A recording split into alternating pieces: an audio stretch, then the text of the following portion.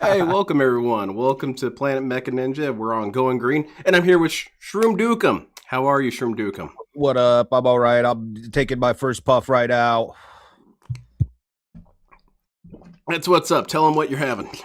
I'm having I don't know, some a little vape cart, and the strain is called Squirt. Ooh, wow. That sounds vulgar. Yeah, I don't know. The guy at the dispensary was like, I was like, I don't know, I need a new sativa, and he's like, well, we got this stuff called Squirt, and I don't The know. soda? No, it's some weed strain called Squirt, and they put it in a little vape cart, and I'm puffing on it. Oh, okay. Well, is it like, does it have a flavor? Is it like strawberry or cinnamon? What's going on here? Uh, I don't know. It tastes like Squirt. Oh, the soda. Kinda. Okay. I don't know why they call it that, but Well, all I anyway, know. thank you for coming on. This is a great start. I'm excited to have you on. I've heard you're Dr. Fart. Is this true? Oh my god. Yeah, I guess. Where'd you get your doctorate in? Uh, you know what though? Look, listen. Okay. Look, The listen. doctor fart thing started because of Saru, who has made this is how you don't play from like 18 years ago or however long it was. 9 years ago, but 9 sure years feels like ago. it. He well, and I say this about DSP. DSP will, it depends on how you take a joke or take trolling.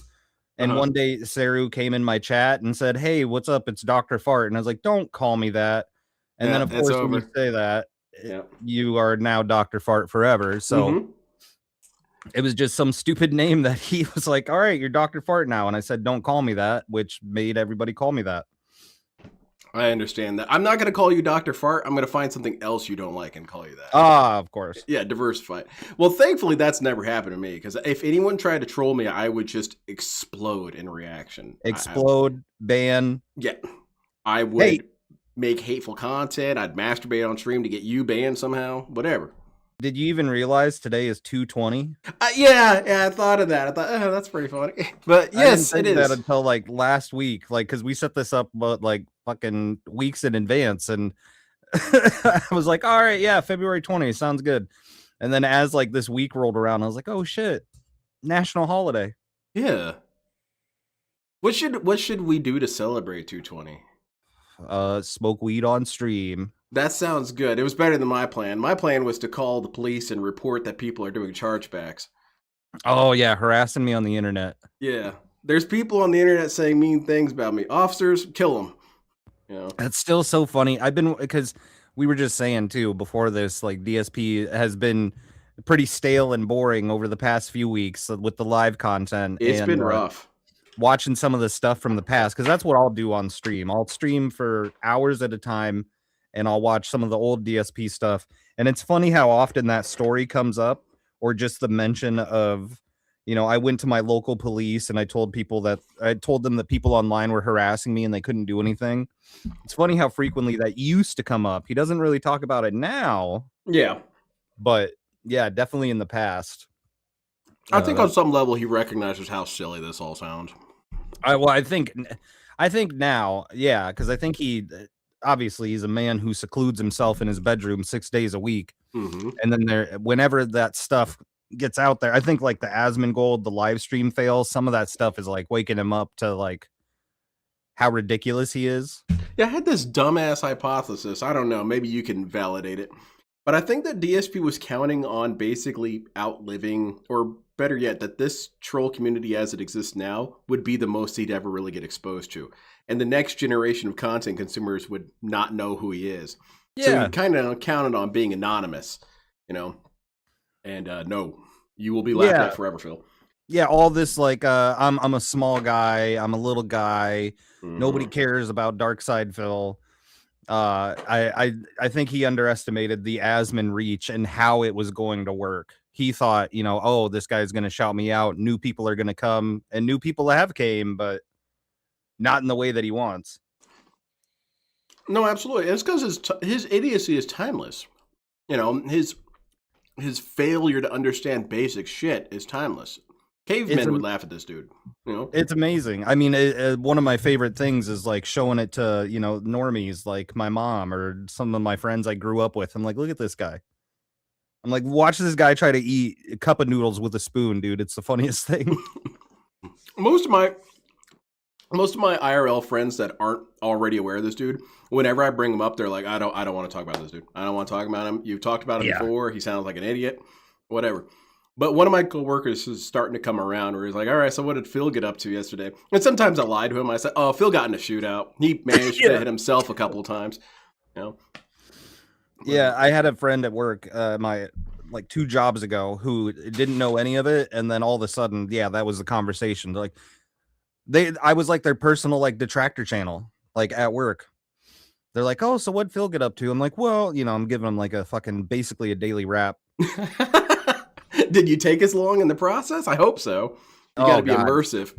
All right, guys, buckle in. We got 3 hours of discussion about how his stream wins on the donations. Now, he's not alarmed, but he is extremely concerned.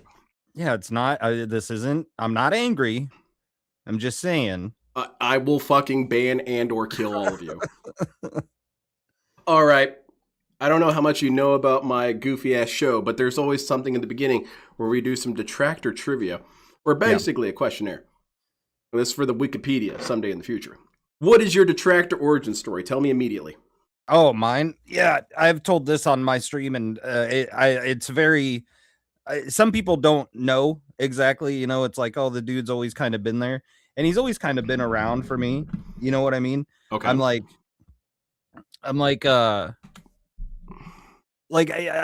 what I remember seeing. Remember his video?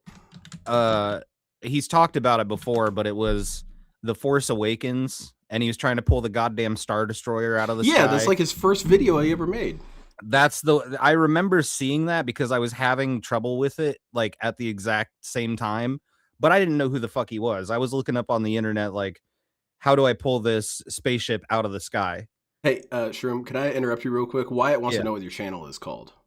Oh, I'm not on YouTube because I'm too edgy. They eradicated my actual channel. Hit him for more. But I am on Twitch, just under ShroomDukem. There you go. Bode's hooking it up. On Twitter and Twitch, the same name. That's where you're gonna see the most stuff. I stream on Twitch. Twitter, I basically just clip funny DSP stuff and post it if I find it funny. Basically him making silly sounds and being a fucking idiot.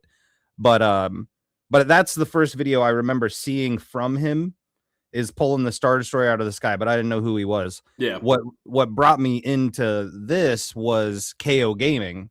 I was looking for Overwatch tips and tricks back in like 2016. Okay. And you went to Phil. What the fuck? I unironically naturally found his KO Gaming Overwatch tips and tricks video, and it was so bad that I was like, I gotta know who this is. Like, what the fuck? Like, who is this guy? Like, why is he making these edited style videos and giving me tips about Overwatch, but he knows nothing about it? Who's this dumb fuck? Yeah, so then I learned who Darkside Phil was, and then all of a sudden you find the Down the Rabbit Hole video, and then you find Tevin, you find Sons of Kojima, and then how you don't play. It was just it took away all my time. I'm watching all this fucking nonsense for years now. I get that, man. This dude has become something of an extreme fixation for me. Obviously, I envy his life. But yeah, that Star Destroyer thing, that would confuse the hell out of me, because there's a lot of times where DSP played old-ass games that I played as a wee baby lad, and I had no problems with them whatsoever, and I'm thinking, how the hell did this dude struggle on this so hard? I mean, I was kind of a slow kid growing up, and I had no trouble with this. What the hell's his problem? But... Yeah, that's always fun too, going back and looking. Like, that's why I liked the Forza This Is How You Don't Play, because anytime he plays a game that I like a lot, or I've pumped a bunch of hours into, I'm like, all right, how did he fuck this up? And looking back at like childhood games, like watching him play Kingdom Hearts in his 30s, I'm like, dude, I was 12 and I was kicking ass. Like, how are you having so much trouble? Well, were you 12 and inebriated off your ass? No. Okay. Well, and I didn't have I didn't have my girlfriend in my stream chat fucking arguing with people because that Yeah, happened during yeah. Kingdom So you Hearts. made some pretty rookie mistakes back when you played it. Yeah. Okay. Next question. Um, what is something that DSP does that legitimately pisses you off? Those fucking lip smacks right now. The lip smacks and having AI music in his background. Those are my two things that just drive me up a wall. The AI music is really pissing me off lately because I already don't like the AI music as it exists. And Mm-hmm. then for him to sit there and dance to it and say it sounds good, but then in the same breath, like the next song, he's like, "Oh my god, this song sucks. What is this? I'm thumbing it down." Mm-hmm. AI was made for people like Phil. That's why it's not going to go anywhere. AI is not going. You got Phil here and Dale. Phil and Dale love AI, so they're going Yeah, to use it all the time. RTU too. God, that dude sucks. But he'll say he doesn't want to use it. He's RTU gets scared that they're going to make an AI god, yet he's using like AI TTS voices. He uses the Google AI overview to read everything to him. So yeah, and I know DSP has also had that take on AI is bad. Don't use it for creative purposes, and now we are where we are now. I mean, I'm guilty of it to some extent. This layout you see is made from AI art. However, I will admit that it is bad, and here's something else I will confess to, is that I kind of like when AI art is buggy and shitty looking. I think it's funny. I think it's interesting watching Well, this computer try and solve shit, like how many hands I have. yeah, no, well, that stuff can be funny, and I did make DSP AI videos like a year ago, like the short little 6-second ones that are just little shit posts. Yeah. And I'm like, yeah, when it's like when you can clearly tell, I don't like the ones that try to trick you. Mm-hmm. No, Oh, I and get I you. don't like that. I don't like when advertisers use it. I heard like a bunch of Super Bowl ads were full of AI. That's full of crap, man. It is waking up the masses though, because even my mom, who you know, you would think like, oh, a mom can't tell a difference between some of these AI videos. She was like, I saw a bunch of those ads. I don't think I like AI now. And like a month ago, she was showing me like fucking AI pictures that she's like, oh, look at this website. It makes the dogs look like they're making pizza. So she's putting pictures of her dogs in there, Hell yeah. fucking having them make pizza and spaghetti and shit. So I'm like, yeah, it can be fun and silly until it gets scary. Yeah. And when it's stealing other people's art, that is a problem. I don't think that's ever going to be acceptable. Yeah. All right, all right. So, what's 3 trivia facts about yourself unrelated to detracting? Oh fuck, man. I got hit by a car when I was 8 and I bounced right off and I was perfectly fine. That's awesome, man. Yeah, it was scary. I was out on my bike by myself. It was because I found a really cool like super bouncy ball, you know, those like what are the you know what I'm talking about, Oh, the yeah, little man. balls. Yeah. Those shit things rule, man. I would throw them around the living room and piss off my mom. Yeah, I found one on the ground and it was awesome. It was like purple and blue with like swirls. So I grabbed it Yeah. and this is the part I never told my mom or anybody else because they were just like, oh, some lady hit you going too fast in a residential neighborhood. And I was like, yeah, it's fucking crazy, right? But what I didn't tell him was I found a really cool super bouncy ball and I was holding on to it in my handlebars and it was blocking the brake, so I couldn't stop. Hmm. So I kind of did it to myself. Mm. But I don't Well, tell you're them that. lucky there's statute of limitations. Yeah. Um, I did one of the only games I've 100%ed. I'm not like a pro gamer, man. I'm Get not off my like show. I'm not like good at games, but No, me I too. did 100% Halo Reach, Big ups. which was I you had one of them you had to do was the what was it? That Come on, you firefight know. shit, right? Well, that and then I got every achievement on Xbox back in the day on this one, and I don't do that with a lot of games, I don't know. uh, or much or any, and or when they challenge you, and this one actually challenged you. They said do a legendary solo run, Uh huh. and it was insane and it was brutal, but I did it. That's what's up, man. Um, Congratulations. yeah, and I just I think that's like I retired after that from challenging myself in games, Yeah. and Dude, Fremont, I don't know what that's about, man. I got that assassination on my first try. My first try. It's kind of weird because I mean, everyone complains about it, but like, well, you're not a ninja. I don't expect you to get it first try. I am. So. Fair enough. Um, and fucking, I don't know. I own what else? I'm looking at my wall right now. I own about 30 hats. 30 hats? Yeah, I'd say. How many hats you got? I think it's about 30. Well, I have a PO box right now, and people have sent me. I've got like 2 new hats in the collection. That's what's up, man. I want to wear hats more. I think hats are cool, and I'm balding, so I kind of want to wear a hat. But I want like a work hat. What can I wear at work? I don't know. I'm looking or something. No. None of my hats are like inappropriate. Yeah, I want one with a fake dog turd on the bill.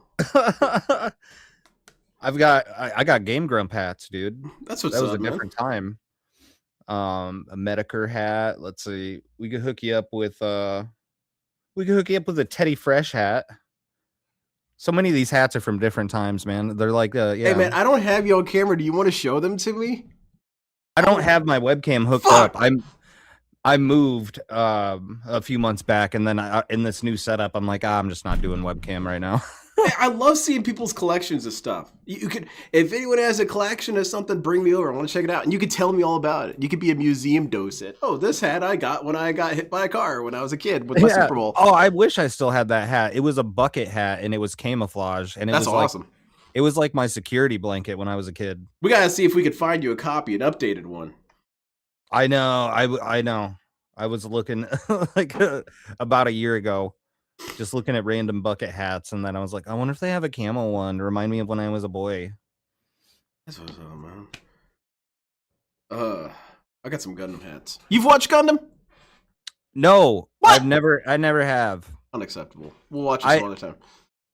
I don't. One of my best friend growing up when we were little kids. He always had. He had like all the fucking Gundam games on PS2. Yeah. But he never explained to me why he liked it or why it was cool. So I guess I never understood it. It is something that you just kind of feel in your body when you see a robot just crash into each other. You're thinking, oh, that's just hype, man. That shit's almost erotic. That's dope, man. Yeah, well, and I think part of it is I've always just seen the robots standing somewhere. I've never actually watched it, so I've never seen any cool animations or anything. It's always just like, look at this cool robot. And I'm like, he looks cool, but or like I've seen like, like the models that people build. I'll watch some clips later.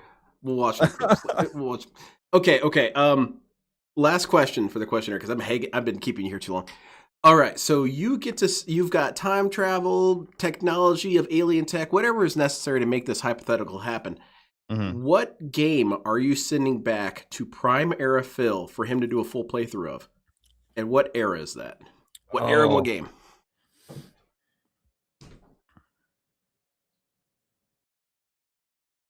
Oh, I don't know. Let's see. I'd like to see him play that. I was gonna say I'd like to see him play that Relooted game that came out, the game where you got to go, and I'd like to see him or South of Midnight, anything with black people, anything with black people. Send it back to like. Not like the offensive young DSP, like the beginning of the woke era. Whenever he stopped saying retarded, I want to see how he handles those ones. Okay, that's different than I thought that was going to go. I would think you'd want to send back to early Phil, so you have drunk Phil saying like fried chicken and watermelon jokes. You know? No, we got that already. We got that. I want. Well, you can always have more, but yeah, you're right. That it is an untapped. One of my favorite things is seeing how DSP handles things when he's like nervous or not trying to piss people off or trying to stand on some moral high ground, and he ends up looking stupid. Yes, stuff like that. So I'm just trying to think of anything that's like politically driven or dramatic. Because he kind of danced around it with like South of Midnight, where he's like, I liked the game, but everyone in the audience was saying my haters are racist. Yeah, my hate. Well, I could have told you that. Haters. He's just like people in the chat. He'll just say people in the chat were saying that it was woke, and basically like he'll call them racist, but he won't say that they're. He's like my viewers. kept saying it's woke, and I'm saying they're racist. So therefore, I succumb to the racism, and I will not play the game. Yeah, I'm only being a racist because of the gravity of your guys' peer pressure. I don't want to be racist, you know. Yeah, no, I'm not. But I'm just saying I like the game. I don't know if, and then I don't know if the game's getting good. All that shit. So you would send it back to that. That would I agree with you. That is an interesting thing whenever DSP's on his best behavior. He's so stilted and awkward. He acts like he's got a sniper rifle pointed at him the whole time. Yeah. Oh god, I better not move weird or that's the end of me, you know. A lot of his interviews have that vibe. It looks like he's about to get shot. Yeah, and it's funny because, like, dude, he wants to be seen, but then when he is, like with things like that, and he gets put under a microscope, he starts freaking out. But it's always for something that, like, he'll say that, like, "Oh, I better not do anything. I don't want to piss anybody off." But then he'll do something to piss people off, like, what was that game he played like a week or two ago? That Crystal game. Yeah. And he decided to do his own independent video on why it was bad and why it sucked. And I'm pretty sure the rest of the world is like, no, it's an all right game. Why are you so pissed? Or the State of Decay 2 from years ago when he tweeted that out, and he's like, everyone's playing it, that they're a fucking paid shill, and it was his day off, and he got fucking blown the fuck out on Twitter. And then he has to come back, and he's like, no, that was actually, that's where he said, that was my depression. That was another thing that locked me into this forever. When I was like, oh, he's not just a silly. Pulling me out of a possible. Anyway, I was like, he's not just like a silly guy. He's like a bad guy, because I was like, he's weaponizing depression that he doesn't even know if he has. Mm-hmm. He's feeling bad because you've been criticized. Like, is not depression, Phil. That's normal, you know. Yeah, like the origin story, going back to that, was KO Gaming, Overwatch, and that's where I kind of always watched passively. Like, I think a lot of people do now, where they just watch like, oh, this guy's a lolcow. But then when he did that was my depression, I was like, I am gonna fucking watch this dude until he's gone. I need to see him end now. Yeah, this guy's. Yeah, I feel that with some of the stuff that what was my period of that where I was like, all right, this dude, I'm watching him crash and burn. It kind of happened gradually as I noticed how rude he was to people. As soon as this guy mouthed off to the 20th person, I was like, all right, I'm watching this dude die. I'm watching him die on stream. Well, yeah, one of those, there's little moments like that now you notice all the time, and sometimes you need to be deeper into the lore to understand it. But like, I clipped it last night and posted it on Twitter and said, was it last night? I don't know. My days are fucked up. I clipped it and said, DSP bans a positive supporter worried about its future. Yeah, I shared that because I thought that was a fascinating moment. Yeah, he's banning 220, who is allegedly also Iron Chef Sakai, who gives him money to A-log him, but the thing that makes him crash out is a simple comment of, I want you to invest in an IRA. And he's like, all right, you can get banned, never come back. That was also, it's cool how these interweave. That was also one of the other reasons why I was like, oh no, I'm committed to this dude going down. It's because I started noticing, once I built up a history of this dude constantly cries about all the time throughout all 17 years of his existence that people aren't trying to help him. Like, that's my responsibility. You know, it's my responsibility to help this piece of shit. And that guy, exactly in that video you posted, he was actually helping Phil. That's a good idea. Yeah, well, then on top of it, he knows that, like, DSP knows the 220 guy is a troll, and like, but you take all of that out of it and you just look at it at face value. DSP's banning a guy for saying, I want you to invest in an IRA instead of buying a new controller. And it's like, yeah, that's insane. Mm-hmm. And that's how DSP should be looking at it. And he should just go, all right, well, when you look at DSP on a deeper level and you watch him so often, then you start thinking of things like, okay, he's banning this guy for talking about an IRA because he doesn't have one. And I think he is self-conscious about it, and he is worried about his future. Mm-hmm. So it's like, little things like that will just cut to his core. Hey, you should have an IRA. Go fuck yourself. Like that? It sounded like that dude basically just told him he should lick his mom's asshole. Like that was such an offensive response to it. You know? He was pissed off, dude.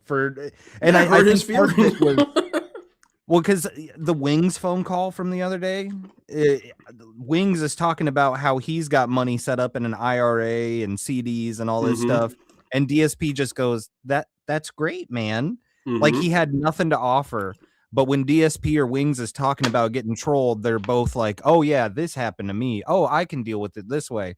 But when Wings is like, "I've got money saved up," DSP's just, "That's cool, man. Good for you."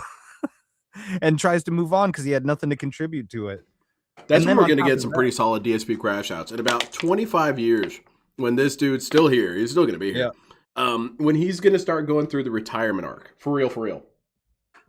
This dude's going to cry his ass off because he's going to say, no one's told me to set up an IRA. You know, I didn't know. How was I supposed to know? Well, now that all this is kind of public facing with that, I feel like his defense would be,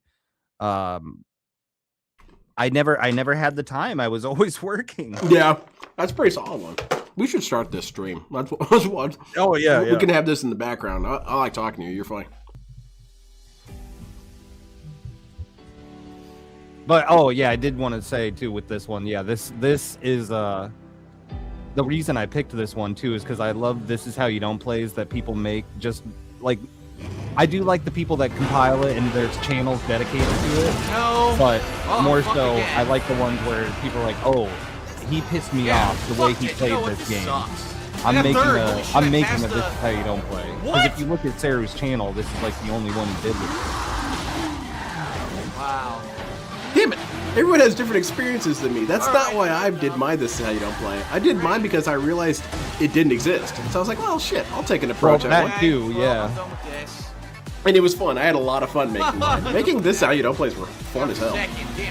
Yeah, when doing a game that pisses you off, I definitely see the appeal. Or doing a game you like. There's that This Is How You Don't Play Animal Crossing that came out recently, and that's from like 5 years ago. The channel Severely Dented. That guy went through like a whole 60-part series and did that in the modern day. Just because he was like, oh. All right, hello everyone, and welcome. So funny. All right, I got to do some volume adjustment because you're too quiet compared to the video. Today's gameplay stream is something completely different. I am Tell me more about stuff. I am playing Forza Horizon 3. I've missed the pre-stream like this. Yeah, me too. He sounds different to me when he's actually played at any significant length. Was Mario Yeah, the Kart. Video's a little loud for me. Damn, this is just Siru. I gotta turn it down quite a bit. You can adjust the volume on there for mine, the you know. Wii U, and then before that was the I launch probably of could. I'm PlayStation stupid. 4 and the Xbox One, and I believe at that time I bought one racing game for each console. Okay. Let's try there for a little bit. Was Need for Speed. Yes, we should. That's quiet. What's your favorite This Is How You Don't Play of all time? Or, you know what, top three? Because there's no favorite. They're all glorious. Well, the Animal Crossing one, definitely, because I'm like, how do you make a This Is How You Don't Play a fucking Animal Crossing? And the stuff that's in there is just so silly. I mean, yeah, there's no objective. How did DSP fail in an environment where you had no objective? It's that whole one is more of just well, like, I don't know. There's one where there's one where he drops the controller on his foot, and that's in there. I'm like, yeah, how do you do that? And it's just funny the way he talks sometimes. He's like, just drop my goddamn controller on my fucking foot, and it's just a little cut that's in there. I'm like, yeah, okay. You don't want to be dropping your controller. You're playing Animal Crossing. Pretty epic fail. But there's a part in there where he's like, I'm gonna send my wife a vacuum cleaner because she likes to keep a tidy house. Fuck you. That's weird, man. And there was Cat sent him an ant farm. Huh. And he was like, why'd she send me that? And I think a chatter had to remind him or say, like, did you ever have an ant farm when you were a kid? He's like, oh yeah, I did. And I think I told Kat that, and that's why she sent me that. So she sends him like a heartfelt, meaningful gift. Hey, you had an ant farm when you were a kid. Here's an ant farm for your Animal Crossing house. and he sends her a fucking vacuum because she likes to keep a tidy house. Yeah, that looks lame, Phil. Even if that's true, even if she's into cleaning, it's like that looks bad as a personality trait. So don't let her have that. Yeah. So well, It looks so weird that- anyway. this is how you don't play. I love this one because he's just driving into walls and shit. And to the ocean and die. Wreck this fucker. sorry, I'm coughing like a motherfucker. No, man, catch your breath. Oh, you son of a bitch. And then I do love the Kingdom Hearts. This is how you don't play. I'm losing control. Just because, I mean, that game was great for 12-year-olds, but this dude was like in his those 30s, realistic and racers. he was like trying to take it serious instead of just Yeah. shitting on it. It's the same I'm like, dude, if shit. I was playing Kingdom Hearts, if I never played it and I'm playing it nowadays, I'm probably ripping on it and making fun of it the whole time. But he doesn't want to disrespect Okay. anyone's feelings or memories. Oh, it's not good. Oh, fucking shit. I'm like, you're looking at fucking Donald Duck. Oh, thank you, Cerulean. Thank you so much for the subscription. Oh yeah, I love this guy. He talks about ninjas all the time. He's annoying. You were saying? What the fuck did he say? Speak English, motherfucker. I was saying,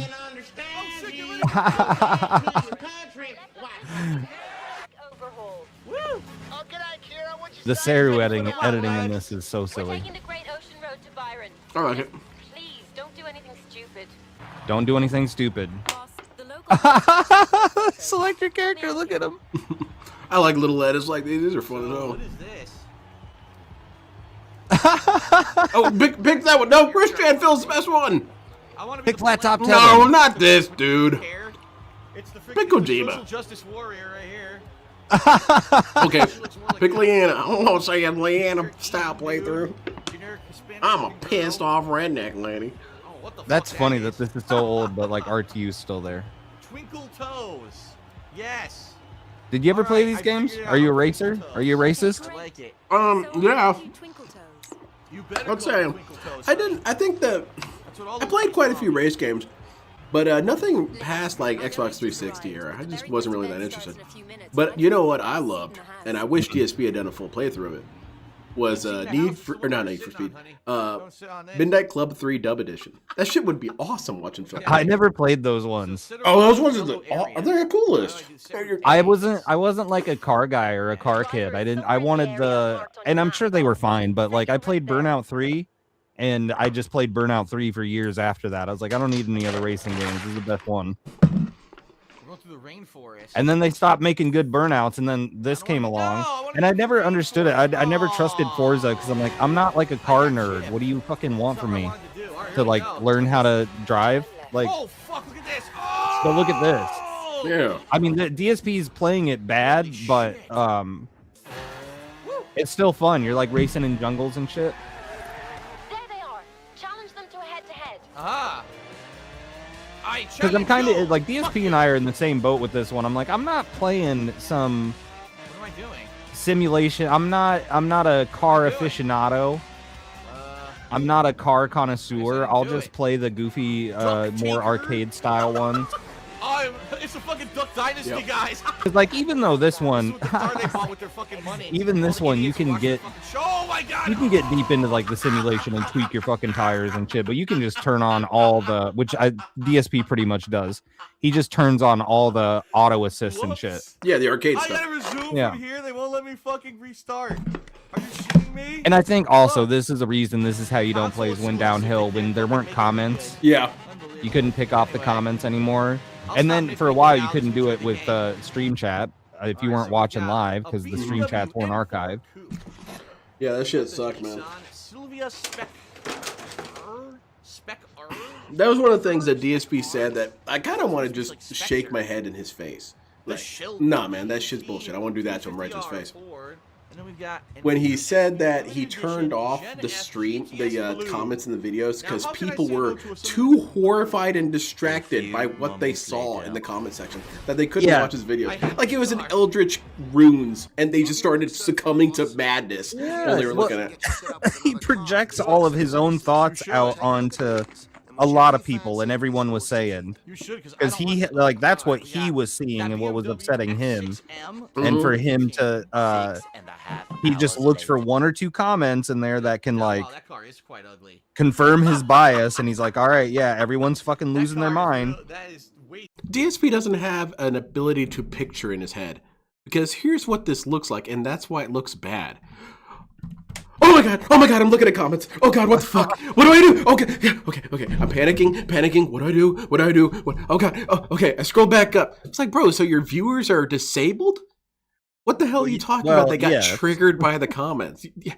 That's a lie, because if it's true, you have actual lobotomites watching you. Fucking blue. But I'm driving. I don't. He doesn't picture that in his head. Let's do a PR stunt. What other stuff? And I mean, or he's just trying to scare the disabled viewers. No. They don't look at the comments, and now they're like, well, god damn, if that's how it looks down there, man, I'm not, you know. See, it wasn't my fault. Jade will have a seizure just looking at a Christmas hat. We can't. Now, Jade, I do kind of worry about, because what if he just like falls out of his chair? He got too hyped. Oh, no. See, that's my back. There's probably sensors or something. Yeah, he's got a tip assist. But yeah, another reason I picked this one, it is DSP just having fun. Yeah. It's him having fun, and because that's another thing I've been harping on, because he went through these, he was fine for a while. He's gone through these arcs where he's fine, and then people make fun of him and he crashes out. But then, like, pre-bankruptcy, where he's like at his financially worst and literally begging for tips and making dedicated, he hasn't done this in a while, and I watched one the other day, he hasn't done this in a while. The dedicated tip videos, like, I need your help, things are tough, I need groceries and shit. Like, we're never going back to that era, and I think people are looking back on it and going, oh my god, dude, he's begging so much, he needs more money. And I'm like, he's always done that, but he's never going to be destitute again. Not like that. Yeah, because he got the bankruptcy, so much of it did get wiped out. Man. Yeah, he's not nearly as underwater as he was. Yeah, but like right now, oh, I hate that clip. Did you hear that one? You ever see that? The fucking Jessica Chobot? That was epic. Epic for the win. Watch it. Come on, that was epic. That was epic. Yes, that was epic for the win. Yeah. Oh, so cringe. Yeah, man, I took Raz from that. What the fuck? Ooh. And that's what DSP sounds like whenever DSP says epic. Like, that's how it feels. Oh, God. Oh, shit. But, I mean, that was an intense power blast of that. But I feel that with most of people's, like, weird humor. I don't like a lot of people's sense of humor. They're like, that just happened. Like, what is going on? Oh, my God. Like, yeah. That shit's lame. Yeah, well, there's been some where DSP's, I actually remember the clip of it now, too, where DSP's done that, of like that just happened. Yeah. It was back when he still, you remember the AI camera that he had across the room for a little bit that would follow him? And he always had to put his fucking little hand up to, like, get it to, like, focus on him. Mm-hmm. And there was, I forget the game he's playing, but he does a fake laugh where he's like, and he puts his hand up, and he looks at the camera, and he goes, that was interesting. Yeah, that shit. That kind of weird-ass... God damn it. I don't know what it's called, like, Big Bang Theory humor? It's like anti-humor? Yeah, millennial humor is what I've seen people call it. Nah, fuck that. That's not fair, because I know a bunch of millennials that have some of the coolest sense of humors ever. We shouldn't be weighed down by the losers. Millennial humor is Octane Hunger Force, not... Okay, 2,000 years. Yeah, but like the Marvel MCU humor. Yes, that shit's James the worst. Gunn. But even though I feel like James Gunn stepped away from all that, I don't know, dude. I'm not trying to sit here and suck James Gunn's dick after what he did. I'm not interested in any protracted conversation about him. But, yeah, can I tell you a dumb story and can I just gauge your reaction from it? Yes. Okay. So where I work, about a 15-minute walk, there's this game shop, and I love it because I can just swing by there on my lunch break and just kind of sniff around and be annoying. And so I was there one time, and I was sniffing around being annoying, looking at the Dungeons & Dragons stuff like I gave a shit. And and the song Rocket Man comes on.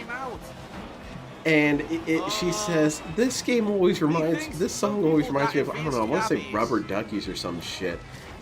And it's like, well, see, the song was playing, and the other character said, I want you to call me Rocket Man like this song. So they started calling him Rubber Duckies, and he got mad about it. No, Fruit Loops, that's what it was. They called him Fruit Loops. And he didn't like that. And then the lady said, before this, I'm telling the story out of order, before this, she said that Big Bang Theory was the quintessential peak of comedy. Oh god, dude. And then she said this shit. And I'm like, bro, did you have a lobotomy? What the hell did you say? That's not even remotely funny. Not even close. You know what's funny? Carl getting blown up in some sort of turbine. That shit's funny. That shit's funny. Come Town, hilarious. You know? YouTube poop, hilarious. What the fuck is this? Call me Rocket Man. I want to be like, is this seriously what the normies find funny? Oh That's yeah, terrifying. well, dude, it's also RTU humor because as you're saying all those things, yeah, I'm thinking of RTU saying birds, men, and all this. Just people just think, oh, random shit funny. And not even random, just different words. Because I think people lose the ability to think like what random is. DSP said it the other day. He's like, oh yeah, the last marathon we were playing randomized games. I'm like, how are you playing randomized games? You picked all of them. Yeah, you picked Picked random. all of them, and then there were polls for people to pick them. I was like, there was nothing random about it. Well, I mean, the randomness of democracy, but I'm like, yeah, it was in a curated system. What are you talking about? It's not random. He made it sound like he did, like, you know, people do that where they're like, I don't know what I'm playing today. Let's put it on a wheel. Let's spin the wheel. And That'd be cool if DSP did that, but he hates chaos. Also, do you notice the fucking how many times he's been hitting trees? Oh, dude, he can't make it 2 meters without crashing. The fucking tree counter, and this kills me. Next to last. But yeah, I remember just I had this shit-eating grin on my face when I heard them say all this shit. Because I was thinking, I have all the evidence I need to literally feel confident looking down on you. You are scum to me. You are nearly subhuman to me. If that's your idea of comedy, buddy. Watch Darkside Phil, your head will explode. My God! Oh my God! No, they probably like it. No, well, I did see. Okay, I have a control group. My wife has a friend who's kind of like her own personal locale, and she has that kind of mentality. And so, oh yeah, I showed think her a everybody clip does. from DSP, and she was like, is one of the most I don't insanely get it. idiotic things I have ever heard. What's not to get? It's a stupid guy. It's ancient. You know, it's ancient comedy. Stupid guy. Like, oh, I don't know. Like, you don't find it hilarious that he's screaming as his car explodes? Oh my God! Oh man, get out of here! I look down on those pukes. Those dudes suck. Well, yeah, it's like I've had people like that before. That's why, like on Twitch, dude, I feel like I gotta be fucking careful with like what category I put myself in. 'Cause if I put myself in the game I'm actually playing, you might get a random person coming in, and an actual random person, like I don't know who they are, coming in and go. They see DSP and they think I'm DSP, or then you explain. DSP's like, "Why do you watch this?" I'm like, "Man, listen." An average of 8 If you don't get it, I can't. I'm not gonna put it in a bottle and breastfeed it to you. Yeah, there's a couple of because a couple of them give arguments as to why they don't understand why this would be appealing. One of them that I hear a lot is, wouldn't he just make you angry all the time? And my response is, well, but he always fails. He always has some. He has his comeuppance all the time. Like, this dude's Mr. Bean. He always fails by the end of the episode. And so, I don't know, not really. If only that tree weren't right there, I would have been doing a lot better. Like, this is funny as hell to me. Because and that's where I lost my thought earlier, was the old DSP. Like, this is the old DSP where he was still doing fine for money. Like, he's always begged and asked for money in some form. Yeah, but it didn't become mission critical until a while in. Yeah, and I feel like people are expecting it to go back to that, and I'm like, don't forget. Well, I think part of it too is he's made his content more boring when he's playing games, because he doesn't talk like this anymore. No. Like, when he's playing games, you'll get lucky if you get this in like part 1. But he's been so dependent on stream chat to just tell him what the fuck to do anymore. That's why I can only watch him play games where it actually takes some sort of skill or react. Like, you can't handhold him through Forza. He has to drive, right? Yes. And stuff like Zelda Breath of the Wild, and Tears of the Kingdom. Those were Souls some of his games, greatest. he can't get handheld as much. Well, even when you try, dude, even when you try, he didn't know how to fucking shoot bombs on an arrow, and he had to be handheld through, like, almost directly handheld, because they're holding his hands on the controller, telling him, press this button, now press this, and he's like, okay, now I did it. And then they said, okay, now throw the bomb, and he threw the bomb, but he was too close to the wall, and he blows himself up and dies. Yeah. And instead of laughing, he looks at the camera like all pissed off and disappointed, and then bitches about how the game is bad. And I'm like, that's the fun stuff to me, dude, because yeah, it's his direct failure, even through everybody trying to directly help him. He still finds a way to fucking blow himself up. Yeah, like honestly, here's kind of a parallel with it. When I was playing, I've been doing a playthrough of Neo 3, and I've noticed something when doing a full playthrough is like certain behaviors manifest. Like, I'm kind of a pissy shithead sometimes. And Yeah. And so it felt kind of good to be able to be a little pissy shithead and hopefully amuse a couple people. But like, Yeah, DSP doesn't even see it that way, man. Yeah, because I'm like, yeah, there's times like, when I was playing Street Fighter 6 like 2 years ago, and I'd never played a fighting game, and I don't play it anymore because it just becomes so mentally taxing at a certain point. And when you get invested, yeah, you do get pissed off, and like certain things fire off in your body, and you're like, God damn it, dude, I just don't feel good, so I don't want to play it no more. Yeah, I was pretty cranky. I wish that, I don't know, maybe I could do it to myself, is just go back and do my own footage and do my own This Is How You Don't Play It myself. And just kind of watch me be a fuck up the whole time and have my own little pissy tantrums. How about that, DSP? How about that? I'll make a This Is How You Don't Play It by myself. You can watch it and laugh at me, you know? Yeah, and it's fun, dude. It's fun being pissed off or seeing someone get pissed off. It's fun getting humiliated to an extent when it's like a video game. Like, you're fighting a boss, and the dude just tosses you. You're like, well, yeah, because that's funny. Yeah, at the end of the day, you're like, fuck, it's a fucking game. I suck at this game. But you might be better than another one, or you might have something else to do outside of the internet. But it's like, when DSP talks about people being chronically online, I'm like, you getting mad at video games and then getting mad at people laughing at you for getting mad. Like, the majority of everybody ever, like, there's been more people that have laughed at DSP playing video games than been on his side. And I'm like, how do you not see that the majority of the people in the world find this funny and you can't figure out why? And he just jumps to defensive mode. That's what I had this stupid ass scenario I talk about all the time. Like, what if I could go back in time and change Phil? And here's the thing, is that it's required. It's required to get into heaven. I died. Bummer. And he was like, you got to fix Phil to get in. All right. And so I have this little game theory. I'm like, well, how would you do it? How would you do it? And the thing that I would go with is I would be like this weird hype man for him. Just tell him all the time, like, man, Phil, don't even worry about those dudes on the internet, man. I'll talk to them, man. These dudes suck, man. They ain't worth your time. Kind of be this barrier between him and the internet. And where was I going with this? I feel like I'm doing a downhill slalom skiing at the Olympics. Well, I do think a lot of it was the direct feedback, like the stream chat. Like, he's so reliant on his chat for everything now. I'm like, his ego. Yeah. I would tell him, be like, dude, bro, I would put it this way, man. You're kind of like the Mr. Bean. You're actually kind of fun dumb. Like, that's a cool trait to have. People like fun dumb guys. So, like, lean into that, man. Get drunk and play this game. And if people call you a shithead, you know what you do? You just lift your leg up and fart. Like, that's what I think, your opinion. You know? Yeah. It honestly would make him kind of endearing, you know? I've said the same thing when he does something silly or stupid. And if he could just be that guy without being pissed off, he would have a lot less hate. But you'd also have to take away the begging too. The begging and asking for money. That even if it's not like, I think some people put up with it and they're like, yeah, it's fine. It's not that bad. When he's like, let's get some subs, but you hear it so often, and I'm like, it's pretty bad.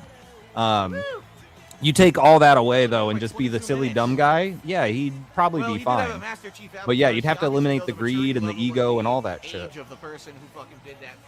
I'd go back to 2009 and give him 5 grams of mushrooms. Even that, man, I would tell him about it. Like, bro, dude, here, try weed. You're all twisted, man. Just Yeah, take weed and relax. Dude, these dudes on the internet, yeah, they're making fun of you and shit, but like, think about it, dude. These guys are hooked on you. They love your shit, man. I don't believe his weed story either. I think that he made up a story and then kind of embellished it until he couldn't let it go. So, Yep. yeah, it's not true. It sounds like he got abducted by aliens from his story. Yeah, Missing time, Mulder was there, you know. But the thing that I have such a problem. It's a great tragedy when it comes to Dark Souls, Phil. Is earlier I mentioned what's your 3 favorite playthroughs, and they're all games that you have a connection to, like a personal connection to. DSP, for some dumbass reason that pisses me off, has very little connection to the games that I've played. And it bums me out because I would love to see DSP play Tenchu. Tenchu is a stealth game with ninjas, and this dude would be pissing all over himself, falling in front of samurais and shit, missing slashes. It would be hilarious, and I can't see it. I'm gonna buy the Nissan GTR. 3 hours later. Well, and you can't even get that anymore because there's no like fucking Patreon goals. There's no, you don't get no influence no more. And also, he's just such a lame asshole. Like, I would want this era Phil playing it. Oh right, yeah. This guy is having a blast. He's like, oh, look at that, I got killed by that ninja. I'm like, yeah. I can't make that turn. Fuck. Yeah, I went back and I looked at like his Yakuza 0. This is how you don't play. And even that one, he was like bad at the game and dicking around, but he wasn't getting mad. Yeah. He was just like, it's just him falling down. It's like, it was the equivalent of him slipping on a banana peel or something, you know? I think that if you took this footage, or the footage in the last 2 weeks of Phil, and showed it to early era Phil, I think it would make him have a mental breakdown. Because he'd be like, there's no way I turn into this dead guy. Right? Oh, yeah. I've thought about that, yeah. I'm like, yeah, you're a complete zombie, Phil. I could buy a new car. The cars are on sale. Listen to you beg for 45 minutes straight. Listen to you. You're a loser, buddy. Here's how I would... Dude, that looks like me. So you go all the way back in time. You say, just be a silly, dumb guy. I say, here's how we get the best of both worlds. Okay. Where you don't fix him. You don't fix him, so we still have like the lolcow troll element. You go back to right before he met Kat and say, do not meet this woman. Because I think she changed his brain chemistry fundamentally forever, and she controls everything he does and how he acts, and I think she basically neutered him. Yeah, he went full submissive. Because with Panda Lee, he stood his ground a lot. Yeah. And so with her, he's completely buckled to her will. But I think he traded back. I bet Panda Lee Kat has become far darker and more cynical. Because DSP kind of darkens your heart after a while. He's very negative. He's a very negative man. And so I think that, even her coming in and saying, you're being insanely loud, that sounds like a Philism. What am I doing? Oh, yeah, well, I've got my whole fucking theories with that shit. You know, people think that he was in the bed. No, I don't think he was in the bed. I think he was in the office. I think he was in the office, but at a certain point, Kat realized he wasn't there. And I think she was so worried about him not being there and not knowing what he was doing. Like, the noise, whatever. He wasn't being too loud. She could have slept through the noise. But what was really bugging her was that he was in the other room and she could hear some kind of mumbling and she didn't know what was going on. Maybe she was trying to save him from streaming. Maybe that was kind of the technique. Like, if this dude gets really drunk and weepy, he better not turn on that stream. Well, that's where I disagree. I'm like, bitch, let him go. Let the boys talk. Let him have his fun. But I don't think he was trying to have fun. I think he's desperate for a friend. Kind of sad. That's an interesting hypothesis. I never considered that the osmosis went the other way. Yeah, because DSP does take on the traits of people. Like, he was kind of a miniature Panda Lee as well. And miniature Rambo. I blame Rambo for why DSP's personality sucks so much, because Rambo was lame. Yeah, everybody props Rambo up as, Rambo was funnier. It's like, yeah, he was funnier, but like in comparison to DSP, you know? Yeah, like, he's still not funny. The only time he's ever funny was when he did the This Is How You Don't Play of Lost Planet 2. Because in that one, he died so many times, he started getting a little crabby and yelling at Phil, and that was pretty funny. But other than that, nah, he was never amusing to me. He's like, oh, now for the consolation prize, I have a pipe in my mouth, and it's like, yeah, you're a weird. You ain't funny. Theater kid, get out of here. I also love these good idea, bad ideas. Yeah. I love these so much because I didn't realize I wasn't watching him for a minute until it said the good idea thing. And then, of course, I know I'm watching his footage, because he instantly started spinning out trying to trick. Whoa. What are some... Like, all the controls are on the supposed to do fucking it along screen. the He has way? I all didn't the even know. assists on. And he still my can't God. do it, dude. It's too hard, man. I thought I was supposed to get to the zone and then do it, not do it on the way to the zone. The instructions are terrible. It didn't explain. Again, didn't explain. Kinda, at Sav, all I what want they to thank you wanted. for being such a chill How member of the stupid. Detractorverse. You're very It says get to the drift pleasant zone and to beat the to target have score, in the not orbit. beat the A target lot of people score have a lot on of the way to the intense drift fire zone. to them. It's like, it's Don't not they really so understand cool. fucking English? Like ShroomDukem, I'm getting his. He's kind of more of a blue. He's kind of, A blue. it's kind of more of a heady atmosphere. You get me thinking about shit. Whereas Yeah, man. It's like different manas. You play Magic the Gathering? No. That was a weird no. Explain your no. I didn't get the appeal. Like, I could look at a Yu-Gi-Oh card, and I looked at the Yu-Gi-Oh monsters. I said, these are pretty cool. Even then, I played Yu-Gi-Oh for like 2 years in middle school. I wasn't good. I like collecting little monsters. If the monsters don't look appealing to me, I don't like it. Okay, well, I will tell you. I'm going to show you a video real quick. I'm going to show you what the appeal of Magic used to be. If you And show it me is- a Boogie 2988 No, I'm video, not sure.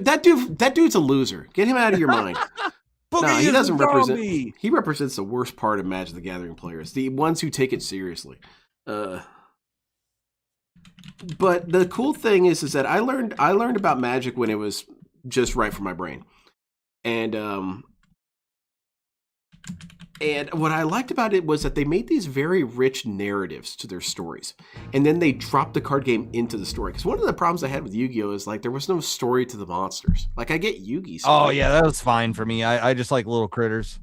But I thought it was cool that Magic was like, what if we threw a story in here? And then they took this all out. This isn't in here. They don't care. Oh, I might like it then. Oh, Some nah, were it's born gross. to fight. This is cool, man. Some were born to rule.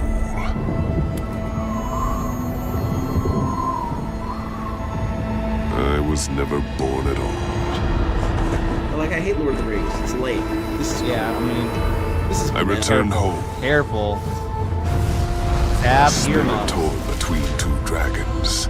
I don't like Lord of the Rings either. One Lord of the Rings just attacked, isn't cool. It's epic, but it's not cool. one These dudes a are ghost. I see what you mean. On my Yeah, world he's of got, like, Backhand, guys. bro. Get out my the face. dragons have been driven to extinction Hobbit's by got, the like, Okay, so weird, here's hairy what's cool. beaks. You see different factions. The fierce Armada have conquered Like this the ways. Mongolian dudes. My former clan of swift horses and swifter tempers. Yeah, but see, that I The get monks of it. the I get why Jeskai people like clan it, are but masters I of like the little mystic monsters and arts. little critters. Cut, Yeah. controlled. Okay. These are like people disciplined. with weapons and shit, and like, you know, The fierce Tiber have come to dominate the icy frontier. Savage opponents with ferocious hearts. I think it's because The Pokemon Sultai hit and my, their my brain undead at servants just rule right a age. decadent empire. Pokemon was a The big hype to me as well. But then I started really getting into stolen like story treasures. how you make them. And the So I wanted to make Amazon my have own. become unstoppable desert These dudes have warriors. cool stories. Enduring, loyal, and surprisingly hard to kill. This is the world that drew me back. Because I am toxic, man. I will power level to an extent. Be like, man, Gandalf would get waxed by those dudes, man. Gandalf's a bum, you know? Rules are Well, yeah, I mean, to be fair, I don't know the lengths of no cheating. I don't know the lengths of Gandalf's powers. So I'm not supposed to hit me. Well, I'll tell you what, man. They have magical he move ninjas rocks? and magic. Those dudes are gonna carve his ass up. I But- like Digimon and Pokemon and Yeah, Pokemon Monster Digimon are Rancher, and I've always just had I like collecting little creatures and critters. That's why I've been playing Eugenics. I like Okay. collecting those little creatures. Okay, you like little dudes, huh? Yeah, I like What's collecting. your favorite little guys. Pokemon? Like ever? Oh my god. Give me like a rundown of some ones that you think are super cool. You know, give me your top 10 guys. I thought Chimchar was great when they Wow. I remember when those starters came out. I was like, I'm getting the monkey. Complete trash. Little monkey dude. Can I have, like, Yeah, a little fire piece of monkey it? dude, Yeah, and then he that dude was turns cool. I like into him. like a That's karate pretty cool, monkey dude. with fucking fire on his head. He kicked ass. Boring and fucking Sorry, I didn't play the game a million fucking hours to figure out how to do this because you didn't explain the mechanics. Oh, also about Forza though. I tried to add DSP on Xbox like years ago. So whenever I play Forza, his car and his ghost will be like in the game sometimes. That's awesome, man. You've got a Phil relic. I mean, kind of. I think anybody can do it if you just try to add him. The game will just put his name in there, and sometimes I ram his car in there. That's funny as hell.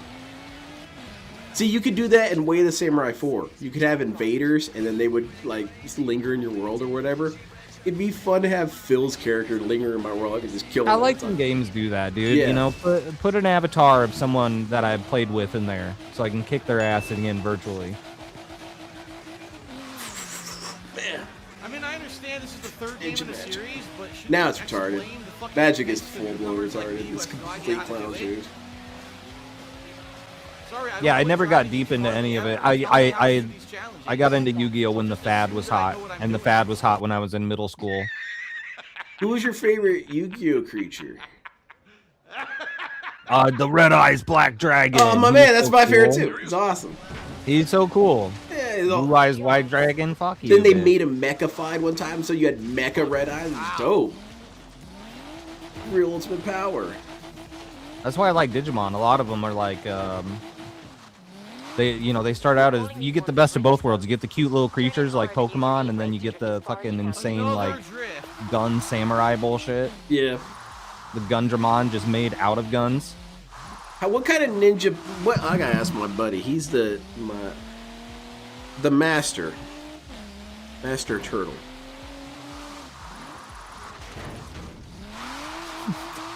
I'm watching this fucking dumbass try to do a drift zone. He's just running into walls, dude. I love this one. Turn in hard and use your E-brake. They're even talking to him in the game, telling him how to drift, and he can't figure it the fuck out. He needs an older brother to grab the controller out of his hands. He's oh wait, I almost asked a stupid guy. I'm like, he's an only child, right? Yeah, he is, except for that weird Yeah, the weird cousin cousin that situation. lived there as a sister. I would have loved to see their home life. What's something in DSP's ancient past that we have no video footage of? Which one would you want to see? You gotta see one moment. Like one that he's talked about. I don't know. I'd want to see like. I'd want to see his birthday at like 10 or 11. I just want to see how he reacts to the gifts he gets. I want to see what he describes as the best birthday. Because like the best, whatever he thought the best gift he got was, I want to see the other gifts he got that year and see how he disrespected those gifts because he thought one was cooler. Yeah. I have no momentum. It's the problem. I think Christmas the one I want to cousin? see. The moment I think I want to see from Phil of his ancient past is I want to see him playing He-Man action figures with his dad.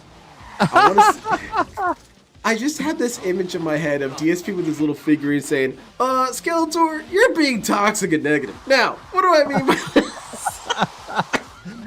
by basically... Or it's his dad doing that, and that's how it got impressioned on him.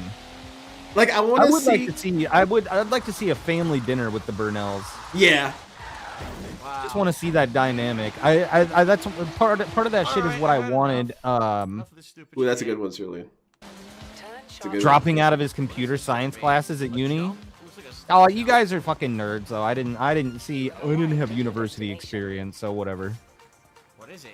I want to see that night he fucking smoked weed. Yeah, that's a good one. I think what happened is that they just kind of stuck him in a closet and then let him out later. That's why he doesn't remember anything. He had sensory deprivation. Oh man, DSP is such a loser. Well, and I totally understand now. Like people are like, you should try smoking. I don't like smoking. I don't like smoking weed. I don't want to smoke anything. I get that, but I'm like, dude, there's so many other ways that you can eat it. Yeah, dude, you can actually chill for once in your goddamn life, Phil. You're always saying chill, chill, chill. Look at you, dude. You're a bundle of nerves. What if DSP just got high and chilled? You know? Yeah, dude, just get high. Like, I don't even care if he would just play a game and not, like, I don't care when he doesn't talk to chat, if he's, like, actually talking about, like, if he was doing this and streaming it, I'm like, fine. He's not interacting with the chat, but when he's sitting there just fucking staring at the game and not saying shit, and his commentary sucks, and he's got 2 chats of, like, hundreds of people flying by, and he's not interacting with them, I'm like, dude, this sucks ass. If he was actually playing the game and not talking to chat, I wouldn't give a fuck. Yeah. Because this old... but I'm also realizing, too, what we're watching is severely edited to make it watchable. Yeah, there's tons of gaps of bullshit in between. God. And well, that's the biggest thing nowadays is the insane gaps. I will say, for as boring as he thinks this is how, or not even his streams of the new Dragon Quest, because he keeps telling everybody like, oh, I hope people show up. I know it's not everybody's thing. If you can stomach it, he said all that stuff about it. They've been really good troll content, like for how like defensive he gets of it and how desperate he is for interaction sometimes, the things he responds to. Whereas like last night he expected Deadlock to just carry everything for him. Certain games, that's the stream. I don't have to do anything. Deadlock should be getting money on its own for existing. Yeah, I think that definitely is a game he put a lot of chips on. And he is rather bummed out by his failing here. Well, and it's so weird because I think he sold it to himself, right? Like how he's like, oh, it's not released, it's early access, it's invite only. But in reality, it's like anybody. I got an invite from someone, and I'm like, I'm not going to use it. I specifically said I said invite me so I can decline it. Because I'm like, I'm not going to play it, but it's like people don't. It's not hard to get into. And he doesn't know that because he doesn't talk to anybody else, and he gets sold on these like buzzwords, like a fucking salesman. Through the power of rewind, I got second. I'm in first. Okay, figure that one out. Don't worry, I'm sure I'll blow it. Dalvin first. Figure that one out. Like right here. Bro, he's so bad. I also can't wait because a new Forza is coming out soon, and he's gonna be driving it with the wheel. So now you get this, but you also get face cam and him with a wheel. I'm fucking stoked. The problem is I don't know how to drift properly. The game didn't give you any kind of a tutorial about it. Because he can't drift with a goddamn controller. Racing games, which I don't. Because I haven't played one in how many years. So I don't understand how to do it properly. Sue Blanton, I'll have you know that I am married. And I know it's like, well, a ninja could never announce himself. No, I speak for the ninjas. I have ninja humor. I know what they're about. Do you know about ninjas? They wear all black. They walk on their tiptoes. They would have. What was the one? They would take eggs and they would like put like fucking shards in them, and then they'd throw an egg at someone, and then like glass shards would come out. I remember this guy. Yeah, this guy's ninja. A lot of questions from various Jeffs. It is time for some Ed-Jeff-cation.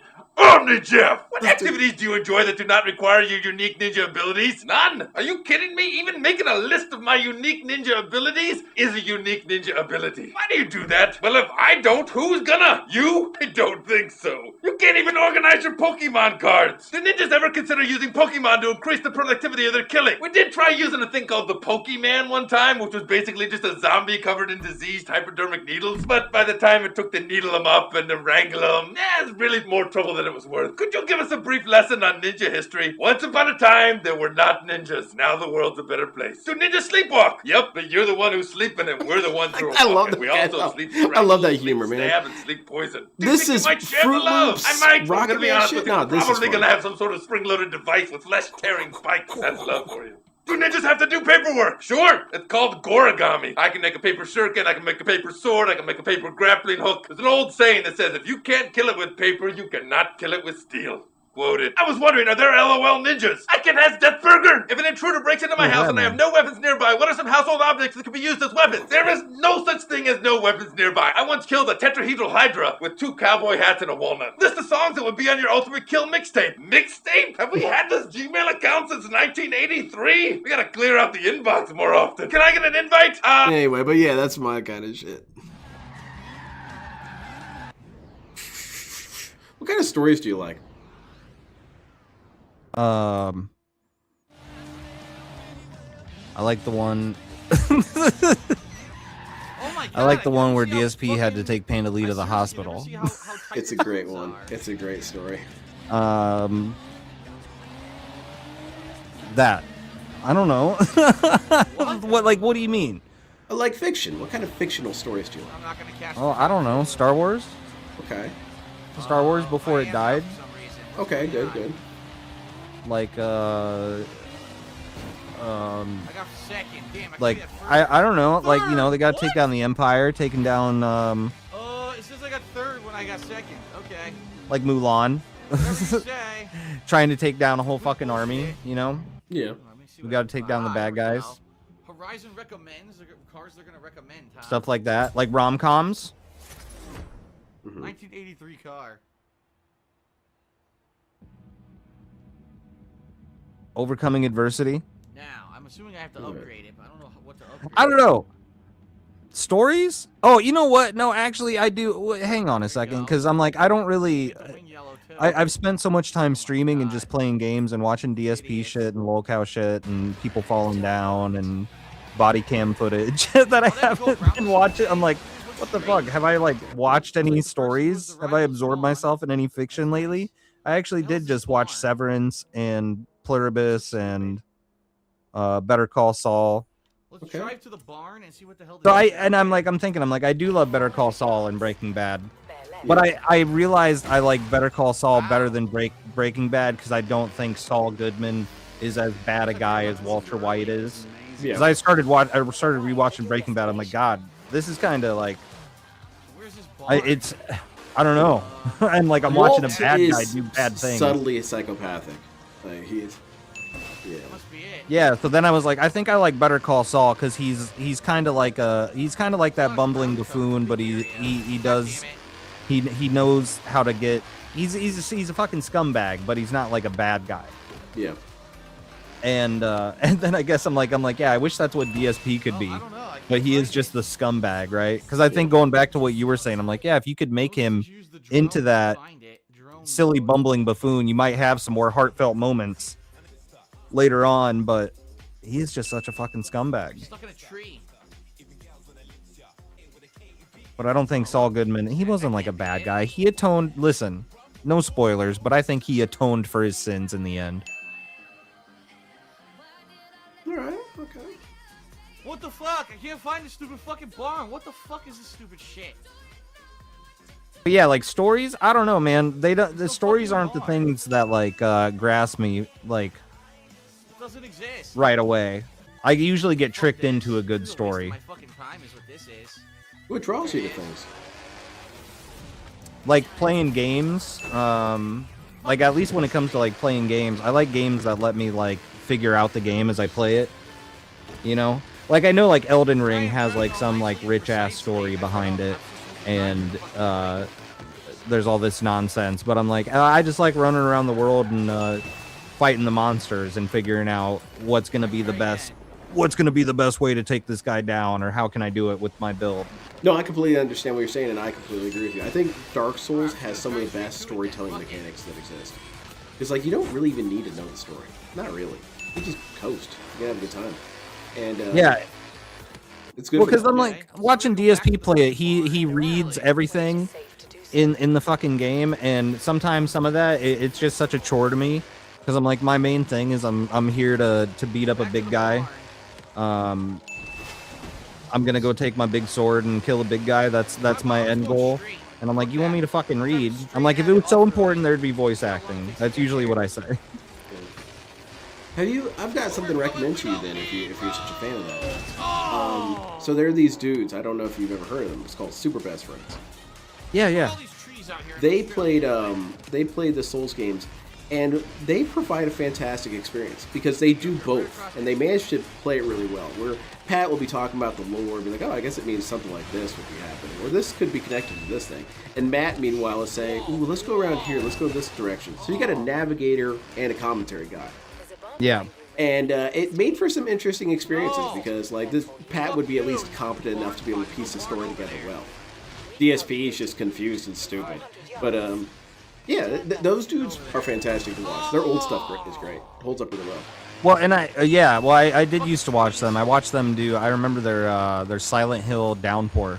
Fantastic playthrough. Yeah, that one. I infrequently watch some of their stuff, but like back then I was never into the Dark Souls games. I was like, oh, those are too hard. Me neither. But you know what convinced me though? Fucking DSP. I was like, okay, are you kidding me? DSP's played all these games. There's no way I can't not play this game. Yeah. So that is something that won me over, because yeah, you see those people that are super knowledgeable and like, I'll never know either of those things. I'll never know the lore and I'll never know how to play it. But then you watch DSP do it, I'm like, okay, it can't be that hard then if he's beating it. That's what I tell people. I one of my former coworkers, I wish I could hang out with him more often. He knew about DSP, and he would bring up that all the time. He would say if anyone ever has any sort of griping about Dark Souls, I always tell him DSP has beaten all of them. You can beat them. Yeah. That guy. Yeah, this dude, this mentally disabled dude right here, yeah, he beat him. Because they're not hard. They have a very specific rule set, and that's a lot of people. Yeah. I hit the same tree. Well, and I think that's something. I think it's a good. I think watching DSP has helped me be a better person, because I'm like, oh, holy shit, he did that. Look at this dude. Well, and I think that's also changed how I look at a lot of people as a whole. I used to work in credit card collection, and I think that helped too. That made me realize there are hundreds of DSPs out there. When you're looking at people's credit card statements and trying to walk them through it, and they're trying to figure out why their balance is so high. The amount of like 19 and 20-year-olds, I had to literally explain what a credit card was. You just see how if somebody doesn't get I don't even know. Even if you explain it to them, that doesn't mean that they're going to know what I'm fucking saying or listen. But just talking to those people, nothing's my fault. I need this. I had someone call in once who was at a $25,000 limit, and they said, I'm living off of this card. I need you guys to raise my limit. And we're like, we can't.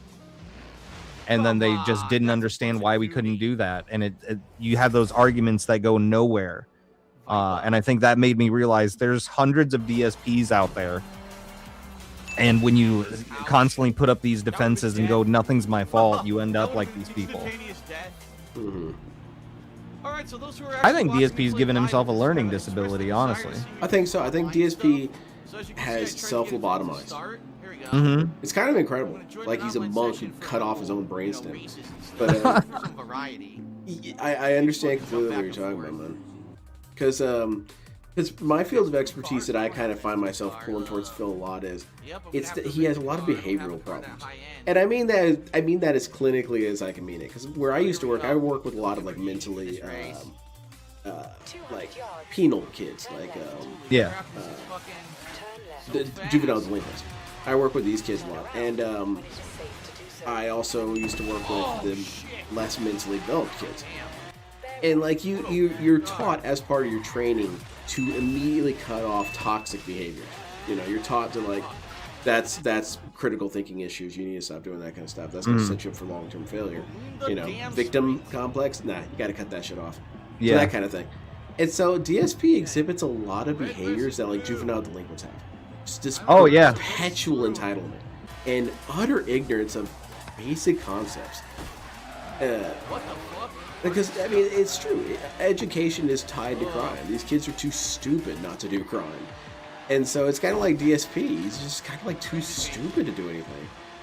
You're a horrible person for hitting me. But yeah, he's got a lot of behavioral problems. Like, polite racing Yeah, that's games, interesting because not I mean bumper cars, you bitch. I've never heard it put that way, or you know, but I can see that there's constant times where DSP does something, and I'm like, he's acting like a 13-year-old boy here, or acting just some like, or I've said that before, juvenile, just acting stunted, like, and and if you look back, it's like he could have been something. Like when he still was like, he had all these lofty ideas when he's like, I'm gonna move to Washington, I'm gonna go out to conventions, he made it sound, oh, I can go into the city whenever I want, there's a great city there, great things to do, and made it sound like he could have had a great social life, and then he moved out there to sit in a bedroom 6 days a week. Like, that's what's really nuts to me too, is he doesn't go out for 6 days. Like, this dude is an actual Blue Radley. It's crazy. It's nuts to me, dude. Doesn't go outside for 6 days, gets everything ordered in, and his wife, arguably, maybe, goes out more than he does. Like, that's nuts, man. And I think that's why she kind of controls everything. Yeah. Is he's like, he needs her to go out and fetch things, and... Like my parents used to call it "get the stink blown off you." You weren't allowed to be too much of a hermit for too long. And so and so that's what DSP needs to do. He's like, he needs to get the stink blown off him, you know. And dude just sits there basting in his own farts all day.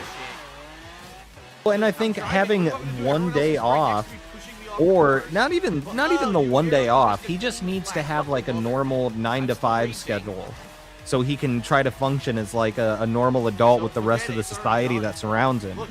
Yeah. So he can get out. Like, it's nuts to me how he makes this schedule so he can't even leave the house because he's like, oh, everything's closed when I'm done streaming, and there's not enough time in the morning or in between streams to go get anything. I'm like, that's nuts to me. You're gonna like you make your own schedule, and you have made yourself a prisoner in your own home. That's crazy. Might as well just stop driving. Get out of the car, go take a fan. And I think, aha, 220 on the screen. Neat. Chance I'll ever catch It's up. everywhere. Look at this. 72 trees, dude. So funny. No, that's a dedication I can't do. I cannot do the counters because I'm like, Why am I even driving? we'll just Yeah, let it play out. there's got to be drive for it. It's like you notice it so often that you start counting it. You're like, all right, this is something.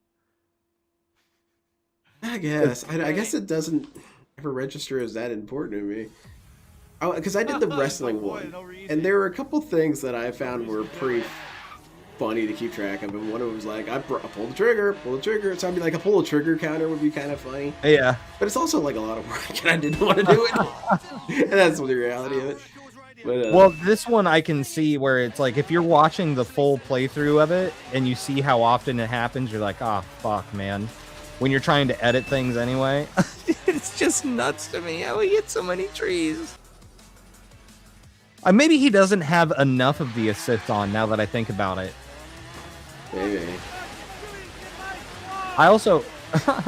I wish I added him back then, because I'm wondering now... Well, no, because he had actual friends on the Xbox. I'm like, Wow, going the wrong maybe way. my name would have popped up there and he could have raced me. What was the weirdest one? And dead. Alright, I'm in 8th place after... I think during that playtime with the He-Man figures, I think Dave looked over at his son and realized, oh shit, Playing another online racer that did this. Cars teleporting. this dude's Look gonna at have that. problems. with Wow, life. that's totally my fault, right? Well, see, I'm always curious about how his parents act, too, because I'm like, what if his parents are just as dumb as he is? What did I do wrong? You I know, was doing because good. The guy fucking it's still pushed me funny off to the me road. that No chance to catch up. DSP tells his dad Cat got a tire stolen, and at the end of it, he's like, hey, check out this fish I caught, which is like cool that his dad has hobbies and did that, but I'm like, why did he do that? Yeah. I feel like we're getting the story from DSP, so who knows what was said in between. But Yeah. he does makes everybody around him sound stupid. Yeah. Because he's like, oh yeah, my dad sent me a picture of this fish. I don't know what that's about. But maybe there was stuff in between. He's like, hey man, it'll be okay. You know, Okay, well, I'm done you with took it this. down, got a new tire. That's crazy. You know. Enough of that. Anyway, here's the fish I caught. I'm Yeah. completely Like, done did with he What have brush you it been up off? to, Dad? Here's a fish I caught. You know. Yeah, who knows? But he always makes Cat What a sound waste of stupid time. too. Cat messed up dinner. Cat broke this. Seriously, what a waste of fucking time. Oh, Cat like From the very beginning. I gotta go get the I'm food doing from the well. door. Oh, isn't Cat home? Well, yeah. He makes her sound skittish. From the very beginning, He I'm makes her doing well. sound Guy clumsy and drives me destructive, off the like fucking she's road. breaking There shit all was the no time. chance in hell, so what was the fucking point? I used to have this At image all. in my head of Cat walking around with a Completely baseball pointless bat, fucking race. clubbing the shit out of things, you know, just knocking blenders off. You know, she was acting out. I wonder if she sabotages things out of spite and rage. I don't know. I feel so bad because I want to bug their house, and that's straight up espionage. But I mean, I'll admit I want to. That's really bad. I can tell you what, man. My wife is giving me carte blanche. She's like, because I talked to her, I was like, hey, what if I get like a terminal disease? And you know, we had the legit conversation, and then I said, all right, so here's the part I want to add in. Is there any possibility that I could use my impending death to go and commit a crime against Darkside Phil? Do you mind if I would just like hit him in the side of his head in the parking lot and ran off, you know? And she was like, man, do whatever, I don't care. Take him out. I've thought about that because I'm like, yeah, if I got nothing to lose, man, what would I do? I'm like, Like what? Because I'm Okay. like, I wonder if people are. I think you kind of see that, with, like, honestly, with some people, especially in the DSP trolling community, the people that do take it a step too far, they're probably just like the Comcast guy, who was like fucking with his internet and then like setting weird names on his router and shit. That guy was Yeah. probably just like, fuck this fucking job. I'm sick of working here, or he was leaving anyway, or whatever. He's just like burned it to the ground. But Yeah, that was DSP his makes it sound suicide like, bomb attack. He was sending himself. yeah. I'm like, that seems more likely than a guy getting a job at your internet service provider just to do that, because that's how he makes it sound. Yeah. But I'm Like like, that he's there's the been- victim of like technical espionage or something. Sabotage, that's the word. Oh, we found the classical music station in the game. Okay, here, I've got a question to ask you. Do you see Yeah. any point in your life where you would have been friends with Phil at any point in his life? Probably back in like 2009. If I was his, no, actually no. He would have had to be my age in 2009. But if I was, because he was like what, 27, 28 when he started out. Yeah. I'm like 27, 28 is when I found him, That's what I need. and I was like, this guy is stupid. So no, there's no way. Like if I was his age, at his age, no way. But if he was like my age and we were in our 20s, yeah, probably. Yeah, that's what I Wait, was actually, thinking. fuck no, because I never hung out with people like this. Okay, well let me be real with you here. I used to hang out with some kind of losers. I used to. I'd be like, oh, shit, I don't Well, care. no, see, that's the thing. I hung out with cool people, but I was the loser. So I probably wouldn't have been friends with DSP because I was already filling the role of being the loser. I probably would have been like, we don't need this guy.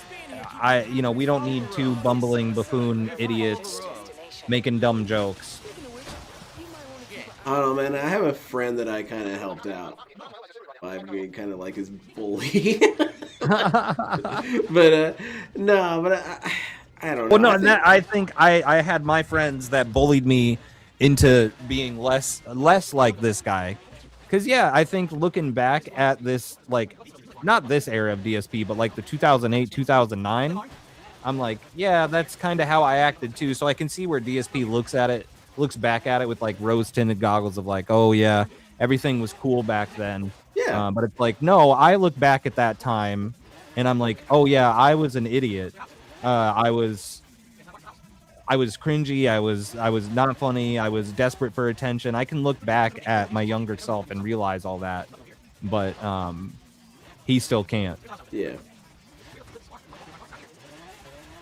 But no, I don't think I would have ever been friends with him, because even back in this time, I wasn't like on the internet as much. I was out drinking, and all my friends were like in the hardcore music scene, So there was a lot of going to shows and stuff and going out drinking. And now I kind of consider myself retired from all that. But also I was doing it so I had friends, and I was like, oh, I want people to like me. I'm still friends with them, but I just don't go out now. You know what I mean? Yeah. I used to, like, I was kind of a nerd. And I was also kind of a weird kid. So I was in the weird kid nerd territory there. And So what did I find? man, I just had this friend that I would be really cool with because he was kind of like less adjusted than I am. So I could kind of like, bro, stop that. You're scaring people with that. So I could kind of like bully him a little bit.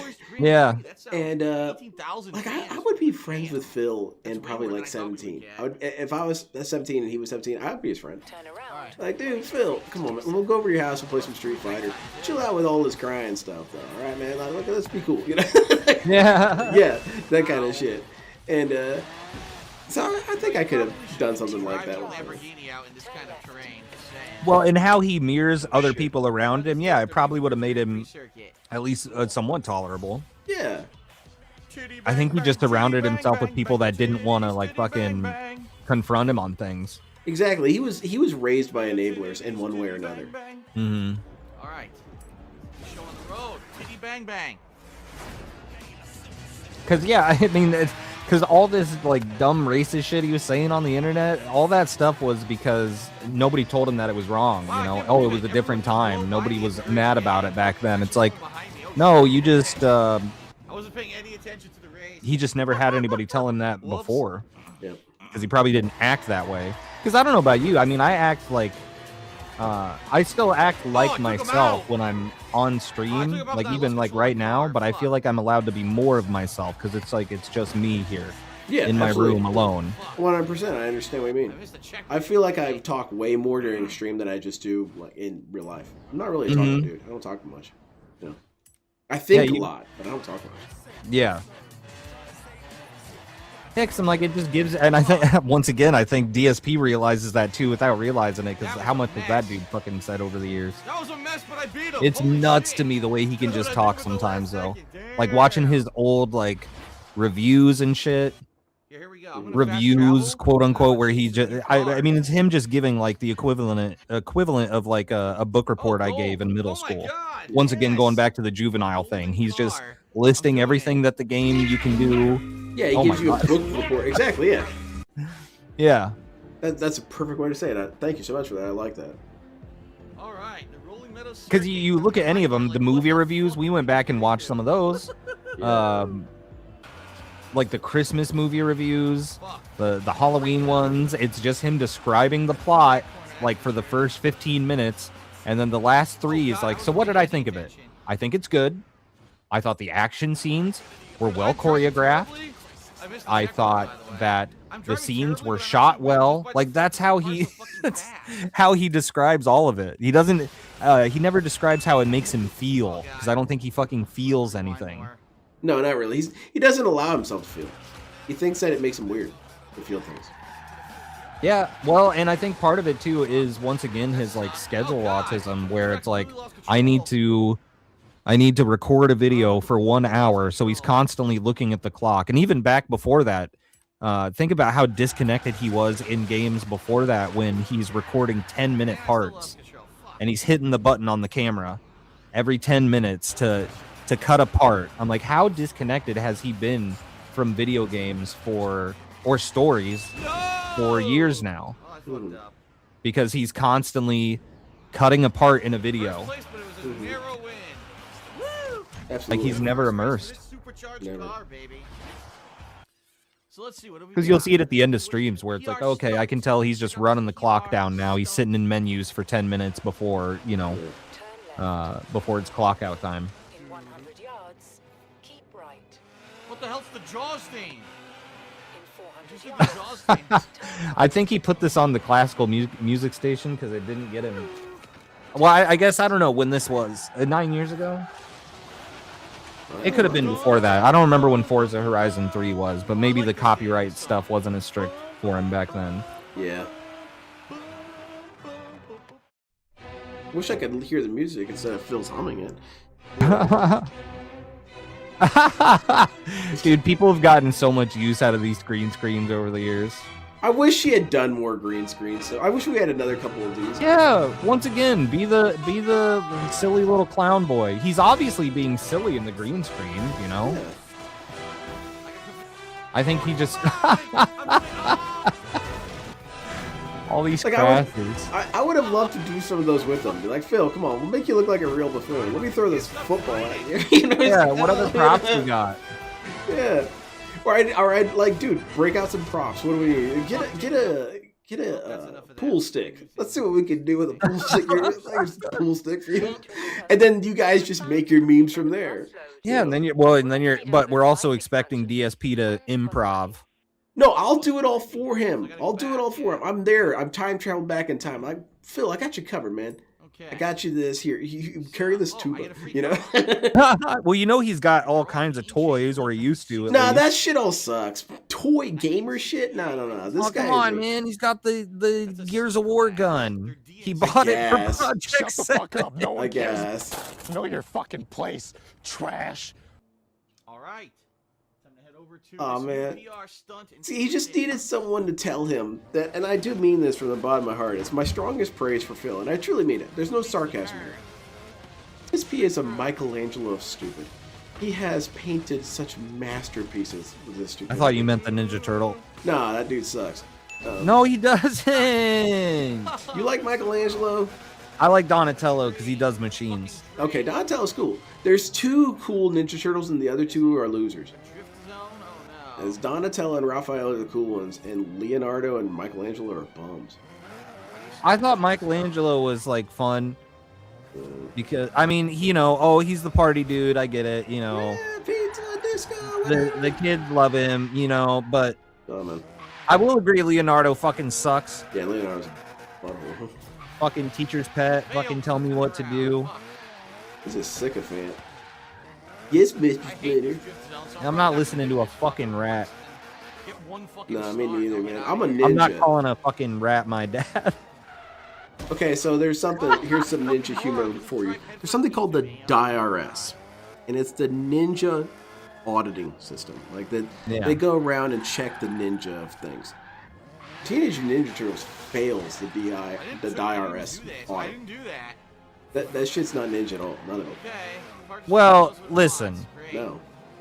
Listen, Okay. the ninja is only part of it. They're also teenage, they're mutant, and they're turtles. So you got to factor in that they're a fourth ninja.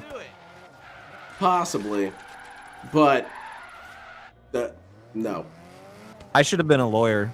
No. I Okay. think I should have been a lawyer. I All like right. arguing. Okay. Well, I'm going to make my case then. Here's the DIRS assessment of Ninja Turtles. Okay, Ninja Turtles has no ninjas in it. That's the problem. You've got Leonardo, Samurai. You've got Raphael, Berserker. You've got Donatello, Monk. You've got Michelangelo, Clown. And then you've got, okay, well, what about Master Splinter? Samurai. Okay, what's next? Okay, well, what about Shredder? Shredder has to be a ninja. No, Okay, actually, I don't Shredder is a really gangster. circuit. Maybe He's I not head even a ninja. down There's no here. ninjas in Teenage Mutant Can I Ninja do Turtles. this landmark? Now they sneak around, and that's what it is. They do sneaking, and I will give them See? that. All right, There you do go. that, and They then do I'll sneaking. that, and I'll do all those But other here's the things. thing: is that they're like weird moralists. They're like, well, we have to like be peaceful. No, ninjas were about the mission, man. Ninjas would have clipped Shredder's head off right then and there, which they did do in the original run. I will give them that. Then every iteration from there has been they're not ninjas anymore. They're once again, you got to judge it on a fourth of a scale. I don't know, man. Master Splinter's steering these kids wrong. What am I supposed to do? You got to get the Scott Steiner math. I know. And Shredder sucks. Shredder's not a ninja. Because ninjas don't do criminal syndicates. That brings in unwanted attention. What about Casey Jones? Casey Jones is alright. Casey Jones is kind of like a guerrilla fighter. I like him. He's kind of like that. He's basically a ninja. Yeah, he's far more ninja-like than any of the other characters. I'll give him that. There you go. Yeah. Case closed. Nah, but he's still not ninja, though. But he's also not a teenager or a mutant. Because Casey Jones wouldn't finish off Shredder. What the fuck is this guy doing? Yeah, why is he still stuck here? He's been here for like 15 minutes. You can hold a button in this and it'll reset you to the road, or you can fast travel. There's plenty of other options. instead of just driving into a Now, fucking creek. We've got a cluster of events. But see, that's why I like this one. This one was I dope. should You just can head get over there stoned and just play this and drive the open road. Yeah. Turn on your Spotify. Yeah. Let's do the PR stuff Driving's first. pretty cool. I've got this fun game I like. I like driving while high, and I think it's called Retro Wave World. And holy crap, this game is fun as hell to play while high. Let's see where it is. Just drive around weird 80s Right vistas. there. Okay. Pretty high. I want you to jump over Like you the might hill. like it. What is it? Retro Wave World. What the fuck? This stupid tree. I'll jot it down. This one was always fun for me to get. Well, because DSP's playing a weird classic car. Also, he's not. I should mention he's not tuning his cars. You don't need to be a car aficionado in this to tune your cars. But there is like an auto tune feature, or you can buy tunes that like you can just look up like best speed, and you can download it and have your car tuned, and it drives way better. So he's driving everything like stock. That was pretty lame. And he's driving weird classes, because it'll go like B, C, A, S1, S2. And once you get up into those higher ones, that's why he's hitting so many goddamn trees, because he can't handle the speed. But this, I loved playing this game in a Class A rally race style. Oh, come on, are you kidding? Those were always Wow, did I fun. just get robbed? They put fucking lumber in the middle of the drive. Or they had one that would go, dude, they've got one in this game. Every one of the Forza ones they've got, it's like their I don't want to say they're Rainbow Road like Mario Kart, but it is like the end all be all where you just race around the whole like outside of the map. You do like a whole big road trip around it. And the next one is going to be in Japan. So imagine that. You probably race around Mount Fuji. Alright, I got this. Only one more curve. We're good. The winner. Das winner. Yeah. See, look, he says that trolls don't include the parts where he won. He just got first place. I'll look for this barn. I'm right here. I might as well. Yeah. Good job, Phil. I'm proud of you. Jump in the track here. Oh, I saw the bastard. Not drive into the track. Yeah, really jumped out in front of you there, did it, Phil? Come on, what have you got for me? Yeah, see, this was cool too. You would roam around and you would find barn finds, and you're like, oh, cool car, and they'd fix it up. I can't even Yeah, that is hype. under there, is that? That's why I like this game, because you could find these old, cool-looking cars, and then you could Valuable pay somebody to tune it to make it drivable in the modern day. as a bookshelf. Look at that. It's like a little, like, I don't know. Looks like something a spy would drive in the 60s. One of the rarest Maseratis ever made. Fucking god, shit, dick.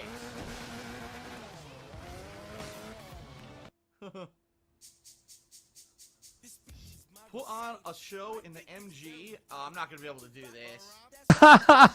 And that's another thing he does that I fucking, that watching him help me wash away was that defeatist mentality. Forget it.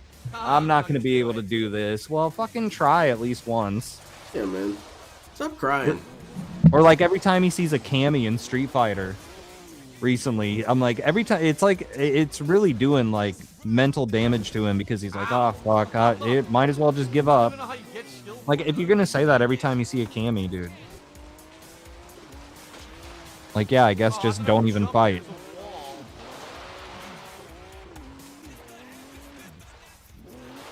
All he has to do here is do like cool drifts and run into stuff that doesn't make him stop. Like, you know, run into the little stuff and you get like destruction points. These are some of the easiest challenges in the game, honestly. He just doesn't understand how cars work. And I'm saying that as a guy who doesn't understand how cars work, but like he doesn't understand like how to actually have momentum and keep it up and brake, and if he's driving front wheel or all-wheel drive. Yeah, I'm not getting the Aston Martin. I'm getting a. Yeah, this is the part he likes, man. They got little gotcha things in here, little wheel spins. Okay.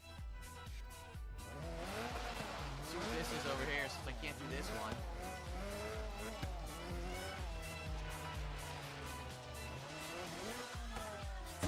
Oh my god.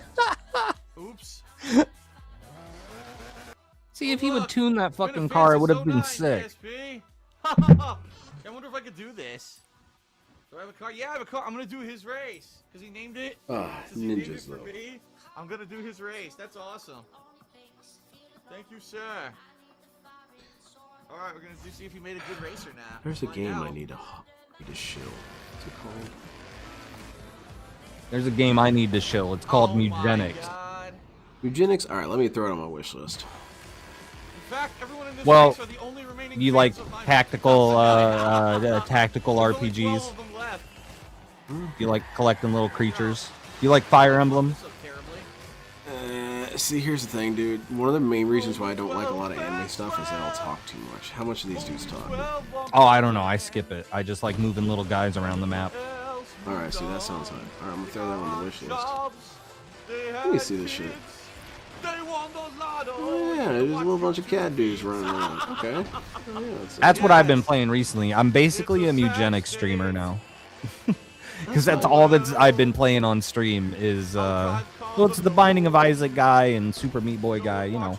And, yeah, you just breed little cats, and then you take them out into dungeons to fight little monsters, and then bring them home, hopefully. First place in the been a fan since 09. How does Twitch work?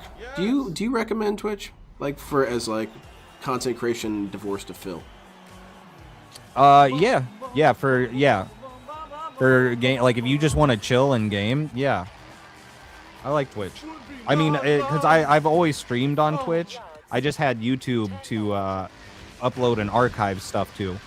Because I used to do this thing called What the Wednesday, where I would just watch like weird videos and low viewed videos, stuff that is probably not going to hit your algorithm.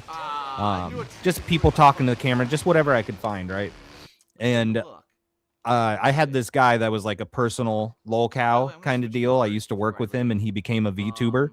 And I started watching him on my streams. And for about like a year and a half, and everything was fine.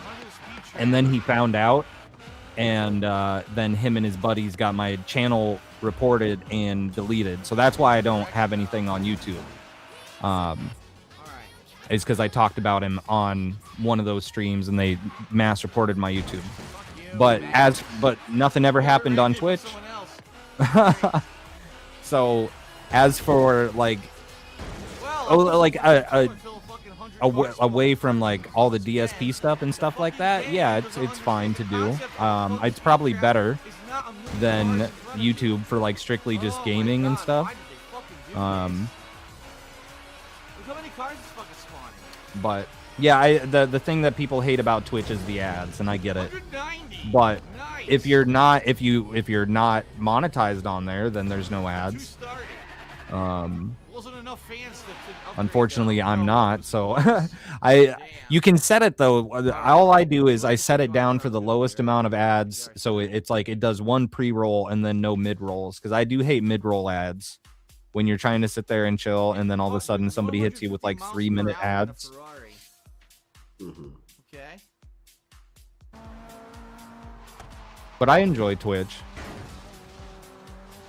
I've got kind of this goal. It feels weird to admit it out loud, but it is my goal. I kind of want to have like a variety show stream that has a regular 10 viewers. I just think it'd be kind of cool to just be able to entertain 10 people consistently. I think it'd be a fun goal. That's how it felt for doing the What the Wednesday stuff. I would literally compile a playlist of videos where it was like, I mean, I still follow some of these people, and I just don't have it organized, but I still do that shit. Where I'll just be like, check this out, that's outside of the DSP stuff. That's a lot of the stuff I'll have on stream. It's just random people talking to the camera. You never know what you're gonna find. I found a lot of schizophrenics, surprisingly. Oh wow. A lot of schizophrenics, some like mommy style vloggers that talk to the camera. How am I supposed to do this? You have to slow down to take the Laura Struther, she's basically like a King of the Hill character. I love her. Some lady that like all walks of life is what I'm trying to say. Acceleration to do this.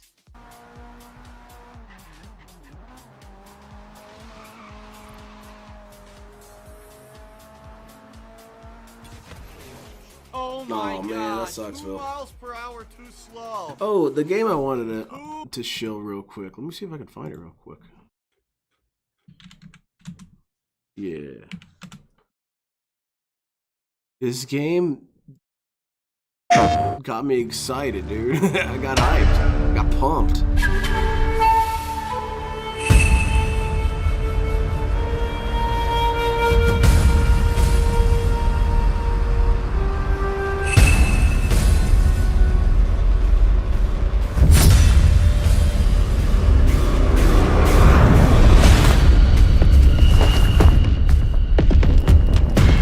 Ninjas are about to go to sleep. There's one other thing that's cool.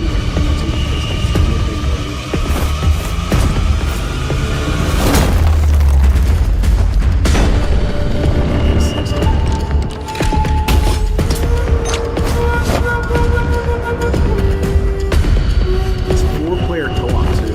I need to find 3 people in this co-op. I need to make some friends.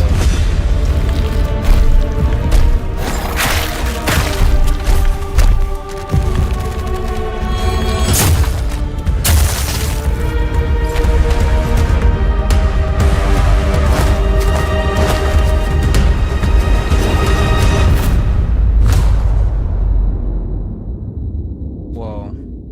This is like Metal Gear Solid, but like ninjas. Yeah. Yeah, man, I'm there. Hour too Who's slow. down to play it? It comes out in 2027 though. Got a while. Oh my god, I could be dead by then. Yep. Here's hoping. You hope I die? Nah, it's just like okay, so there's this okay, you know what? I'm gonna tell you guys all my political beliefs. You've all held out for so long, it's time for me to commit political suicide. Whoa. All right. The person I agree with most politically, philosophically, and action-wise is Shar Aznavour from Mobile Suit Gundam. And that his political philosophy I can find no flaw in. And that is, fuck it, let's blow up the planet. And so, for that reason, I have a rather sardonic sense of humor. Like, fuck it, blow up the planet, you know? See what happens, let's roll those dice. Yeah, But, I'm like, what's the worst that could happen? Yeah. You know what? Nah, the Jaguar's way better. I'm gonna buy the Jaguar. He doesn't we all need fucking a know good what reset. car's better. What? Sorry? No, maybe we need a good old reset. It's like, all right, and I get it. It's like, holy shit, you're advocating for the mass death of humanity. I'm like, that does include me. It's not like I'm not including myself. Upgrade this, I need to. But Custom upgrade. yeah, it's like, I don't know. Something about the whole idea too, because it's like, dude, what the fuck are you doing? It's like, why are you even thinking about doing this? Like, I mean, we have space colonies, why not? You know? Soup it up. But there's a little bit more to it. That's my political view. Enjoy. Give me all the horsepower. I mean, I don't know, man. I hear Alex Jones say a lot of stuff that can make sense sometimes. This I demand. Like when he's saying about liberals. Cluster to the northeast. Let's do these. Sometimes I feel like he misses the forest for the trees. If that makes any sense. Hit up that other stuff. I'm like, he might be onto some shit sometimes, but he just says it in such a crazy way. I think a lot of people do that. I think a lot of people I think a lot of people are saying a lot of important shit nowadays, but they say it with such a crazy way that makes them sound crazy or conspiracy theorists. Why did they have me go from the wrong side? And I'm like, I don't understand why you're getting so angry about it, whatever. Like RTU, Alex Jones, any of these people that are like freaking out about politics. Because yeah, I'm in the same boat. Fucking burn it all down, dude. What's the point? But these people that are trying to scream and sway things one way or another, I'm like, dude, there's really no harm, or there's really no harm in just not freaking out about it, you know? They think they're doing a service, though. Great. Oh my fucking god. I do kind of applaud DSP for staying away from politics now. As much as I did like the DS Politics channel. I think he did. I do kind of respect him for realizing how out of his element he was. Even though he won't admit it. He won't say, oh yeah, I was out of my element talking about politics. He'll just say that people weren't ready or didn't agree with him or something. Like, he didn't even know... one of the weird things that he did that I think kind of made it not political is that he was just clearly wrong one time. You're kind of supposed to position yourself in such a way. But like he was complaining his ass off about that food donation thing, and I was listening to. I was like, dude, there's nothing wrong with what they're doing. They're asking, hey, you know, you're at the grocery store, can you pick up the tortillas instead of bread? Like, okay, sure, whatever you want, man. But DSP was like, holy shit, what an unspeakable injustice. What? Yeah, it's funny to see the stuff that bugs him. I like anything that DSP does that's his choice. I've noticed that the past few days, like the Virtual Boy thing, that was all his choice. Yeah, he was putting some shit in that. He wanted to buy it. He didn't want to look into anything about it, and then, instead of being like, "Oh yeah, I didn't look into anything about it," I got duped. Well, not even I got duped. He's like, "I didn't read it, so fair's fair." But for him to buy it and then still shit on Nintendo and everybody else around him for their reaction to it, it's nuts. Instead of just laughing about it, like, yeah, okay, they didn't include any way to capture it, and I looked like a fool playing a Virtual Boy without anything on screen. But yeah, he just has to just have a little bit of humility. Like, yeah, I probably could have done better. But hey, man, stream's done. Moving on. Yeah, so all that being all of that being his choice and then having no humility about it is fucking funny as shit. Him doing that stream a week or two ago where he was like, "Oh, I didn't beg at all. I ran an experiment. I experimented on you guys." Him calling wings at 2 a.m., like all of these things that are his choice.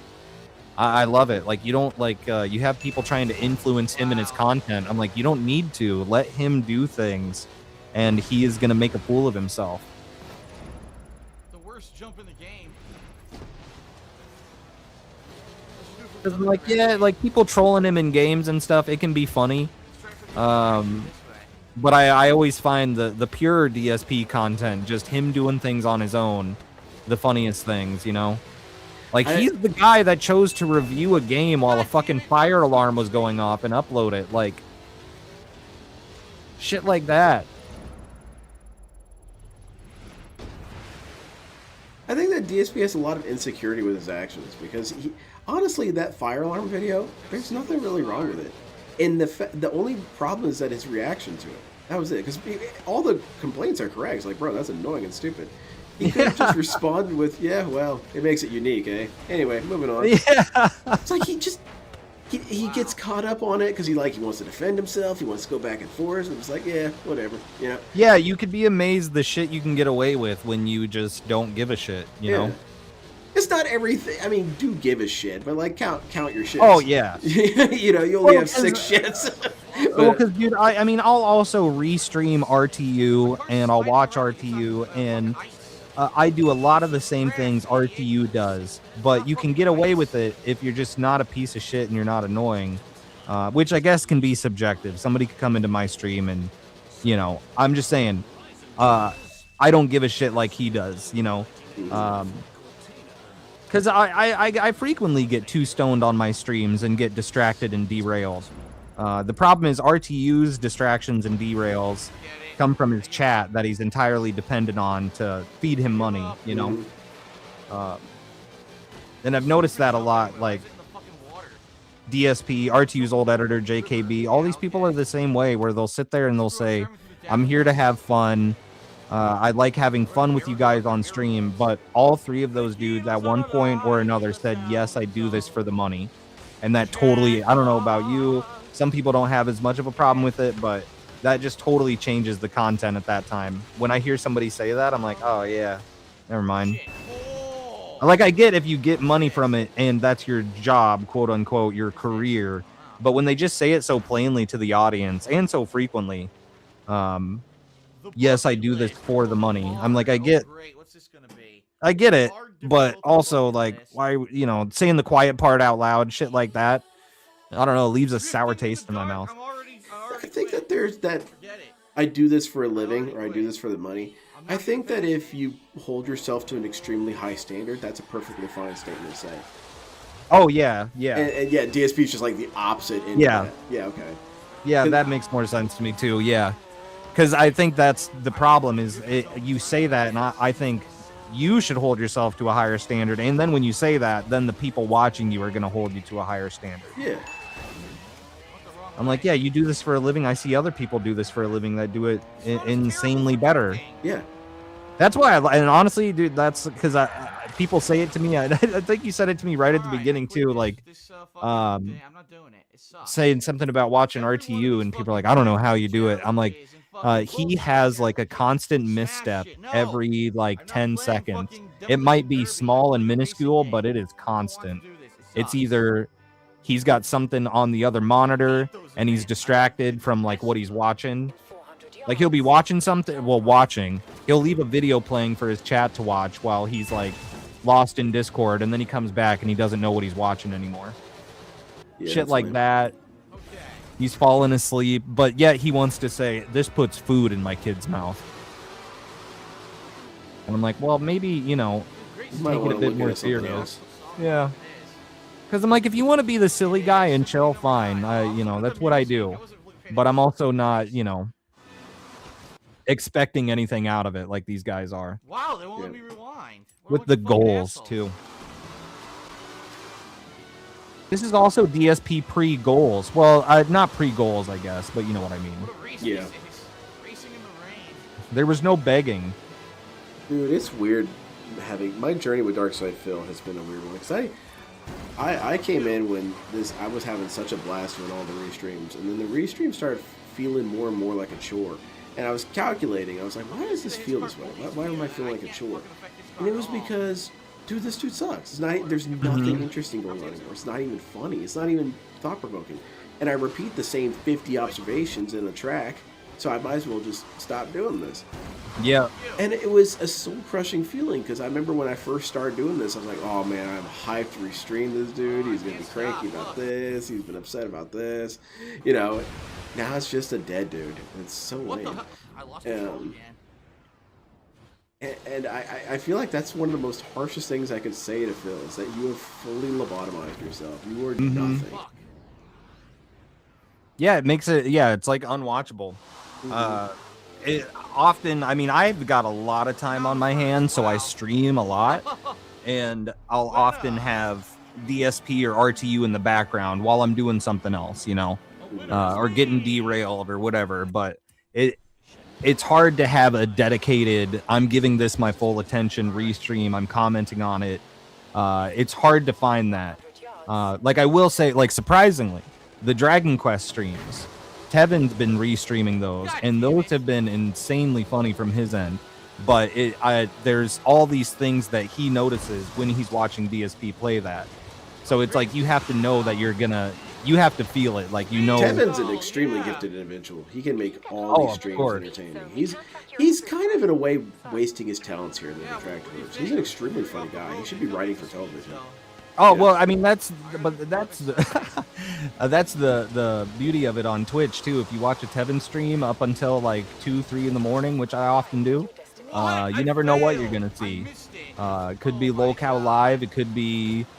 He's got his own pocket of weirdos, just like I do, from the people that I watch. But yeah, like he's got a cool content rotation. That's the kind of thing I want to have on my shows, where it's like, okay, we're gonna play a game now. Now I'm gonna do this. Now I'm gonna do this, and you know, it has DSP as a primal focal point throughout. And I was like, that's cool. I wish I could do something like that, because I'd be like playing a stealth game while watching Phil or something.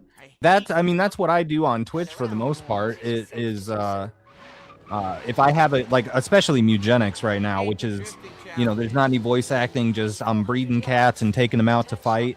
DSP and stuff, DSP, RTU, all kinds of stuff like that.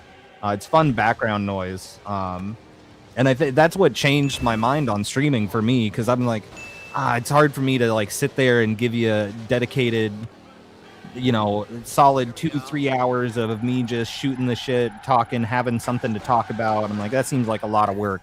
But what I do in my free time is smoke weed, watch YouTube videos, and play video games at the same time. Once I saw other people on Twitch do that, I'm like, oh, I could do that? Oh, okay. Okay, cool. So that's kind of what I want to do. I always have this hankering to play some weird Xbox 360 game. Oh, nice. And while watching Phil. Yeah, dude. I mean, that's I do shit like that. I mean, Tevin, Swollen Dingus, Marked One, all these people are people that I started watching that basically do the same thing. And once I realized, I'm like, oh, I can do that. Yeah, you start building up a little audience, you know, and you just have people that just come out and chill with you. Like that's how I mean, that's how this feels to me, and that's how it feels like when I stream regularly. I'm just kind of hanging out.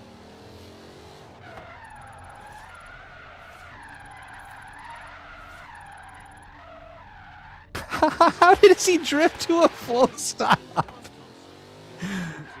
These were some of my favorite parts in the game, dude, is getting you get a good drift car build and you go hit these spots, man. Here's one. An undiscovered PR stunt out here. Way out here. Okay.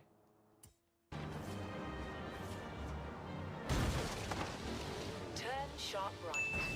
Fuck. I guess I'm gonna have to fast travel, yeah. Let's fast travel. I'm gonna get rid of this car, too. There's 3 things down. Oh yeah, but yeah, what I was back to that. Yeah, I do this for a living. That seems different to me. What specifically bugged me is I do this for the money. When they do that and then they put the semantics on it of like yeah, I get you do this because you get paid to do it, but when they say I do this for the money, it makes it sound like that's the end all be all, and it's like a little mask off style situation, you know? Turn right. It takes my immersion out. Like, yeah, I totally get it. If you do this for fun and then you fall into it, but I think a lot of people... I mean, I think that's what makes a lolcow, right? Is they latch on to... I guess not entirely. There's lolcows with like regular jobs and shit. So some places, but I think that's what kind of makes it is these people that can't get off the internet, and people like RTU, Boogie, Wings, DSP, all these people think they're reliant on making money off of the internet and they can't do anything else. LTG, same way. You know a lot about LTG, right? Yeah. He's not a good person, right? No, he's not. He's legitimately probably one of the worst of all the lolcows. Like, this dude's a psychopath. Okay, because I mean, he does some things that I think are objectively like funny when he's trying to be funny, you know? Oh, dude, that's not what I'm saying. I completely agree with that too. Okay, because sometimes I'm like, maybe I'm like, I feel like I'm not allowed to laugh at him when he's trying to be funny because he's a piece of shit. That's the weird dichotomy of Dale. You're absolutely correct. Because you feel weird for enabling this guy, but the fact is that he is rather creative with his way. He's kind of an Oscar Wilde of the internet, quite frankly. Yeah. And so, this guy has had some phenomenal rants that are utterly glorious. But that doesn't change the fact that he views his daughter as less than human. Oh, really? Yeah. Because, see, I know you know a lot about him, so yeah, if you're telling me that, then yeah, then okay. Like, he's not, and he hasn't done anything, like, criminal, I guess, right? He's just kind of a piece of shit. Honestly, no. He did take a gun charge. And so, like, I mean... well, that, you know... You can debate how serious that is. Yeah. But it's not like it was as bad as pulling it on someone. It was just a... whatever. But, right. So, yeah, he does have that. But outside of that, he has no criminal record. No crimes at all. Yeah, nothing like degenerate style behavior where I'm just like, ugh. No, he wishes. But, yeah, on that end, it's really a matter of he has truly abhorrent views. You know, because, everyone has their opinions. There's some opinions that are just categorically wrong. And so his opinion towards women is, no, it is wrong. You know? Yeah. I haven't heard stuff like that. I've heard him shitting on DSP, obviously, which can be funny. Him saying that DSP went to Toys R Us and just started grabbing shit. Stuff like that. Him singing. I've got him singing as one of my channel redeems because I love it so much. But it also seems like he's having fun and he's in on it. Because I'm like, yeah, there's times where he objectively makes me laugh, and DSP can't do that. So, okay, this is probably one of the most uncomfortable videos of LTG of all time. Oh, God. So, let's kick back and relax. You'll laugh till you collapse. Hold on, let me give you a quick one. Once upon a time, there was a naughty, little crispy, That too as well. little Thank black you very much. adolescent That's child. pretty serious. In his neighborhood, he caused all type of ruckus and turmoil, knocking over people's mailboxes, I like the art. It's phenomenal art. breaking fire extinguishers,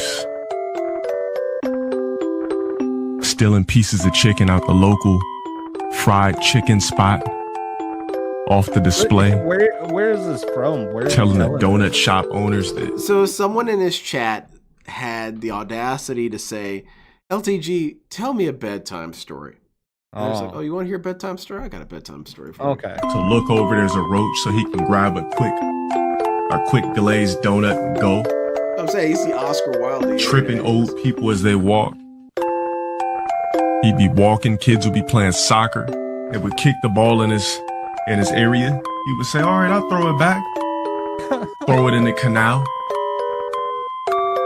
And then one day, this black crispy critter with nappy ass hair, God, he's so racist. just mad at the world for no reason, decided to take a different way home. He decided to take a different way home. He was out causing turmoil, ruckus all fucking day.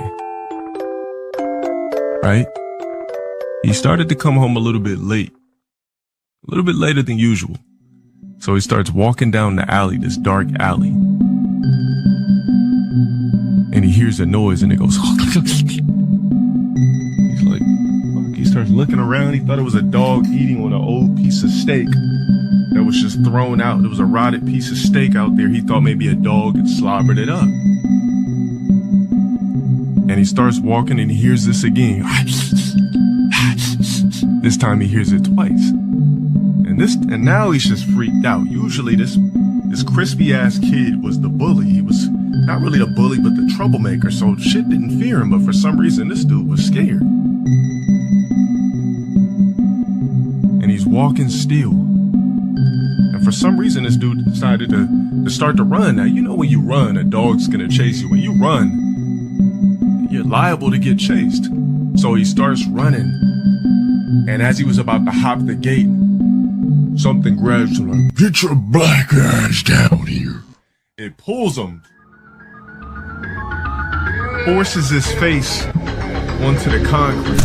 He looked up, he didn't see anything. All he felt was a strong presence, an invisible presence as he looked around scared, like, lady go. He just couldn't just fucking get up. He just felt overpowered. He just had to kind of succumb to what's gonna happen. Next thing you know, he feels his boxers rip off. He feels his fucking belt buckle snap. And before you know it, some sort of being or deity shoves something up his ass, and he's like, ah! And this thing is just thrusting him, just destroying his insides. And he just lays there like, just getting fucked by this deity being, this invisible black spirit. And then he wakes up in the alley 3 hours later, face down, side of his face full of gravel. Feels something wet. As he gets up, he's in a puddle of something. And then he gets up. As he gets up and he starts to white and his eyes start to barely crack open. And he smells something that comes from a different dimension, from a different side of the numbers. And he feels it in his ass crack. And he takes it and he looks, and it's highlighted green matrix juice, you bitch ass nigga. Don't ever ask me to tell you a motherfucking story again. He was just laying there in matrix juice, just a puddle of bust matrix juice from this weird matrix monster that came and fucked him through a different dimension. There's your fucking bedtime story. Take your black ass to bed. Oh, man. It's like he entertained it the entire time, and then it gets to the end, and it's like he was mad at him.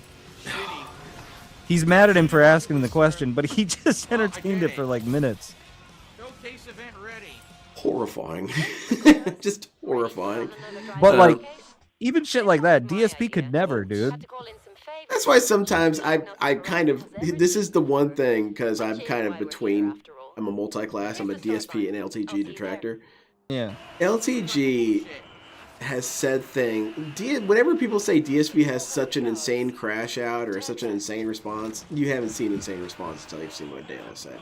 Dale has said the most insane shit you've ever heard in your life. You could not imagine Phil saying something like, you know, "Ooh, you think it's time for men? How would you like it if someone spread your cheeks and booty busted you right in the asshole?" Like, imagine Phil said that. Just think about it. What's the fastest thing on Earth without wings? I think all He doesn't have the all of them are confidence. dead. He doesn't have the confidence, dude. When DSP was watching LTG make fun of him from a few years ago, it was when LTG was making fun of his O face. You remember that? Yeah. And DSP was watching that back, and I don't think he knew that part was coming up because he had the fakest laugh ever. But I was like, after that, I was like, I don't think he's ever going to watch LTG make fun of him specifically again. And he hasn't. He just watches stuff around him. I'm still surprised he pulled up that LTG's financial stuff on stream. Mm-hmm. I can't believe, I was like, damn, that's like a dirty move from DSP, who claims to be better than all that and gets mad at people about his bank leaks and all this shit. So the thing about it is that DSP has this incredible gift. We finally had a clash of lolcows. You know, we had a mathematical equation.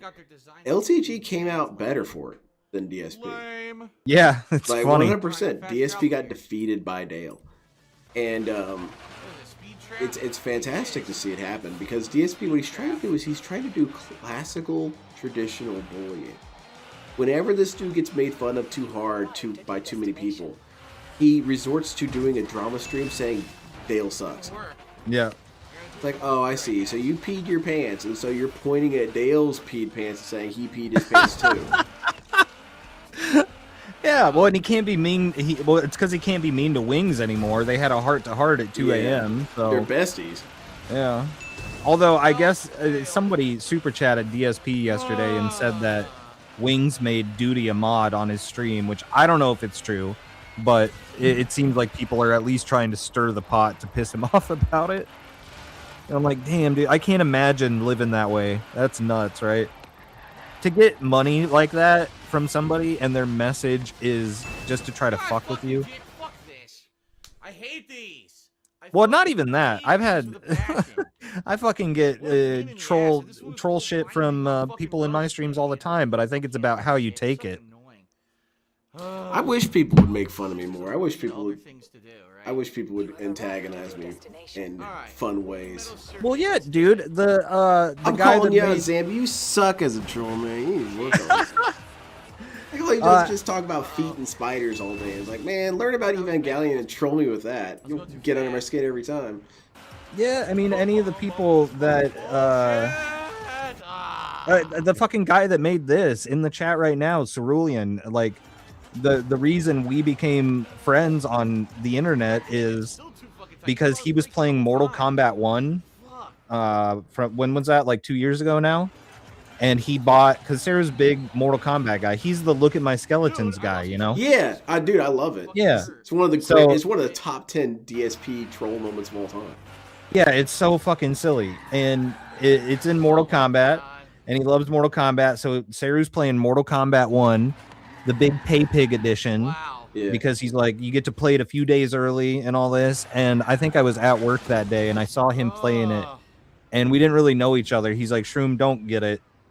Well, he didn't say don't get it. He said, if you're curious about the story, watch a YouTube video of the story of the cutscenes, and then decide if you want the game later or whatever. And I said, no, fuck it. So I went and I spent $120, and then I was playing it and I was streaming it later. And then he yelled at me and called me stupid and said I was retarded for buying it. All that shit. And it's like, yeah, if I was like DSP, I could have been like, no, I made the choice to buy it. I'm not listening to this guy. But yeah, the reason we became friends was basically because he bought Mortal Kombat 1. He basically told me not to. I basically did. And we both made that mistake. DSP did too, though. That was the thing. I wanted to play it before DSP was going to get to it. And that was a mistake on my behalf. I should have not bought Mortal Kombat 1, but without that, we wouldn't be here. Yep. Cyril, would you want to come on Going Green sometime? I'd like to talk to you as well. Wow, Cyril's I couldn't cool. get this guy out of my fucking way. Cyril, Oh, I'm that's a so heap some annoying. praise on Cyril. The look at the skeletons clip when it comes to like my tier list, dude, you're way above something like the whole eat it with a spoon rant. That shit wasn't organic. That was just a bitter old man. You were making this dude fall over his own words and shit. It was really funny. Yeah. My favorite line is, besides look at my skeletons, is get out of my face. I say that all the time. Whenever I'm playing a game, we're like, get out of my face. I love it. It's such a perfect delivery. So, I mean, that's why it's up there, man. That's some good stuff. Well, even the rant that came afterwards was funny, too. Yes! Oh, the rant was glorious. You got such a heated ass... And you even got this dude to say, I have to upload this. I have to upload... And then not upload And then it. doesn't. Yeah. It's such a funny point in time. Like, that was a thermonuclear reaction. Oh You completely detonated this dude. It was really funny. Wow. Yes. Cheat to win. That's what they say. Cheat Whatever to win. will I... Oh, no, I dropped the combo. Whatever. Like, Like, I used that one, too. I used to use that one with the kids at work when I would play them in fighting games. Like, oh, no. That's, I mean, I still... Project 7. Listen, I don't condone the trolling, and it was a different time. But, like, if you're gonna be in there, you better be funny. And the funniest thing to do, it happens to RTU, too, when people get on calls with him, is just to talk over him and just don't give him a fucking inch. Just fucking spam shit, because they're so bad at responding. I tried. Okay, well, he got me. Because I did do that. I'd called into one of his shows one time, and I had a character in mind, and, okay, the bottom line is this. People did not like it. It did not go over well, which I'm kind of bummed out about because I was excited for it. But it was basically just this, like, 1950s scummy insurance agent kind of guy. He's like, PWI, I love you. I can see you in lights right now. You know, just very old Hollywood. And I called in. I was like, I want to represent you, PWR. I can see your name in lights. And then, you know, we could have you advertised on the moon. But I kind of fucked with him a little bit with that. And I was like, well, what do you want? What do you want? And he was like, well, I'd like to be on Cologne. I'm like, I can see it in stores now. PWR Cologne smells like getting hot, you know? Yeah. And at that point, he hung up on me. I was like, damn it, I wasn't done. He's very finicky. But people in the chat hated it, and I was like, dude, I loved it. I thought I killed it. The crowd hates it. That's all right. They call me retarded and shit. Like they were not even not. And like, okay, that's feedback. But it was, the thing was is that my plan was to be this reoccurring character that would just show up in PWR's calls and just be this Leonard dude. Like, it's not good, PWR. The G-Man are on us, you know? Yeah. Well, you would have had to hope that his show, hope that he continued on doing that. I think he stopped for a while. Yeah, because he stopped for started a while, getting then it too everyone hard. left, and then he tried to do it again, and then no one came back. Like, I almost didn't. The thing with PWR is it's kind of like it was an interesting miniature locale experience. Because, I mean, he's crashed out now. He's done. He's on the dead side. That's what I keep saying. I'm like, We everything from him should've- is just inauthentic. Yeah, we should have eased up. Because I remember watching some of his early stuff, and this dude was kind of funny. When he was doing the whole Sims and having all the detractors of the Sims and having them be gay, that shit was hysterical. I loved it. I made it in one of those. That's awesome.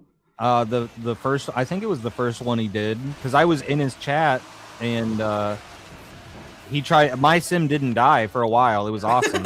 He kept trying to burn me, and I wouldn't fucking die. And he was trying to end the stream. But now he calls me a fucking loser. Because he constantly did this thing of where he would insult you, and he'd say he's banning you, but he just times you out, so you come back to the next stream, and he was hoping that you would go to Twitter and talk about him. So what I started doing is I didn't talk about him at all on my streams or anything, and I would wait till I was off stream, and then I would go fuck with him. I would do it for the love of the game. I would go in there and say, "Hey, fucker, you still begging for money?" Because he made like $20,000, and then he was asking for another $600 to buy a Switch 2, and I was like, "What the fuck is wrong with you, dude?" And then he started calling me a loser and shit. So then I just started fucking with him, and he's like, "All right, he's gonna go run to Twitter," and I never did. And then I was like, "You're just desperate for attention," and then that got to him, and now I'm permanently banned. When I called him out for being addicted to getting attention, cut to the core, and that's why. Yep, he got triggered by that. Oh my god. Dude, see this rewind feature. I'm not. This ruins the game. I take this feature out. I don't play with this. Yeah, I would never think to use this. This is lame. It's for people like DSP who can't drive. Gross, man. So that's what it's gonna be weird having this with the steering wheel. I'm realizing though, as I keep seeing him rewind, I'm like, all right, he's gonna do this with the steering wheel, and it's not gonna. He might be in the middle of a turn. He's gonna fuck it up more. Oh my god. 132 trees already, by the way. Man, I want to play. Okay. Next episode of. I can't even keep my car on the fucking road. It's just going I think I'm gonna play some Midnight Club Cup Edition. Why? Right. You know? What the fuck? I'd always seen those games, but yeah, the ones like I don't know what it was, dude. I didn't understand it. Midnight Club. I didn't know what that meant. So I didn't either. My friend on the bus had it for PSP, and I played it. He let me play it for a minute. I was like, "Ooh, this game feels fun." So I went and bought it not long after. And it was awesome. Fun game. I don't know what any of that means. But I do think that was one of the coolest little micro eras in human history, was that particular time period. The streetwear at that time period was cool. Yeah. The big old hoodies. I still rock my Echo Unlimited hoodies from high school. I still rock those shit, man. I never had any of that. I was a punk rock kid at that time. No, man. Echo Unlimited. And big old camo pants and stuff. That was cool, man. It's my style. It bums me out because I kind of have this weird style, and I wish I had enough confidence to just walk around town wearing it. But, anyway. Oh, you just do it. You just say, fuck it. If you feel good, man, you know? Like big old puffy ninja pants. I think those are cool. Insane. Hey, I worked with a guy that wore those. They're very fun and roomy. Like you can, hey, some people can do it. This dude, that's the dude that got my channel banned. he would wear those, but he would wear them every day. He wanted to be an actual cartoon character. And then he became one, but he would always wear a red cardigan and these fluffy ninja pants and sandals. Yeah. And we're in the Midwest, so I don't know why he's wearing sandals in like fucking November, dude. Oh man, it sounds like he and it might be me. Yeah, that's how I rock. That's sandals all day. Like, hey, you can do it if you have confidence and you're comfortable with yourself. This dude, it was like a walking ball of the opposite of that. I can't think of the word, but he's chock full of nerve. He was just looking for acceptance wherever he went and looking for approval, you know. It didn't look like he did anything because he wanted to. Let's finish this up. The TV Superstars was the best DSP championship. I'm gonna fix up some house. Like some better pants to wear. Yeah, I wasn't ready. I wear Pokemon joggers, dude. Oh really? Yeah, dude. I wish I could design me some hoodies. I think that'd be fun as hell. If I won the lottery, that's what I'm gonna do. I'm gonna design me some hoodies. Design me a Dark Svidil hoodie. People know. I got one of those the tractor beam hoodies where it's an old picture of DSP playing with his joystick and it just says gout next to it. That's awesome. You guys are funny. I wear it to the gas station to go get cigarettes and shit. Nobody understands it, and it's pink. And no one asks about it. I can't keep going to the same place to get cigs, though, because if I keep wearing that, eventually somebody's going to feel comfortable enough to ask me about it. So you should answer it. Well, I guess I could just fuck around. Like, Dayglow sent me a hat in the P.O. box, and I was wearing the hat to the post office to pick up another package that ended up being another hat. And No, it was when I was at the dispensary. What the fuck? After the post office, I went to the dispensary, and this guy who's always there, I knew it, dude. I knew if I walked up to him and I got him, he was gonna say nice hat, because it's a nice hat. It's a corduroy hat, and it says Endor, but it's like a Star Wars, everybody's gonna know Star Wars. So the guy sees the hat and he's like, "Hey, nice hat." And I was like, I had it ready because I was like, if I know if it's this guy, I'm gonna fucking say it. I was like, "Oh, thanks, my boyfriend got it for me," and I thought, "Oh, he'll think it's." No, I didn't think he would think it's funny. I don't know what I thought he would think, because he doesn't know if I'm gay or not, and he's just like, "Oh, nice," and then that was the end of the interaction. Huh. So I could just make something up. Yeah, that's my point. I think it's fun to do a little, because it's a ninja thing, little coded sim. Well, actually, it's more of a Demir thing. Demir are a subset of semi-ninjas, like 80% ninja. What, just lying? The mind mages in Magic the Gathering. They're these mind shinobi. And one of the things that I like is if you can have little references to things you like just very small on your body. Yeah. And, like, for example, my work lanyard is a Killer Queen print from JoJo's Bizarre Adventure. I don't tell anyone anything. I don't bring it up. I don't show, like, oh, look at that. Yeah, you see all that. I never say anything. And the reality is, I've had maybe 2 people recognize it. And it feels so cool. And I'm like, oh, wait a minute. I know what that is. Because that means they're an actual fan if they can immediately recognize it. Yeah, it's something you can connect on without having to, like, directly say it. That's fun. And I think it would be so cool to just be walking through a grocery store, and then I just run into a dude with a DSP jerking it face hoodie. What the fuck? I know. It's one of you. Yeah, I do. I do wonder if that's ever gonna happen. If I'm wearing a something with DSP on it, or I have a PWR shirt. I have one of the shirts that says I don't even know what it says because it's fucking somewhere else. Something about no ass. But I got that right when the PWR stuff started, and then they had some issue. So this happened like at the beginning. Well, PWR is fucking weird and goofy, right? And I fell for the scheme and I bought a shirt. Yeah. And then there's some issue with the shipping or the production, and like 5 months pass, and then that shirt comes, and I'm like, oh, what the fuck? I hate this guy now. So I'm holding on to the shirt, waiting for it to wrap back around to where it'll be like funny, ironic, instead of yeah. I hate him. Because it would be hype as hell if any one of us came on stream in an old Project 7 shirt. Yeah. Found one? Yeah. Yeah. I'm giving it like another 4 years, and then somebody's like, wait, what the fuck? I mean, eventually one of these disabled people who got the shirt would have to have died, and then it's going to be donated. Let's be real here. Yeah, end up at a Goodwill or a estate sale. Yeah. So we need to start looking at our. We need to find one, and it would be kind of like our Shroud of Turin. We have to preserve it. Or fuck, I mean, any of the old, well, and now it's going to be old merch. When he opened his merch shop like a year ago, I know Jade at least has 3 of those things, dude. Big prizes and the worst possible wheel spin in human history. I'm trying to figure out which Rev to confaction. It's kind of like a horoscope. All 10 of them have weird little characteristics. And they're personality types. The Kobe Bright is overrated. It's kind of hard to place here. Yes.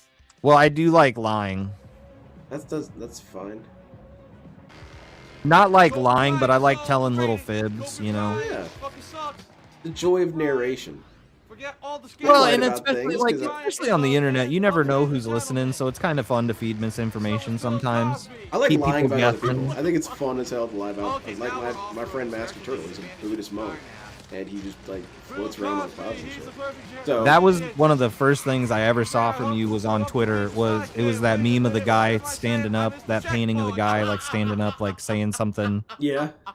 And it was, and I remember you said something like, I for one love spreading misinformation to try to ruin DSP's career or something like that.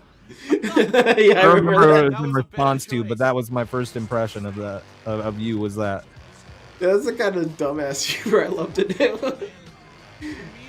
Well, because I love slandering Phil. Yeah, well, it's fun because he says you're gonna do it anyway, so it depends on how you paint it too. You know, like like I said, that thing I posted out last night about him banning 220. He knows 220 is a troll. We all know 220 is a troll. Yeah. But when you put the tweet out there and saying he bans a positive supporter worried about his future, and then he gets mad about it and not like he's going to see that, but if he did, he'd be like, no, that guy's a troll. He's a known troll. He fucks with me all the time. But I'm like, whatever. I just painted it as you banned somebody worried about you not having an IRA. And people are going to see it and think about it that way. Yeah. I like that. Funny. I don't care about Phil. Phil's kind of a person like, I mean, outside of beating him to death, what could you really feel bad about with this dude? But, yeah, he sucks. Now, this is where I was before. I saw. Yeah, well, and the biggest thing, too, it's like DSP is in full control of all of the problems he's having and in full control. I did not remember there being a tree counter in the drone. So he's in a photo mode, drone mode, and Saru's still counting the tree collisions. I guess it has to count. But he's in full control of all the problems he has. Like, DSP says, oh, people are jealous of me. I'm like, I'm not jealous of him. I am jealous of the time he has to do what he wants to do. Oh, definitely. There's things about DSP's life that I envy. Definitely. But it's never at any point. Here's what I envy. Like, I envy his numbers. I envy that this dude has been around so long. And it's because, like, bro, this guy could be providing some quality-ass content for a lot of people, but he's a proud little dickhead. Yeah. Yeah. Well, I mean, it's still in a way, he does provide content, just not in a way he wants, because it's like people like us that we're able to watch it and it scratches some part of our brain to be like, why is he this way? How did he get this way? Why is he so bad at these games? Like, I don't know. But he's not happy about that. He wants to, be liked and applauded and have approval. You can't be that stupid, silly guy and acknowledge it. So, okay, I have a little bit of a weird diversion. A long time ago, my wife and I she was on a stream with me and we were discussing Phil. And she brought up that there's this Russian streamer who has an infamous, extremely stupid moment. And I think his name is Pachka, is his name. And he basically, I'll summarize it for you. It's in my Going Green with my wife. He's playing Witcher 3, and he's running along and he finds this well. And the well is near the mission objective. And he's like, well, nothing's happening. Should I go in the well? And so he just jumps into the well. It's like, nothing in there. I got to go back up. He goes back to the spot, and he's like, They're like, dude, you had to do it again, man. You have to jump in on a certain side. It's a game bug. Oh, okay. And so he jumps right back into the well.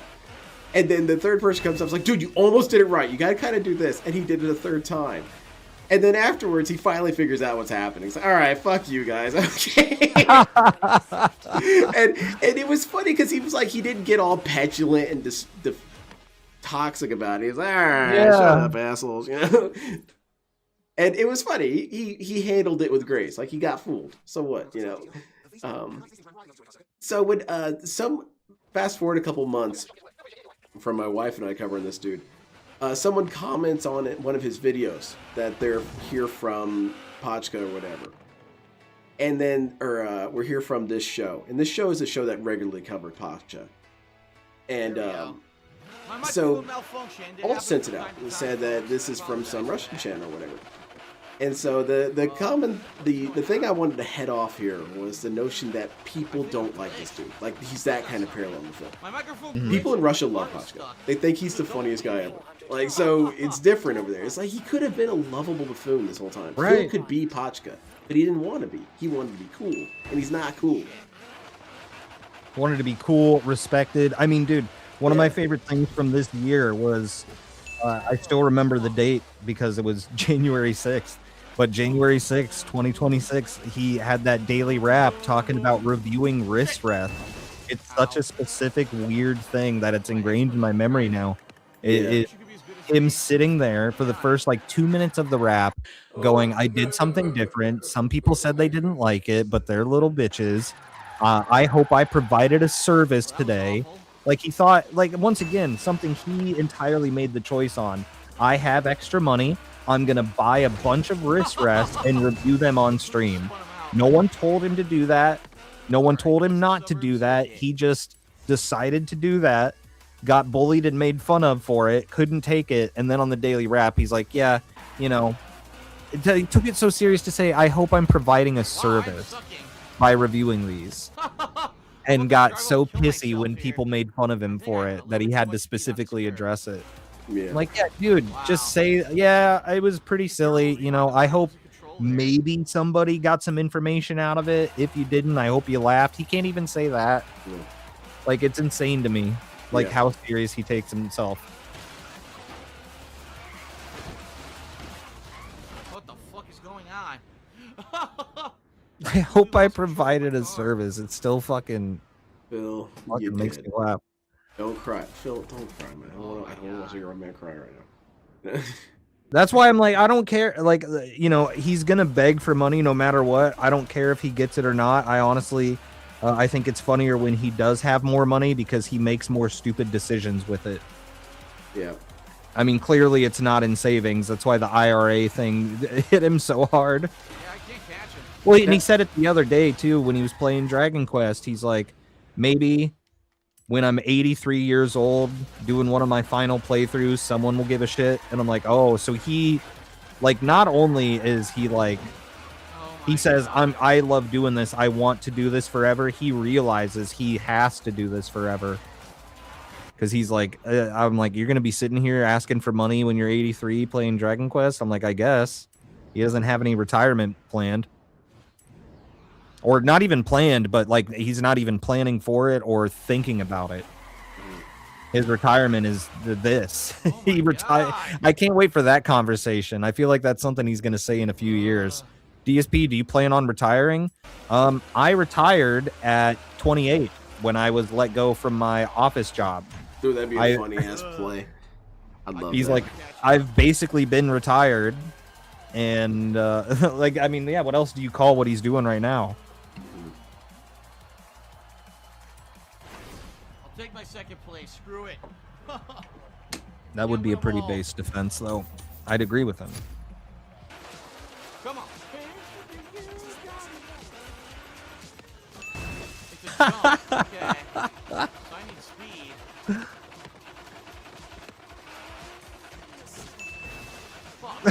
He hit one in reverse, dude. Check out the waterfall, and then we got the final. And yeah, I forgot. He had this gold fucking car for so long. You can... Another fun thing about this game, you can go in there and look at different, like, paint jobs. Like, people can upload whatever they want. So you can get... You could get a JoJo's Bizarre Adventure car. I'm sure there's, like, fucking at least 3. Hell yeah, man. I had a bunch of Dragon Ball styled cars, but he picks the one that's just all gold. Yeah. And He's I doing don't Gundam reference here. It's Hyakushiki. It's all right. And I just don't think this car is built for the area he's in. Yeah, he's just bouncing all over the place, man. Turn around when it is safe to do so. I've been working on this book, man. 100 yards. Writing a book? Writing a book. All right, here it is on the right. Second one. Already written one. But His half-eaten middle finger. Darkside Phil What the hell does is a that mean? canonical character in my story. Whoa. I don't know if I have a car I can drive in this. I'm Might working be on the this chapter one. right now. I've got about 80% All right, done, and then I'm going to let's do start it. doing Let's do some his half-eaten edits and what finger. have you. And basically, the premise of the chapter is that the book is a series of explorations in space. It's this kind of investigative team that kind of explores things in space. Well, they find this dude. They just find Phil. And he is the last of the species known as humanity. Because I don't have any humans in my story. I wanted to be alien only. Whoa. And so they find this dude. And they're like, okay, well, he's in some sort of cryostasis, and he has what appears to be a replica of the internet from the last recorded instance of it. So, like, they snapshotted the internet and sent it with them. And they're like, what the fuck is all this? And apparently he was sent by the home planet, you know, and then catastrophe happened, and then... So, yeah, he's the last remaining human. He was saved somehow. Oh, now we're gonna hit the water. And so they start talking to him, and they're like, because, you know, their technology's so advanced, they decode the internet in a matter of minutes. And so they, you know, okay, that's how English works, let's talk to this dude. Hello, who are you? The name's Phil, Darkside Phil. DSP Gaming, any of those will do. Okay. So it becomes this weird investigation where they interview this alien that is Darkside Phil. And they start coming to the conclusion that he's a fucking retard. And they start making fun of him. Yeah, he's the last guy that survives because no matter what happens, he survives. Yes. That's the meme already anyway, right? Like The all pig of grows these luck. corporations going down and shit. Like it doesn't matter how he gets frozen. He's just the last one there. I do have a reason why he gets frozen, but it'll be at the very end of the chapter when it just, or the end of the short story when I'll just say what it was. Hopefully that's enough fans. Damn. What a shitty race.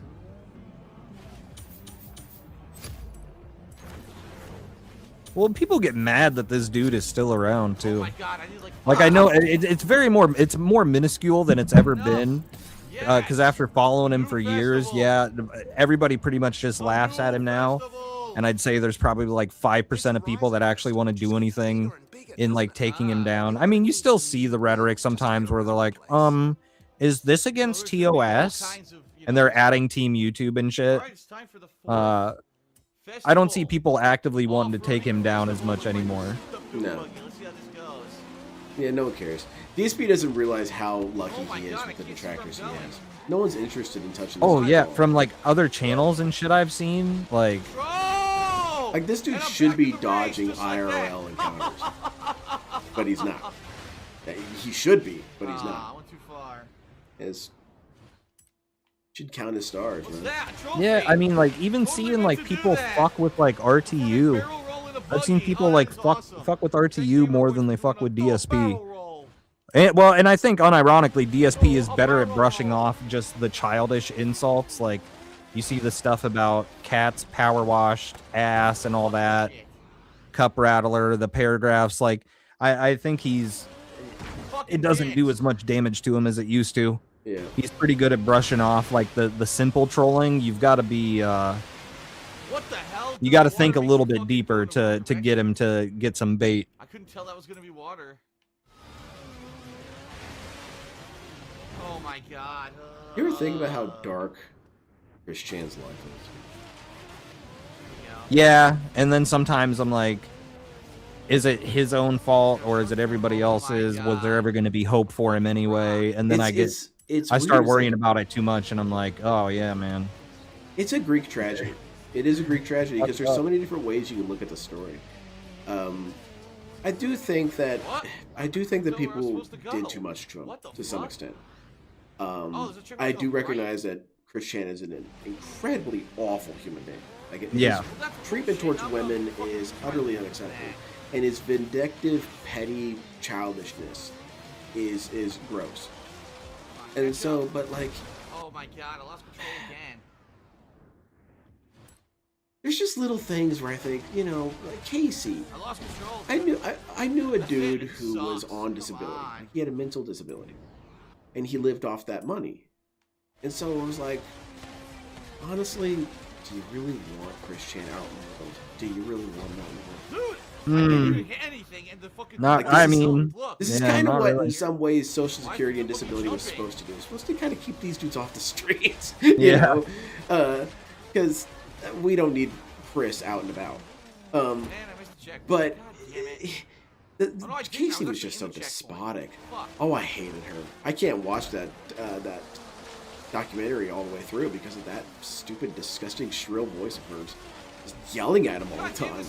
Yeah, there's some stuff where I'm just like, yeah, it'll draw a line for me with certain things like that. And I think that's why I've gravitated towards more silly things like DSP. Like some of these people, like the certain locales like Cyrax, Daniel Larson, all those ones where it just gets crazy and it's like there's actual mental illness. It gets hard for me to watch. Yeah. I like these grown men that are perfectly capable of fixing their own problems by getting off the internet, and they can't. That's like my niche. Oh, definitely. All right.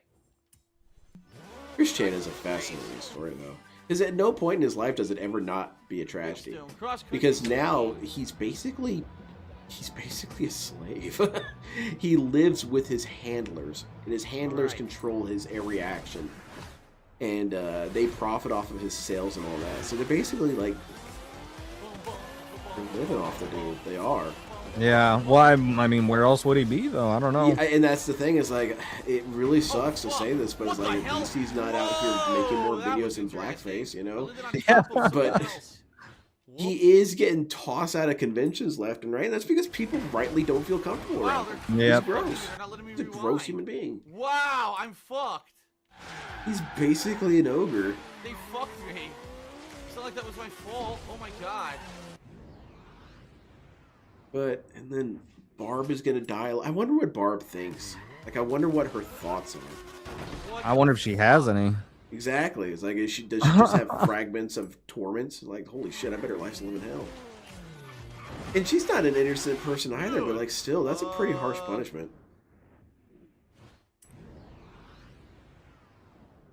Bro, how far back is he rewinding? Let's just restart the game, man. Oh, I mean, yeah. When I make bad turns like that, I just restart the race. Yeah. You're not coming back from it. Oh my god. He's in 12th place and he's robbed. Oh my god. Bill, come on, man.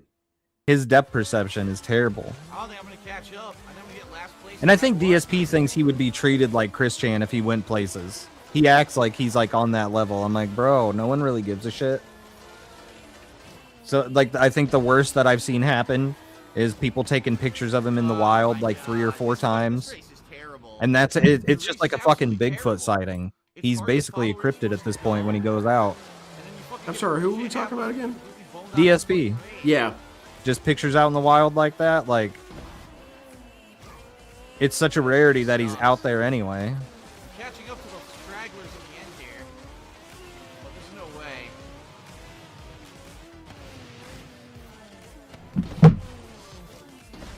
Oh my god. Come on, man.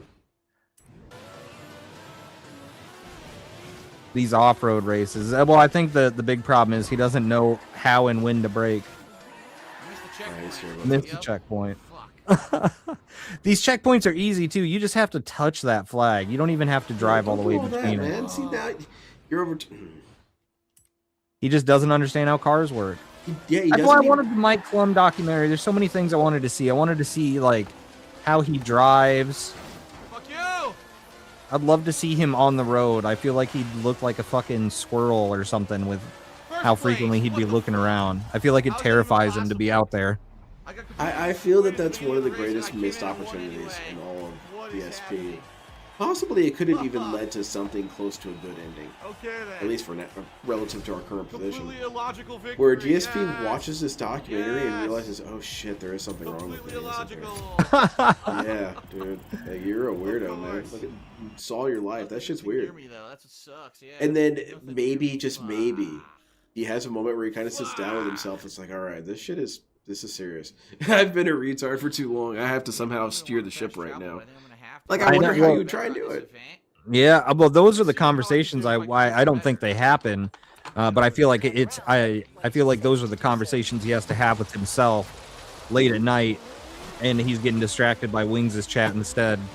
Because I don't think he could talk to his wife about that stuff. Like, fuck, what's wrong with me? Why did someone say this today?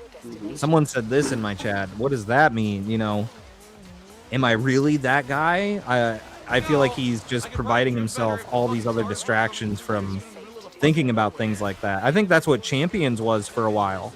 Yeah, way to turn off the thoughts. Yeah, just fill a gap in between there, because he even says, he's like, oh, you only need to play for like 30, 45 minutes a day. Just filled like 30 to 45 minutes where he didn't want to think about certain things. Dude, I love my time. I love my time so much. I hardly ever... I'm trying to really wean myself from my phone. I hate my phone. But the thing about what I do with my phone is that I have Wikipedias up or stuff, and I'll be reading something on Wikipedia, and then go back to work, and then do this and do that. God damn it, it's so annoying. Like, it's not a good balance. But whenever I get time, it's like, okay, it's lunch break, I'm reading stuff. I'm reading about this, what's this about, hey, what's going on here, hey, let's look at this. I'm trying to get some information out there. DSP plays a game. Yeah, I stayed up late the other night after like a Mugenics stream, already up too late, and then I was laying in bed and I was like, man, whatever happened to Super Meat Boy? So then I'm on the Wikipedia looking at Super Meat Boy, and then I'm learning about the development of eugenics in between that. Oh my And then I was like, God, well, how was Binding of 1,000 Isaac fucking developed? fans, So are you I went on serious? this whole like Wikipedia binge on all those I need games 1,000 fans. and what That's happened, insane. and how Wait, Meat we Boy get is 45,000 now a fans. child of divorce, Damn, I was so close. and eugenics almost wasn't I have to do an made. event But somewhere else. yeah, That sucks. I can't imagine spending all my time on my phone in the middle of the night looking for a friend on a Wings of Redemption stream, because that's what it felt like DSP was doing, you know? No, that dude's a loser. Oh my God! For like for how busy What a he sick says he joke that is, was. and that's the stuff he's filling his time with, you know? Credit for it, though. What the hell? Because he always says it. He's like, I'm always so busy, guys. There was that weird gap where he wanted more time with his wife, and then that got abandoned.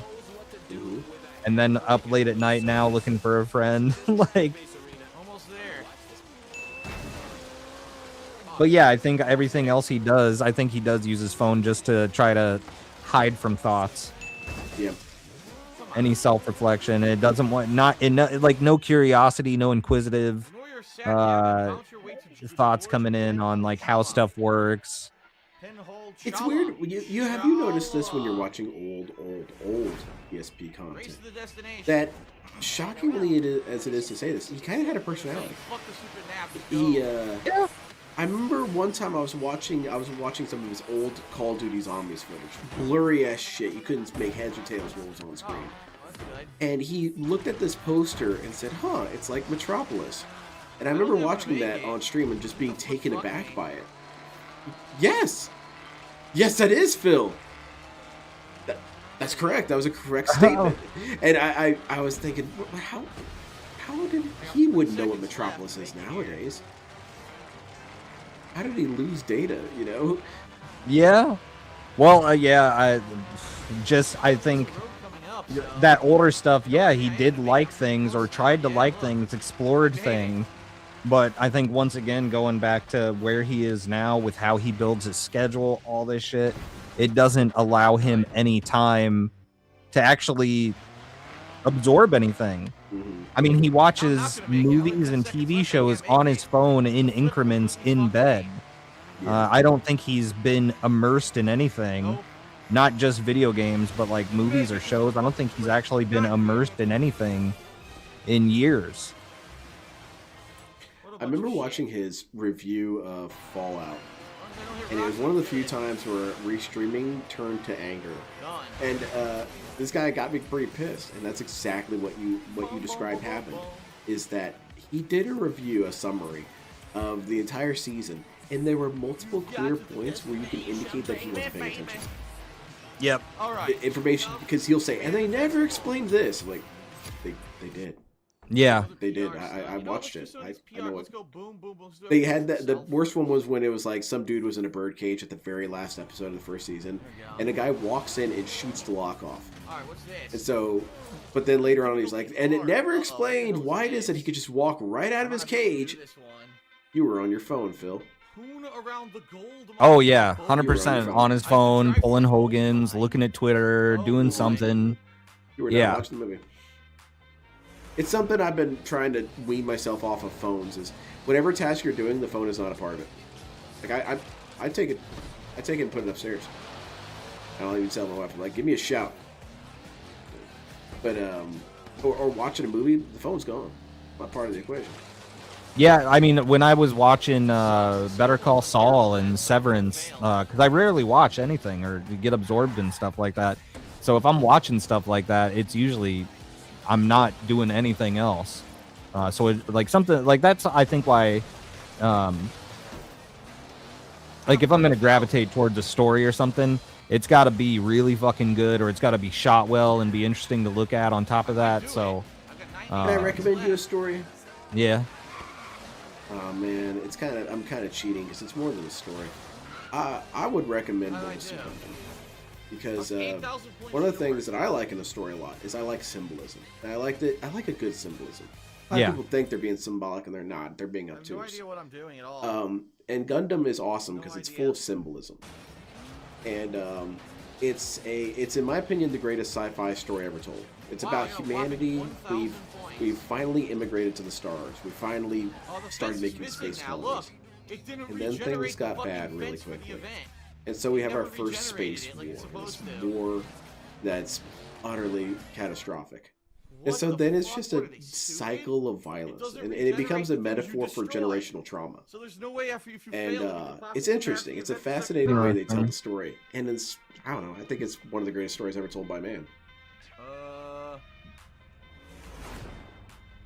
It's about a lot of pain, but there's a lot of generational things. There's a lot of references to the next generation of people.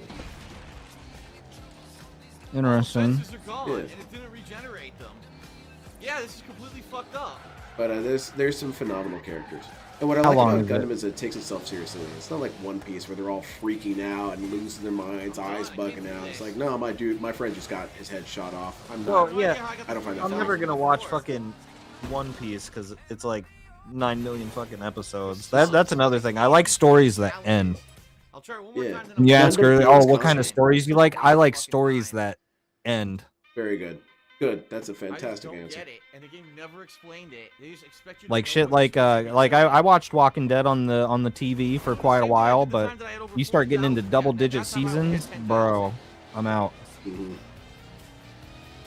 But I think that's why I like Better Call Saul and Breaking Bad is because they knew they were gonna end at a certain point. Well, that's what's cool about what I like about Gundam. And I had this discussion with Alton because I was selling this philosophy for the first time to him. So he's kind of like the first victim of it. I don't know. But the thing is that I have this system of very staunch policies, and I do not budge on them.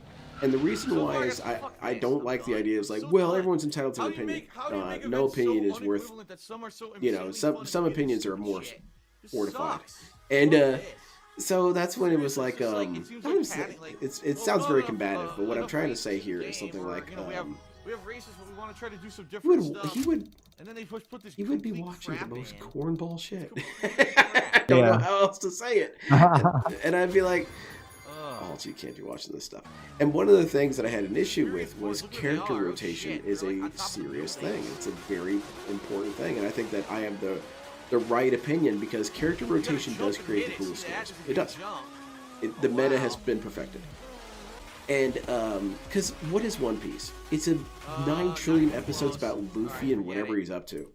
Like, that So I sucks. came out here and completely Sucks. wasted End my Luffy's time story. going Move out on to a and new doing dude. this fucking thing. Okay, his story's done. Move on to a new dude. Okay, his story's done. Move on to a new dude. Hey, bring Luffy back for a couple minutes. Boom, crossover, Once again, I done. just love those What's skill this point dude up missions, to? what you can't do on You know, things like it's previous cool to games. have that kind of thing going on. And you can't Yeah. do that when you're just stuck on the main character. That's why Dragon Ball Z also sucks. You know, Dragon Ball Z sucks. It's just the Goku Slight show. That's lame. oversight there. I mean, listen, I like it like as fun. Like I recognize it's not deep, you know. No, But you there can are always some make there's it some deep. DBZ fights and there's some Dragon Ball Super fights that I liked. I like Dragon Ball Super. Controversial opinion incoming. I thought the Tournament of Power arc was pretty fun and Ooh. silly, but I recognize it's fun and silly, you know. Yeah. But everything after the Cell saga got like weird, you know. I think the Saiyan saga was like perfect front to end. And I the think it should android end at Frieza, if we're being completely real. I think it's perfect and fine there as its own like little standalone story. Yeah. Going And then into the the next one Android and is- Cell stuff, I thought was fun and interesting, but yeah, the Boo saga, the Boo stuff, then it just started getting weird to me. Buu Saga has the weird distinction of having some of the greatest episodes of all time, even though the whole arc on the whole is pretty bummy. Like, the episode Vegeta's Respect is a fantastic episode, where Vegeta finally recognizes, holy shit, you know, this Kakarot, Yeah. he puts in the work. He puts in the work. And so, that's why he's always going to be better than me, because he's always been putting in the work longer than I have. And I thought that was a beautiful episode, because you fairly rarely see that from a character recognizing, yeah, this dude got it, he won, you know? And, but then you have Majin Buu turning people into chocolate. It's such a disparity, you know? Yeah, and the earrings and we're just gonna go insane powers. Like it was just kind of taken away from I thought what was the more human element of the story. Of you know a man crashed on Earth, planet's gone. You know, Superman bullshit kind of. But alien becoming a human with human morals, all that, whatever. did it once. 1 star's enough. And then it was just, let's see how strong we can make these guys. But then even then, I still ate it up. And I think I still... it's weird how some stuff I think can get bad. And you can still eat it up and be like, I can enjoy this. And other things I can't. Like, I can't watch new Star Wars, man. Oh, new Star Wars is unwatchable. I can't at all. Like, I tried for a while, but... no, that shit's so dorky. It's dork-tainted. I thought Mandalorian Season 1 was dope. I was like, Star Wars is back, hell yeah. And then all of a sudden, they started fucking that up too. And I'm like, all right, I guess I'm just out. See, Star Wars committed the grave sin of not aging with its audience. And it tried to go backwards, tried to regress to, let's make more kids content. They're doing that to Star Trek now too. Yeah, and like, no, dude, what? You know where the transitional point was? You know where the accidental extinction point was? Was Star Wars Knights of the Republic. 1 and 2, that should have been the direction that Star Wars should have gone in. The kind of more broody, contemplative atmosphere. And then it didn't. It didn't. It sucks.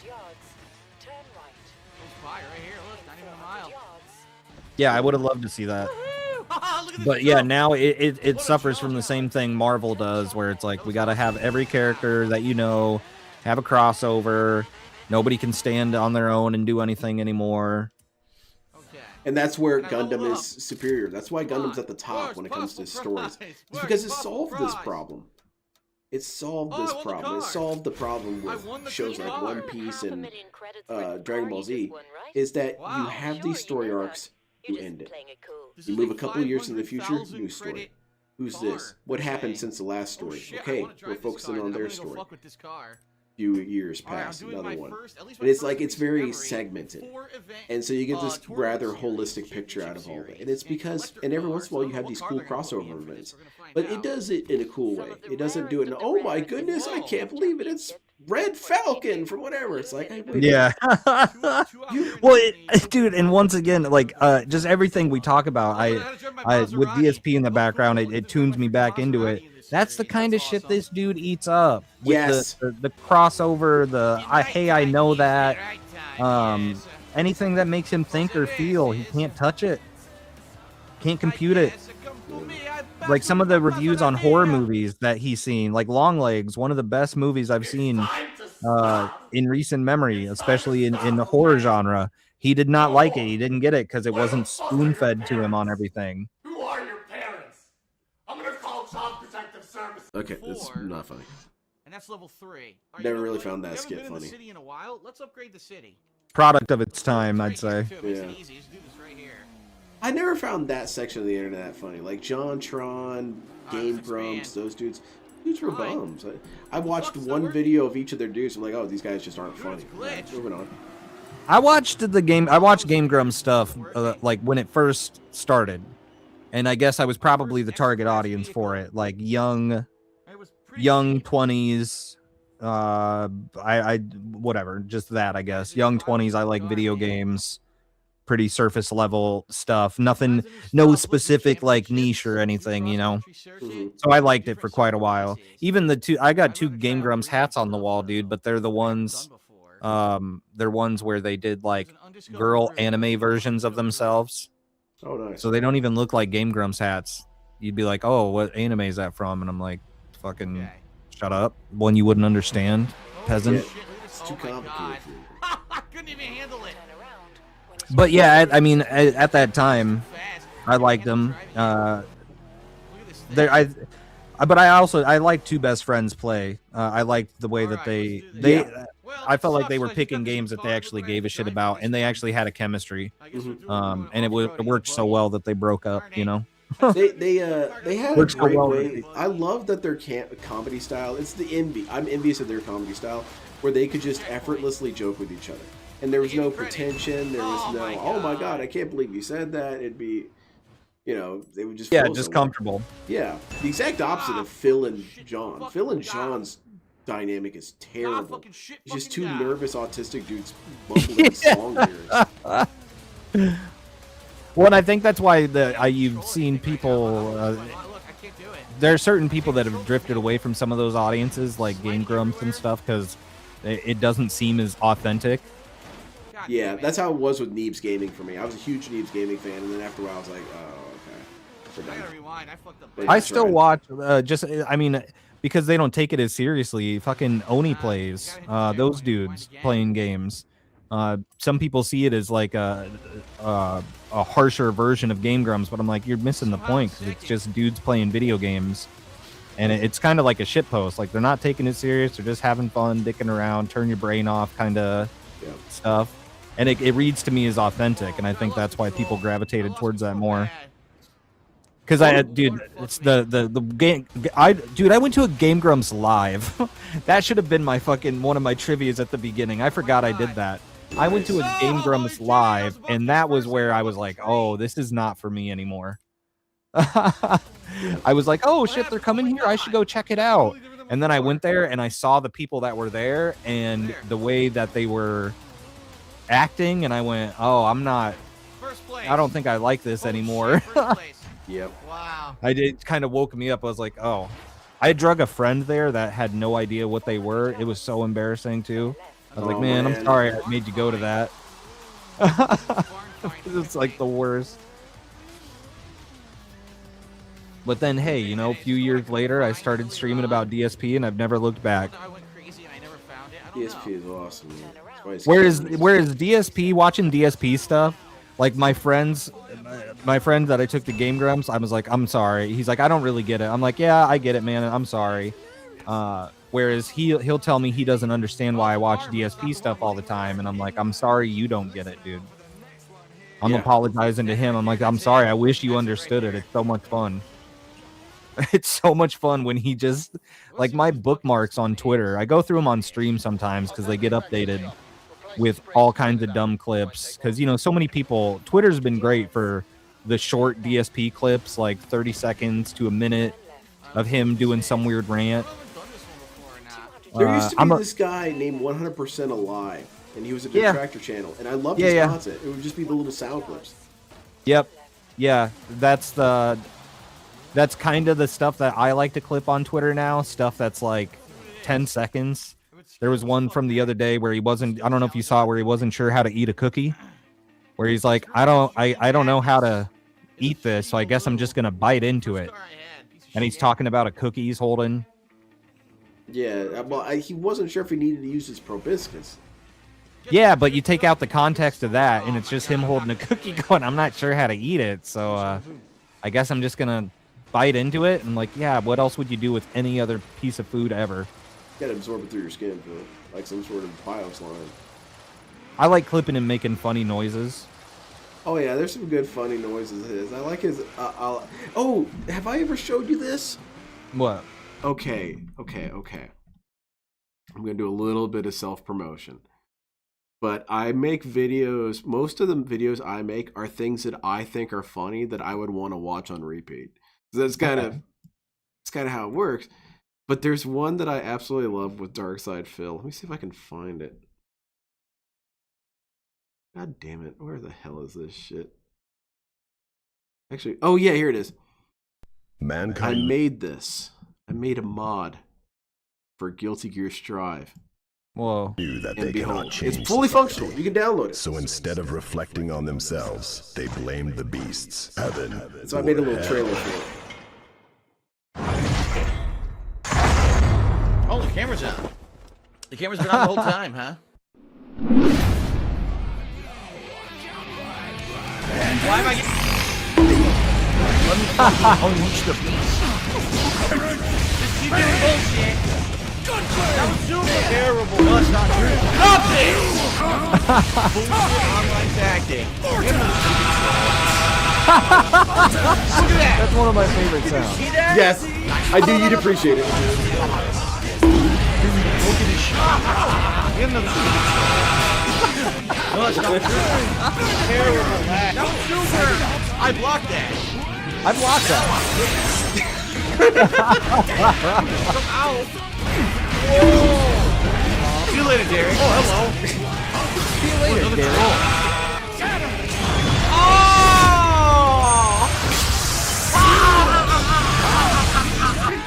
And the reason that I read that to you guys is because I just want you guys to understand that that means the world to me. Like, it's been tough. You know, my life has been tough over the last decade. It has. And when I read a message like that, I'm sorry that I'm tearing up like a baby. It reminds me of actually you should check it out at some point, but they're on Saru's channel. I think he has a trailer for it. I don't know if you ever saw it. He did a Resident Evil. Yes, I saw that. You saw that where he modded in all the he modded in like Cobra and fucking Phil and all these dudes in there. Yeah. Yeah, I was on one of his streams one time watching him like program it or mess with it. I feel like I was there. Yeah, that's hype. Yeah, it reminds me of that because he has. I mean, he has. I now have an insane amount of just weird DSP sound clips, but it reminds me of that. I love those kinds of mods where just soundboards of DSP or whoever in a game. It's so funny. It's there, dude. That whole project was kind of a fun nightmare because the whole time I'm looking at it, it was super daunting because there's 300 sound clips. Jesus. And so I was cutting them all out. Then you have to process them. Then you have to format them correctly. Then you got to play them. And then you have to play the game and test if the volume is too loud. Then you got to go back and redo it. And it was getting pretty damn exhausting. But then as soon as it started reaching that 60% value, because then when I started playing it and testing it, they would be using all the different lines. I was like, oh, this is getting pretty fun. Yeah. But yeah, they're all kind of themed. Whenever he summons out that weird ghost thing, he says some variation of cat. My wife, cat. I don't know how I'm gonna do this. I'll try one more time, and if I don't get close. Oh yeah, and one of my favorite ones, watching mentioned it earlier, watching the Yakuza 0. This is how you don't play from years ago. There's just a part in there where he's bowling and he messes up bowling, and he goes, "Oh no, la la la la la la la." Just if he could have just kept up that fucking weird, silly voices and noises, I'd probably be fucking laughing and clapping the whole time. There is some truth to that because it's the thing that I simultaneously love and hate. I'll always complain about it, but I'm enjoying it actually. Is when he does the He doesn't have that energy anymore to do any of those like yells or anything. He's an old man. Those big old screams would crack me up. Because it made me think he was just some caveman in there. Also, I think grunting is just funny. Like, listen to LTG here.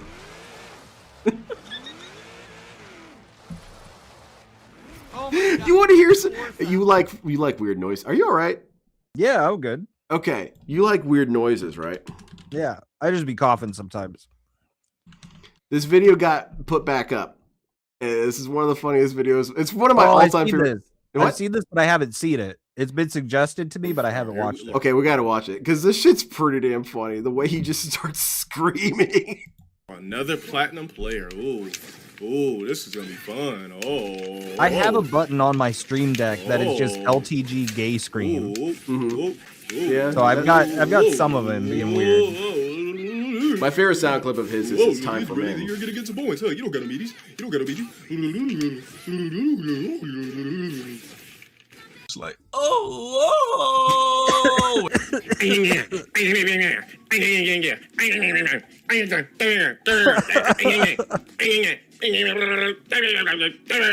I think my favorite of LTG is the "You are gay." Yeah.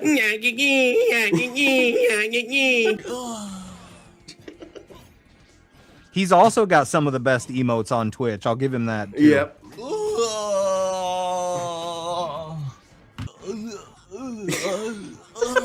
I'm such a weirdo.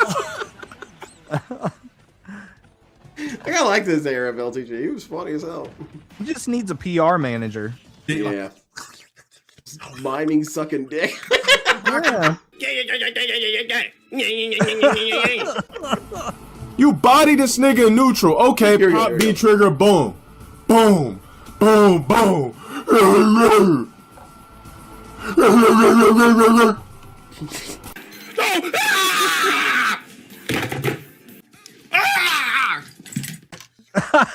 See, shit like that's funny.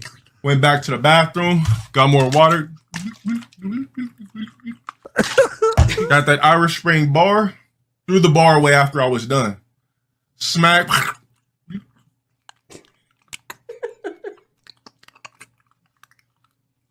Went back in the bathroom, rinsed it, rinsed the cloth, wrung it out.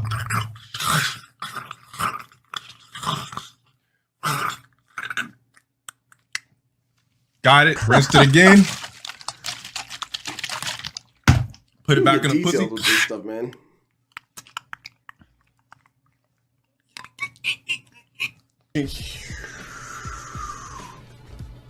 Bloop, and you can be like,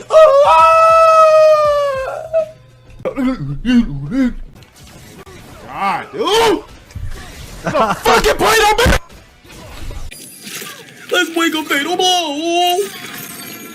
I have one of him where my favorite from him, besides the "You Are Gay," is him just going, "Get this moron out of my game."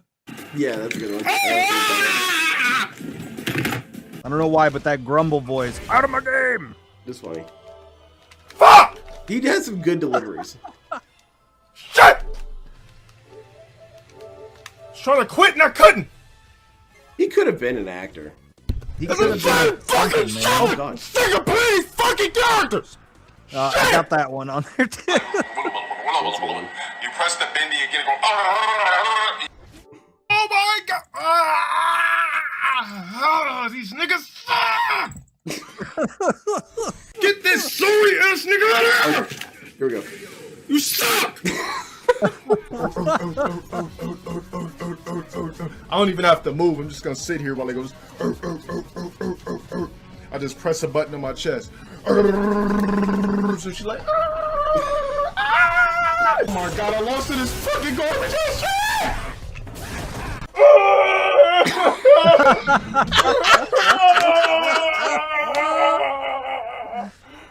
Help me! I'm sorry!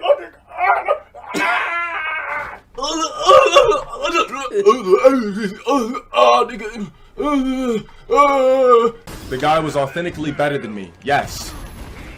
Yes. Yes. Yes. Yes. Still waking up with a target combo. Yes. Yes. Ooh. Yes. Oh. Oh. He's like, come on, dude. In the fucking ultra. In the ultra. He'd be like,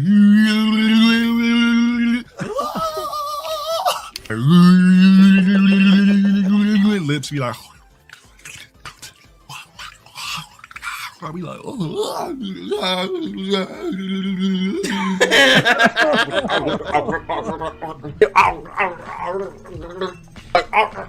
See, I would love something like this for DSP too. Wait a minute, the algae dish.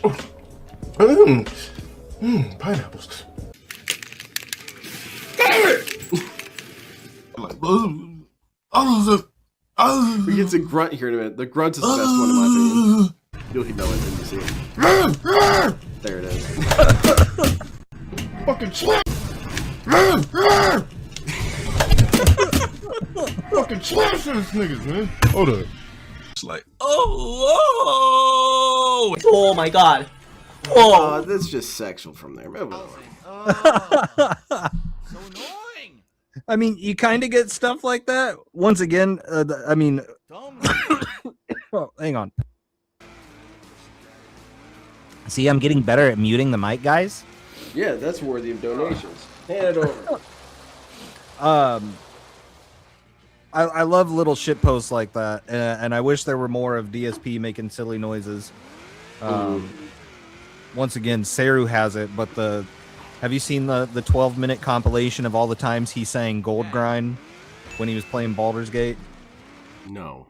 He's playing Baldur's Gate, and there was, if you never watched it, Mankind knew. There was a character named Gold Grind or Gold Grime, and every time they would come up, he sang a little song about it.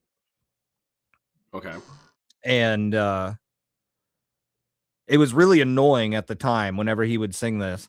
He'd always sing it, and Seru went through and chopped out like all 31 parts where he did it and put it in a compilation. And that's another one I have. Oh yeah, going back to why Twitch is fun for this stuff too. You have the little channel redeems, right, where you can click stuff and then it makes things happen. Yep. Like so on mine I have you can redeem it for, it'll go through, It'll pick one randomized Gold Grime clip of like the 31 times where DSP sang Gold Grime during Baldur's Gate 3. So then for like 30 to 52 seconds, you have DSP just singing this fucking made up song. It was really annoying. I remember not liking Paul. Really? I'd never played any game like it. Like I didn't enjoy it. Like I didn't know nothing about no Dungeons and Dragons or any of that shit. So that was my first iteration to it. And I also played it right before DSP did. So that was really fun because I didn't know anything and I learned as I went, and he did not learn shit. His playthrough was so fucking bad. So it was because he said he didn't know anything about it either. So watching him play it and not know anything, as I had just played it not knowing anything. Oh, definitely. DSP provides an interesting multiple examples of he's just not understanding what the game. Well, and that playthrough became so ass at the end, though, dude. It was chat just telling him every step of the way what to do. Yeah. Because it's turn-based, so he could just sit there and fucking wait. It was so annoying. Yeah, I didn't much care for it. And I feel that one of my biggest criticisms of Baldur's Gate 3 is that the party members suck. They suck. I don't really like any of them except for Shadowheart. I like Shadowheart. I like Gamora. I call her Gamora because she's Green Lady. Oh, no, I don't like her. I dated her. I married her. I've laid with her. I've known her in the biblical sense, and in the vampire guy. But yeah, the other two that I had, well, there were more than that too. But the other main two, like that are on the cover, yeah. Yeah, but anyway, yeah, they suck. Asterion sucks. He's lame. Give me HK47 any day. But also the other thing is that Magic the Gathering has a similar thing with its Magic universe. And they tried to do Magic the Gathering in Dungeons & Dragons, and it just made it all seem kind of weak and lame. Weird. The guilds of Ravnica continue It's plotting, one of my favorite so systems. myopic in their quest Included for the power Shadow that they're Ninjas. unaware of our machinations. Under my So, like, stewardship, I was expecting House this Demir will when I assume played dominion over this city. Toward that expecting to end, be the WoW. Cynic's ability to evolve and adapt could prove an asset. I think it was WoW. They breed new predators without thought to the prey they might hunt. And the marginalized rule. The clan's explosive Yeah, I mean, there wasn't violence really can anything provide that the was like finest WoW cover until for the our very covert end. dealings. Like The where Orzhov it got Syndicate crazy and skillfully it restore all their kind of felt pretty facade of grounded. Piety, but are driven as ever by base pursuits of wealth and power. Pretty tame. Throughout, my Demir agents hear all and see all, gathering secrets from the shadows, never attracting the attention of those righteous enforcers known as the Boros Legion. Its platoons will be kept busy with other, less subtle crimes. My path will be made But clear. the Magic the Gathering used to be cool. It's crazy that it's stopped being so cool. Sorry, I keep interrupting with big clips. Oh, last thing I wanted to say. Have you ever watched this video? I don't think so. This is another video I made. It's kind of on the same line, because if you like the sound clip thing, I decided to make this is the second in the series, where I decided, wouldn't it be funny if you just captured some nearby location and Phil was in the background?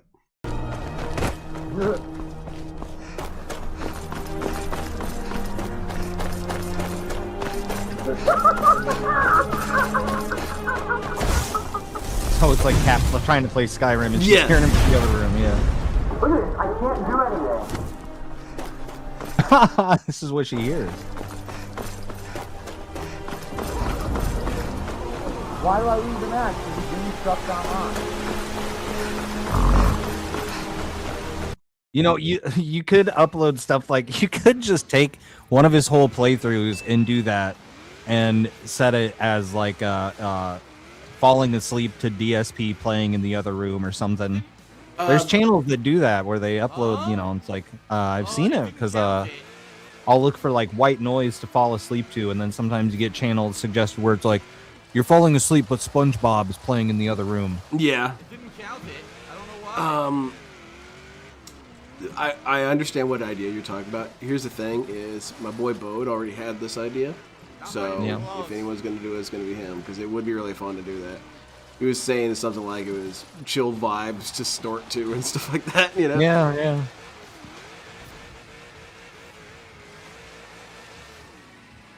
Oh man, I got you. I got you, This DSP. fucking sucks monkey shit. I had it, and it claims that I fucking. I like stuff like you're on a space station or something. How about I like this? that. When you hit the total, it just ends the event. Yeah, I Instead of, used "Oh, you the accidentally drove backwards, so, Star Trek Next you know, Generation. fuck you didn't do 25,000. No, I did. Actually. Millennium Falcon. I've fallen asleep on the Millennium Falcon. My sci-fi's. I got some cool ass ships. Cool ass shit. This is my big thing, is because I was always interested in that. I was like, ooh, sci-fi's so cool. What if I did one? What would it have? Well, obviously it's not have this, because that shit's hype. You know?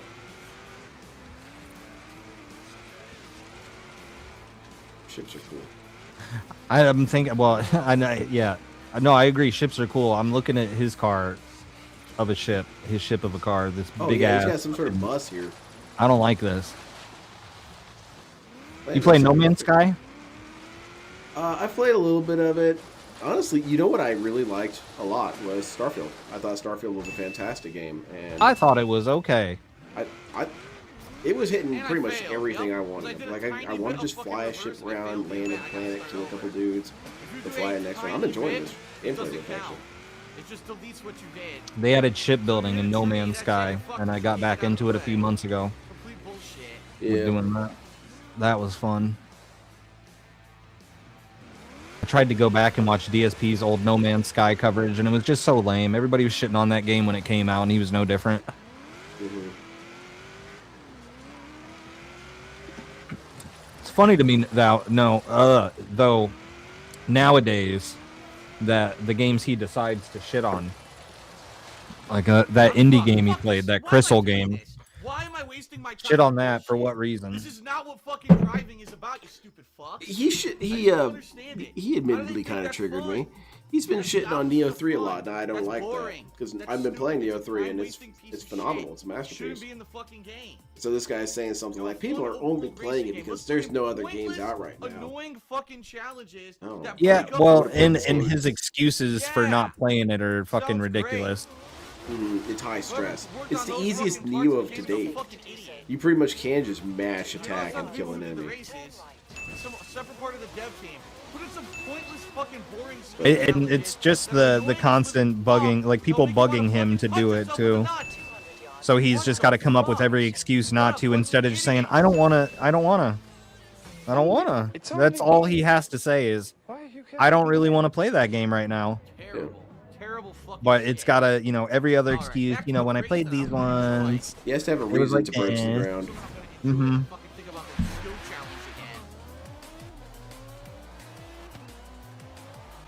I thought about doing that, DS Pikachu. I thought about it, and the reason why I didn't do that was because there's a link in the video to who I got the source from. And I asked him, hey man, can I use your audio in the video? And he said, yeah, sure, whatever. And I thought about it afterwards, and I thought, I could just include the video. I already have his permission pretty much, but not really, so I should go ask him again. And I don't know why I got really anxious and kind of paranoid about it, so I was like, nah, let's just leave it with audio. I don't know. It was kind of a weird moment where I had a brief moment of decision psychosis. Wow. Blew right the hell through that one. That's what DSP has every day. Yep, all day. This dude's retarded, man. Asking for other people to make decisions constantly. What do you guys want to see? What do you want to do? Like, when's the last thing he did anything he wanted to do? Well, I guess we've seen it. I was going to say, he wanted to do the wrist rest. When he wants to do things, people shit on it. That's the cologne reviews. I thought, look, I'm willing to find a lot of different ways you could do something. You could do a cologne review. You could. Because people have. Yeah. I think it'd be funny to do a cologne review just dressed up as Fabio and describing it as, it smells like burning passion in Venice. Yeah, just being a weirdo. And you know, with DSP, it's never going to be anything interesting or fun or weird. It's just about, it's got like a wood smell to it. Like, all right, this sucks. Yeah, or when it is like fun and weird, then all the stuff like the Virtual Boy thing. Virtual Boy People thing found was it pretty fun and weird, and he couldn't even roll with that afterwards. Like, honestly, I don't even think it was that bad. I thought it was pretty funny. I mean, it's kind of that buffoonery he's got.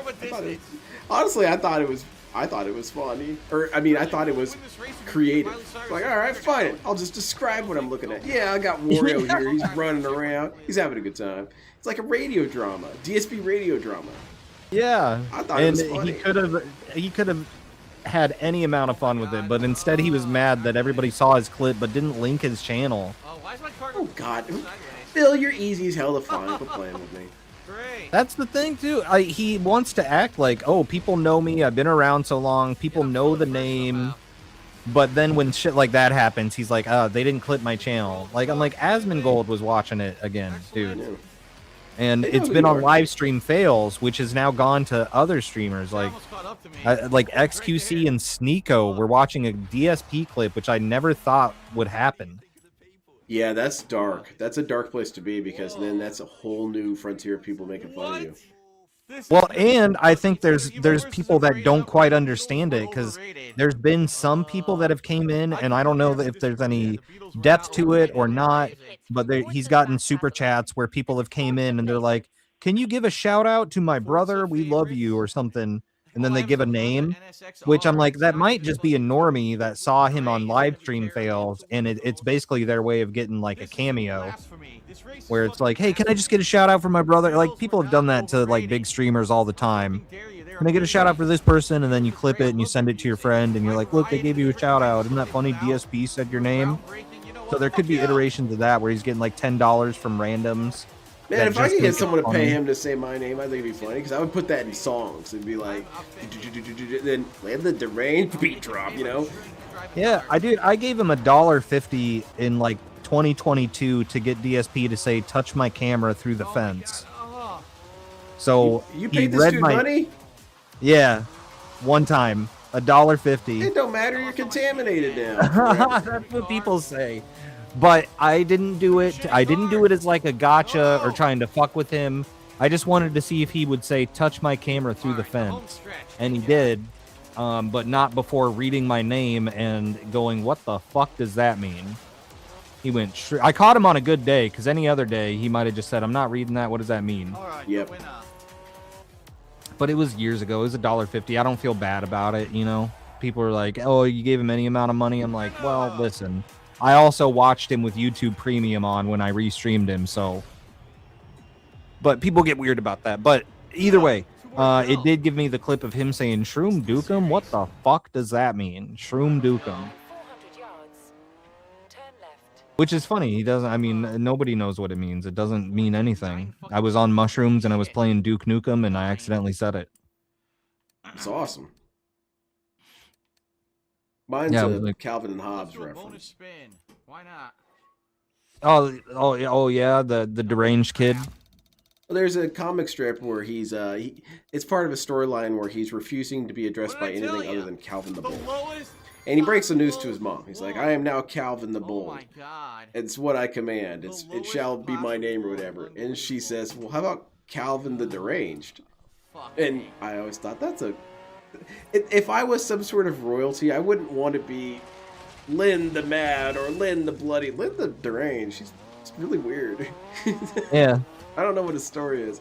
He seems harmless.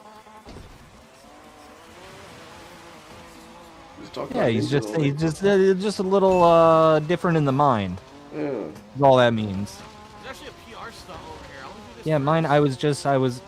I ate some mushrooms and I was on a call with some friends, and I said, yeah, I'm playing Duke Nukem and I'm on mushrooms. I'm like ShroomDukem, and then ever since then that's been it. Which is great because I never had like some people make their fucking online handle when they're like 12 and then that's it forever. Mm-hmm. And I never had that. I went through like an identity crisis where I didn't know what name I wanted. And then ShroomDukem happened. It's great branding, you know. No numbers in there. You know, you got these fucking creators where it's like they got their name and then like 95 numbers after it. I feel like DSP would have fell off a lot harder if he had like DSP Gaming 1366 or something. 1641 or something like that. Yeah, well, I say that, but then Boogie has survived forever, and he's got 2988. Like, what does that mean? No numbers. Yeah, I went through a couple different ones. I even did some weird like gamer tag names. I remember one time I was ODST Ninja for a while, and I thought that sounds really corny. First of all, I should have something that's not tied to a property, and ninjas don't count. You don't call yourself a ninja. You call yourself something that would be a ninja name. No. So no. Yeah. And Karate Man bleed on the inside. Yeah, or throat ripper or something. What you gotta be super creative. It's his birthday, isn't it? Who? Alright, now off to this the second part of the Boogie's 2988? I don't think so. Boogie's like fucking 67. Yes, Boogie's a piece of shit. I remember one time I was too high. I was having a bit of a green spiral and I was getting scared. I had to ground myself, and so I got out my phone. I was like, I'm gonna look at Twitter. Maybe something will just shake me loose. And I scroll and I see a picture of Boogie in a hole covered in leaves, and it grounded me because I looked at that picture for a couple minutes and said, "Huh, this guy is a loser." Yeah. I think after he did mushrooms, he really kind of fell into. He's like, this is the reality I live in, and this is the role I have to play in it until I die, I guess. Because I think after that, that's when he really started leaning into the locale live stuff. He's like, I don't care. I'll break down my wall. Fucking bury me alive. Tattooed liar on my face. I think he just was like, yeah, I don't give a shit now. It's interesting we have so many different data on different types of locales. What the fuck was that, Phil? You got completely pit maneuvered, man. I'm telling you that when he... Why is he not on the road? What is he doing? He's saving time. Oh, there's a question mark up here. Risky maneuver. Oh, he's looking at the mini-map, I think. And he's just trying to... Instead of following the road, which is going to be faster, he's trying to cut corners by going in here, and you always end up hitting trees. He gets confused, too, because some of those trees will get knocked down, and some of them won't. Hang on, does anything happen at 200? It does, I forgot, yeah. Turn around when it is safe to do so.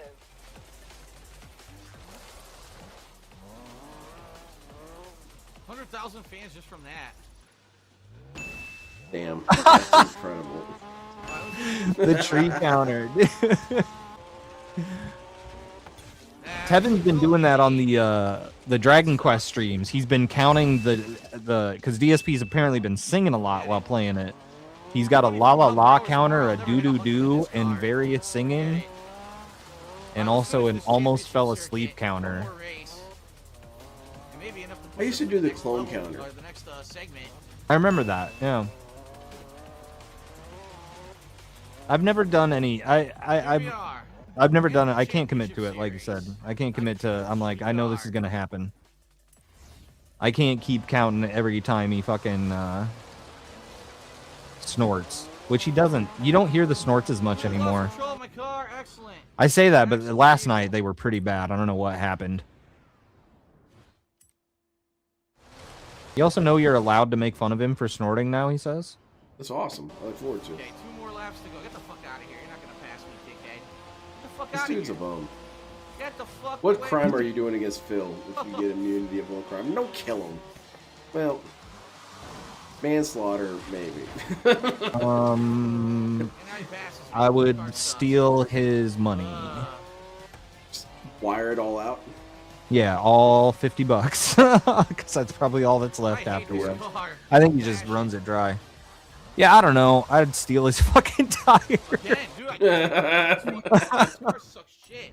It's so bad. I wanna, you know what? It's kind of extreme.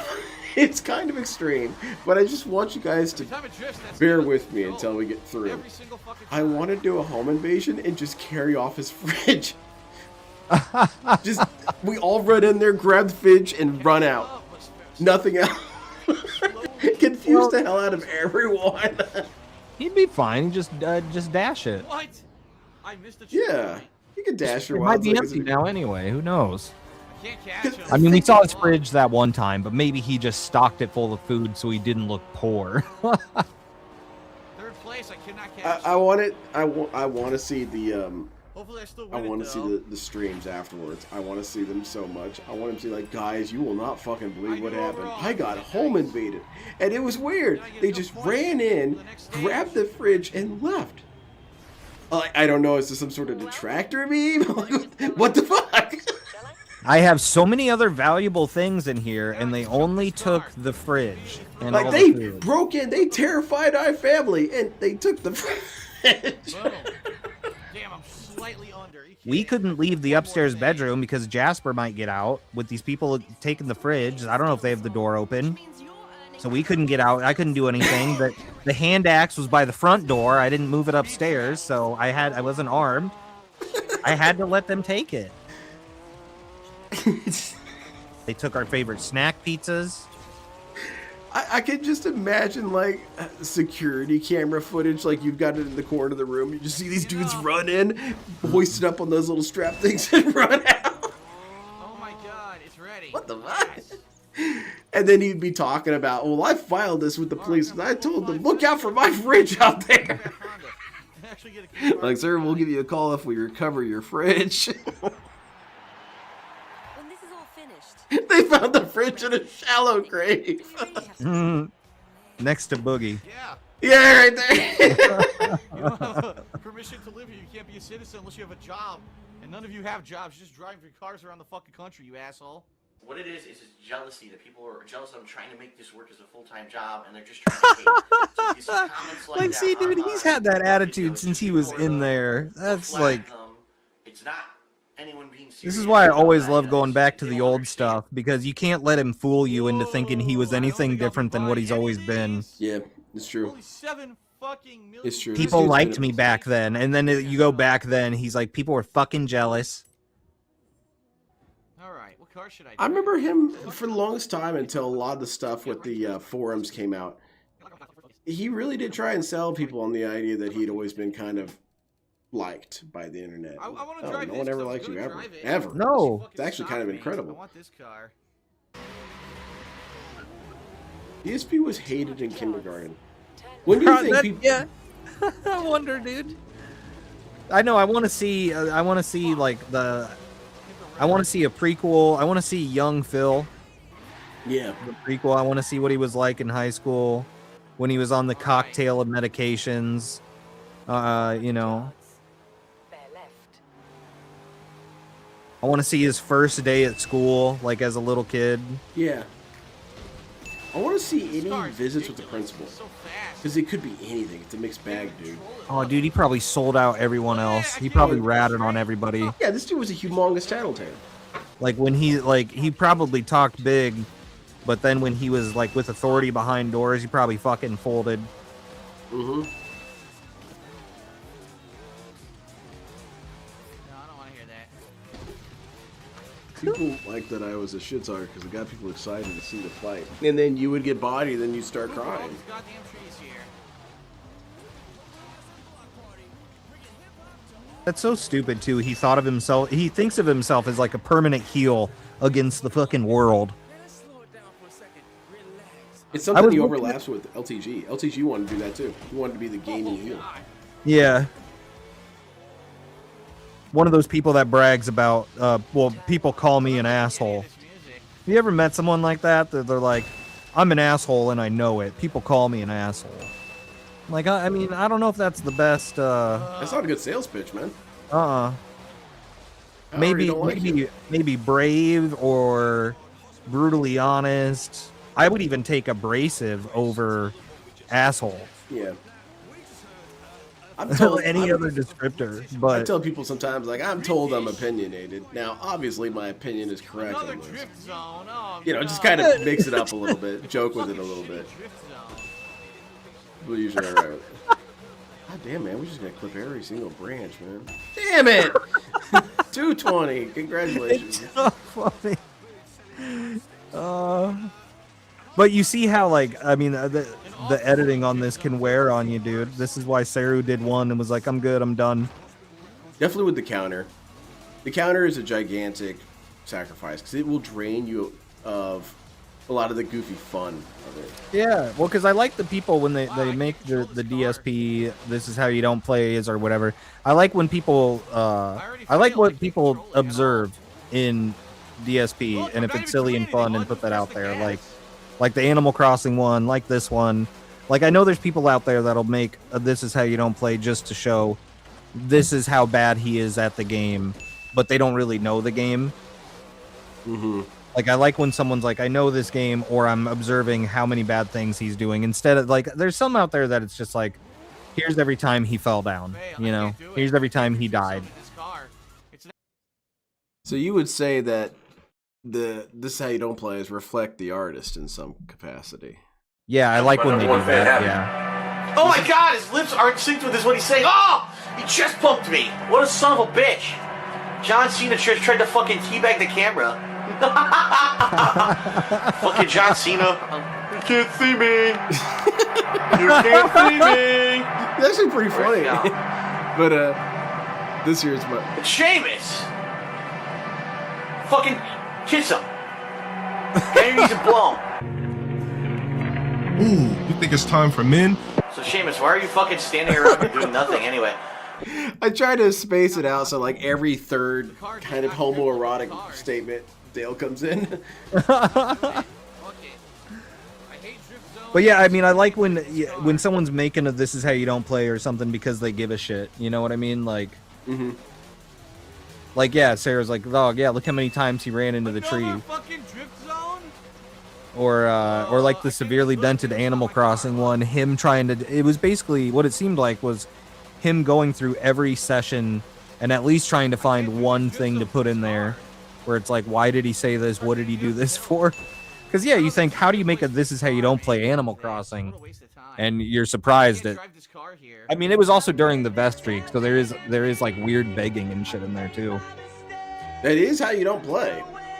Begging is technically part of that. But I mean, yeah, any game that offers hand holding, it's hard to make it "this is how you don't play" on because the chat helps him avoid all of that shit. Mm-hmm. That's what happened with Armored Core 6, because I'm a huge Armored Core fan, and so I was excited to watch DSP play it. I played that one. I played Armored Core 6 when it came out. I was hyped about it. I never played any of the other ones. Oh, that's too bad. There's some fantastic games you missed out on. But I remember watching DSP play it, and I'm like, I didn't think it was that difficult either, but I think he expected more because it's FromSoft. Yep.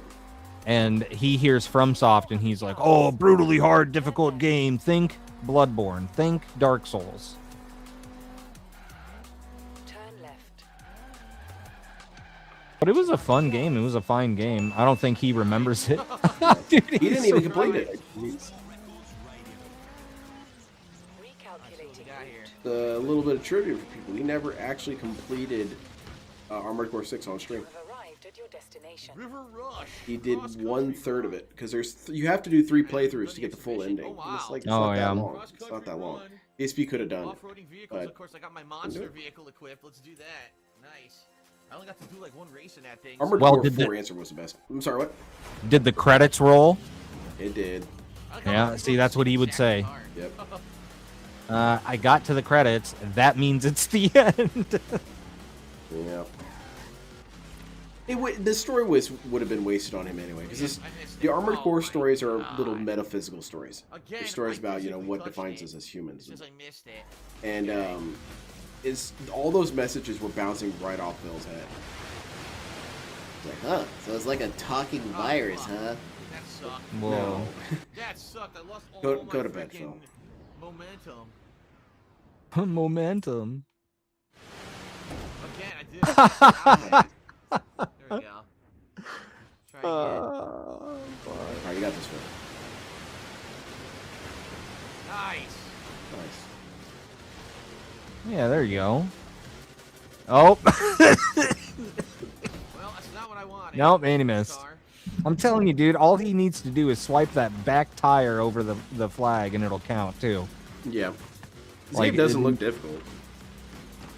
I'm telling you, like, and it can make it easier. He totally just didn't even go that way. How was I supposed to? What check? You can make it so much easier, dude. You just go to the garage, go to tune car, you search for a tune, and that says like best speed, best grip, or whatever. You pick that. You know there's a checkpoint there. You don't do the super fucking fast one. Like some of these ones, you get S1, S2, rank X. You're going like, you know, fucking 200 miles per hour. Oh my god. Where's he fucking going? Whoa, it's way to the right again. I'm not even looking for that. Fuck out of here. Fuck out of here. Asshole. Just fucking pass me at the last minute. Stupid car. Get the fuck out of here. I am the champion. Fuck you. Yes, he just doesn't have that vibrato anymore, that energy. Alright, so let's do this one now. And then we'll head north. Okay. How am I doing with these points? Yeah, next one for this comes out, I think in May. So we get to see him do all this now. Face cam, wheel, flying through Japan. I'm hoping for some racist Asian guy voice. Open. It's the most dialed-in content ever. I'm not even remotely excited for that. And it's frustrating because DSP's racing content is some of the best content ever. And it's like, what are the chances it's gonna be funny? You know? I'm looking forward to the Forza one, if not only just for using the wheel and seeing how long. I don't think the wheel's gonna last long because he's gonna say no. You need a controller for it. It's gonna be too demanding of him. He can do the truck. Yeah, the truck was fine. I mean, he could literally have a beer, and he even crashed then. I honestly thought those streams were a fun idea. I think that was one of DSP's few legitimately good ideas. Yeah, I agree. But he's like, oh, detractors use it to clip farm. I'm like, well, yeah. Don't say shit that you want that'll get you in trouble, I guess. Or fucking, I don't know, do it anyway. He was getting money for it. People liked it. That was a game where he should have done more just like pondering. Yeah, I mean, if he just talked about what his thoughts were as he's driving around, like, okay, dude, cool, he's thinking out loud. I think it was, I think he let his guard down too much and realized it. I think he was like, I can't not take troll bait when I'm drinking and trying to drive, and I get distracted. I think it was on him. Because it was making money and people came out for it. I really don't know why he canceled it, other than I think he felt like he was being controlled by that 220 guy, honestly. Yeah.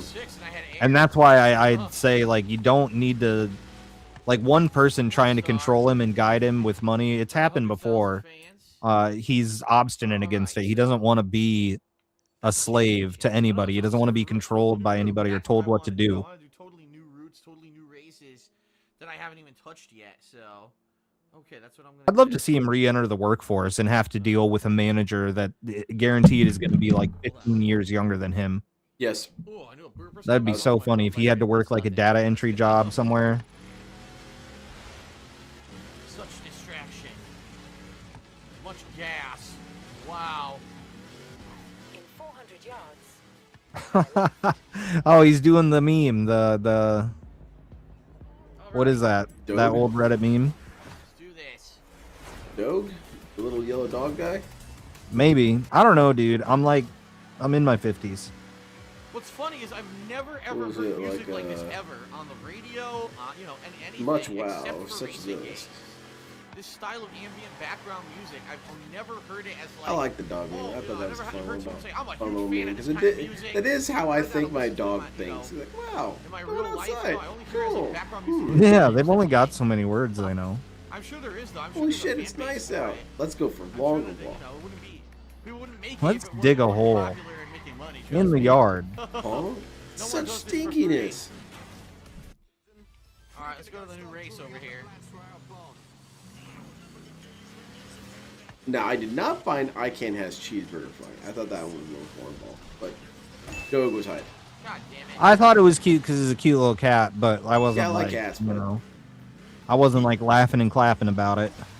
I think the cat meme that I found always the funniest whenever it happened would basically be like have them talking like Napoleon, or having them talk like serial killers or however. I think that's funny. It's like Mittens dreams of my death or something like that. You know? Oh no. Oh no. I'm not particularly good in the buggy. Oh, the off-road races. Oh hell yeah, he's got this, man. No, these ones are hard for him. Oh. it's because he doesn't break. He doesn't break, and then especially when he's about to hit like jumps and shit, just takes him full force, and he ends up like turning in midair. What a fool! Like watch. Okay. That's a bad example. He's doing good. Why is this looks like a how you play? Well, give him time. He has a way of bringing you back to See? normalcy. There you go. Turn in midair. Have you ever read or watched JoJo's Bizarre Adventure? No, but I hear it's like Persona. Sort of. Okay, so I'm gonna say something mean, but it is the only way I can think to describe it. Wow. JoJo is Persona if it was cool. Whoa, I agree with you. I know what you mean. Persona is very dorky, and Jotaro is not dorky. Jotaro is the coolest. Yeah, well, it makes me want to be a little Asian boy. Let's see, like Jotaro. I've played some. Jotaro! 何も再起不能になってもらうぜ。スタープラチナで俺を襲ってみろ。あの女の子は確実に死ぬ。お前はあんな幼い子を殺すわけはねえよな。 So his stand, his ability, his persona, is that he can put it on someone, and whatever damage is done to him, it's done 10 times worse. So you can't punch him because he's killed another person. 動くなと言った。 But it's a small stand. どうした物理とつくんじゃねえのかこんな風に Oh my god 体が動かないなぜなんだこの巻きついているものは気づかなかったのか歌教員がハイエロファントの職種 Because their stands and all these unique abilities, it's kind of this weird Pokemon battle. Where they have タコの糸のようにずっと向こうから伸びてきているのに気づかないとはよほど無我夢中だったようだな What the fuck?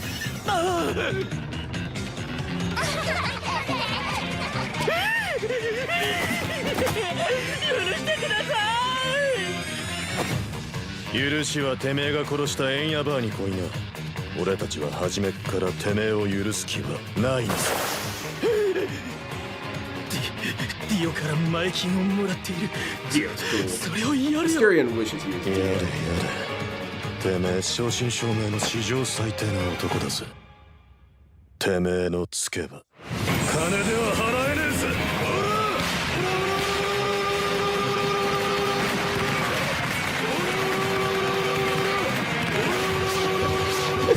I've heard of this guy. And it's just rocking his shit. You never see this in anime. It's always some silly cartoon fight. No, this dude's body's getting pulverized.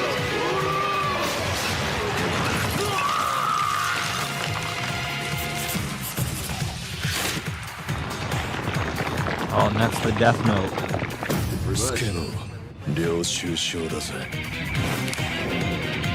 This dude is cool.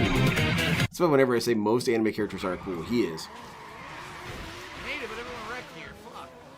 You'd like it if you like some good stories that end. I like Cowboy Bebop.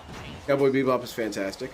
All right, see, should have said that earlier. I love Cowboy Bebop. Cowboy Bebop is good.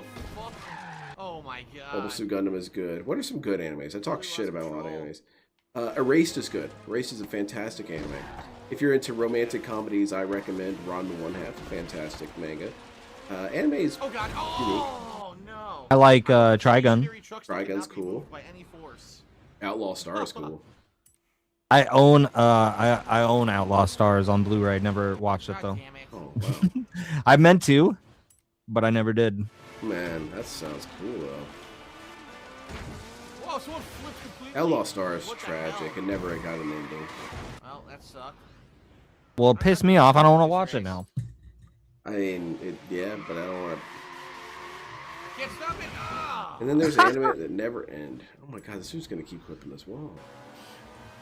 DSP gaming is my favorite anime, probably. It's a good anime. The manga what the differs hell? from it in weird ways. I tapped the brake, and it freaking went like that. What the hell? In the manga, John Rambo is far more abusive to Phil, saying mean things to him and putting his cigarettes out on his The guy in face. first is insanely far ahead. It's fucking stupid. And Panda Lee Look how is far ahead he is on the considerably map. more likable in the manga. How am I supposed to fucking catch up to him? Yeah, well, it's hard to translate that over to live action Yeah. or anime or whatever. The problem is that they gave her a southern accent in the manga, but it sounds terrible in the anime. Yeah, third place. This is a ridiculous race, man. Yeah, people try to retcon it and go, oh, Panda Lee wasn't that bad. No, Panda Lee sucked ass forever. Oh, I'm not watching that. No way, Meth Bear. Don't play with me. It's the scene where he drinks the piss. It's because JoJo takes itself pretty seriously. There's a scene where he drinks piss. I'm sure there's a good reason. Yeah, there is. It was a hazing. It was a hazing ritual, and he totally nailed it. Oh, fuck. Oh, holy shit, this dude's hardcore. Oh, I hit him. You hit Slender Man. How could you? Turn left. It's probably just a barn sitting out here by itself. Why is he doing this at night? What is he doing? Oh, he's trying to do a barn find. Oh, so one of those barns where you find the cool cars. Oh, okay. It's in the big purple circle. You have to damn, find man. it. I don't know why he's doing it at nighttime, though, because it's going to be harder to fucking see. It's like a little fucking gray barn. I don't know, I'm about to give up. It's impossible. How am I supposed to see this in the dark to begin with? Change it to daytime. Fuck.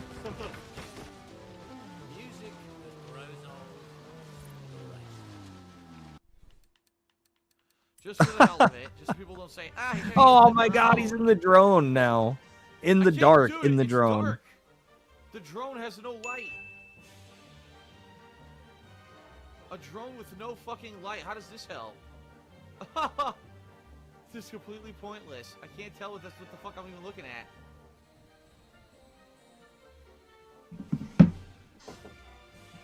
Wow. Still hitting trees in the dark, in the drone. You can't see anything. And you won't believe this, but the character Aerie Lord isn't in the manga. Really? Yeah. They made that guy up. It wasn't a good one. They could have done better. I know this is I really like that the idea. I actual think that's a gameplay fun they expect you little... to do to find these fucking barns. They want you to People fly always the want to shit go out with of pitch blackness multiverse or and try to whatever. find What it. isn't canon? It's like, I no, don't it's think different it's gonna work. interpretations, man. You can That's tell what this makes barn is Gundam just cool. sitting there by itself in the middle of like somewhere where. Yeah, I'm saying I don't need everything to be fucking connected. That's why I'm kind of falling away, because I used to really love the Marvel movies and Marvel and superhero stuff, but yeah, bringing all the, I could suspend my disbelief for some reason with comics and video games and the like of multiverse, but once they started doing it to live action, I'm like, I don't know, all this I'm missing like the human stories, like Spider-Man 2. Just give me a Spider-Man story with just the man and the spider. I don't need 95 other characters. I don't need a bunch of homework to watch this movie and watch the next ones. I would like to just have a spider and a man trying to live his life and fight some guy in a silly suit. Ow. I wonder if there's a achievement for hitting level 50 in the game. Maybe.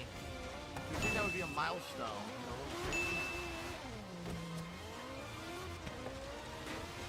He's still doing the barn find. Error. Sorry.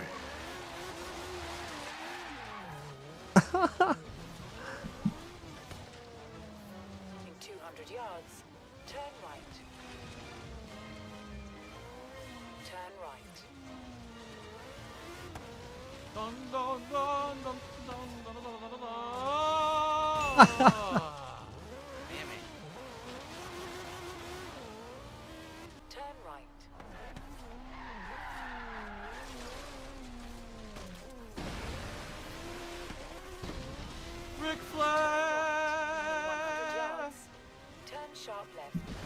I don't even know where he's going now. He gave up on the barn find and just decided to hit trees the rest of the playthrough, I guess. You know what would be wild is if DSP was playing this while blackout drunk and slamming into every single tree even more. I'd give him more of an out on that. This was, I mean, fuck, this would have been one of the days he was considering this like a work day. This is where he's like, oh, this is my full-time job now. I miss those days where you would listen to him play games and he sounded drunk. Yep. I recently played Alan Wake, and I went back and I was listening to the Alan Wake 1, like when he first, because I was always turned off against playing Alan Wake because DSP never shut the fuck up about it. So I eventually played it myself this past few months, and then I went and I watched him do the unboxing and play the first part of like Alan Wake 1, and God, he is fucking sloshed the whole time. Like, at least he had an excuse back then for being bad at games and shit, but From the other direction. Okay, let's do it. like this? No, this is where he should have been good. This is where I'm expecting something. I'm gonna flip. He flipped.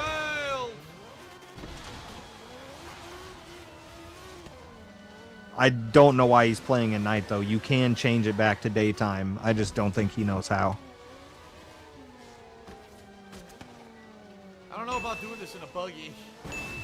May not be the best vehicle for this jump. Bro is just straight up in the forest.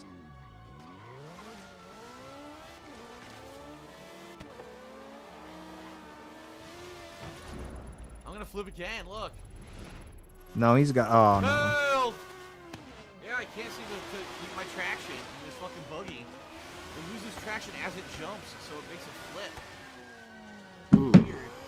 And also, this is the part where he should be using the fucking rewind feature, and I don't know why he isn't. Yeah. You know what he's been rewinding in races?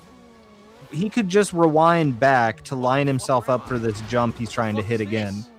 But instead, he insists on driving back to it. That's wild, you're right. Like, his problem-solving skills are just fucked. Alright, there's the jump. And then you end up with this. This is what happens when you drive drunk. Well, there you go. You just fucking go in circles. Alright, here we go.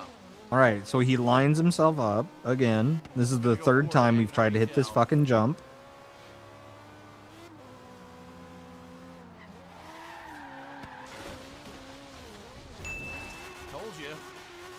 Told you. And then we could rewind here. Could just rewind and line yourself back up, but nope. Did he have stream chat at this point? Because why wasn't someone in stream chat telling us? But then again, back in the early days of stream chat, he did play fairly honorably by ignoring stream chat. I'm already flipping. Well, yeah. Alright, enough of that. I don't know if anybody, maybe nobody was telling him, but he had a chat in some form or another. Here we go. Push the finale. There's two things right up here. But yeah, there were times where he would willfully ignore it or try to ignore it. But that's why it pissed me off in that call with Wings. He said Breath of the Wild was one of the first games he did as a live streamer. I'm like, that's not true. That's one of the first games he streamed on Twitch, and then he decided he was going to be an interactive live streamer. But he's been streaming games with a chat on the side for years, like before that. But now it's where he's just like, he's reliant on the chat. I mean, he's reliant on the chat to tell him what to do, not only in games, everywhere else, and to fund his life. It's nuts. Why did I fail? Like, at least back then, he's like, this new game came out, I'm going to play it, I want to play it. Nowadays, it's, what do you guys want to see, and tell me with, like, $50, please. That's crazy. I'm still kind of taken aback when I learned that DSP had forums. Yeah, the King of Hate forums. And he had them for way longer than he probably should have. It was just him shit-talking people and them shit-talking back and getting banned. It was awesome. Yeah, well, and that's what kind of gave him another cult-like trait was having that place, that secluded place where only him and his supporters could be, and I mean, it's gotten more exclusive now. Now it's just his like mod Discord and whoever's in there or in his secret DMs. But have that like echo chamber where he controlled everything, and he felt comfortable clapping back and arguing with people on there too. Not so much on Twitter or anywhere else, but yeah, because he holds all the reins of power, and so of course he immediately abuses.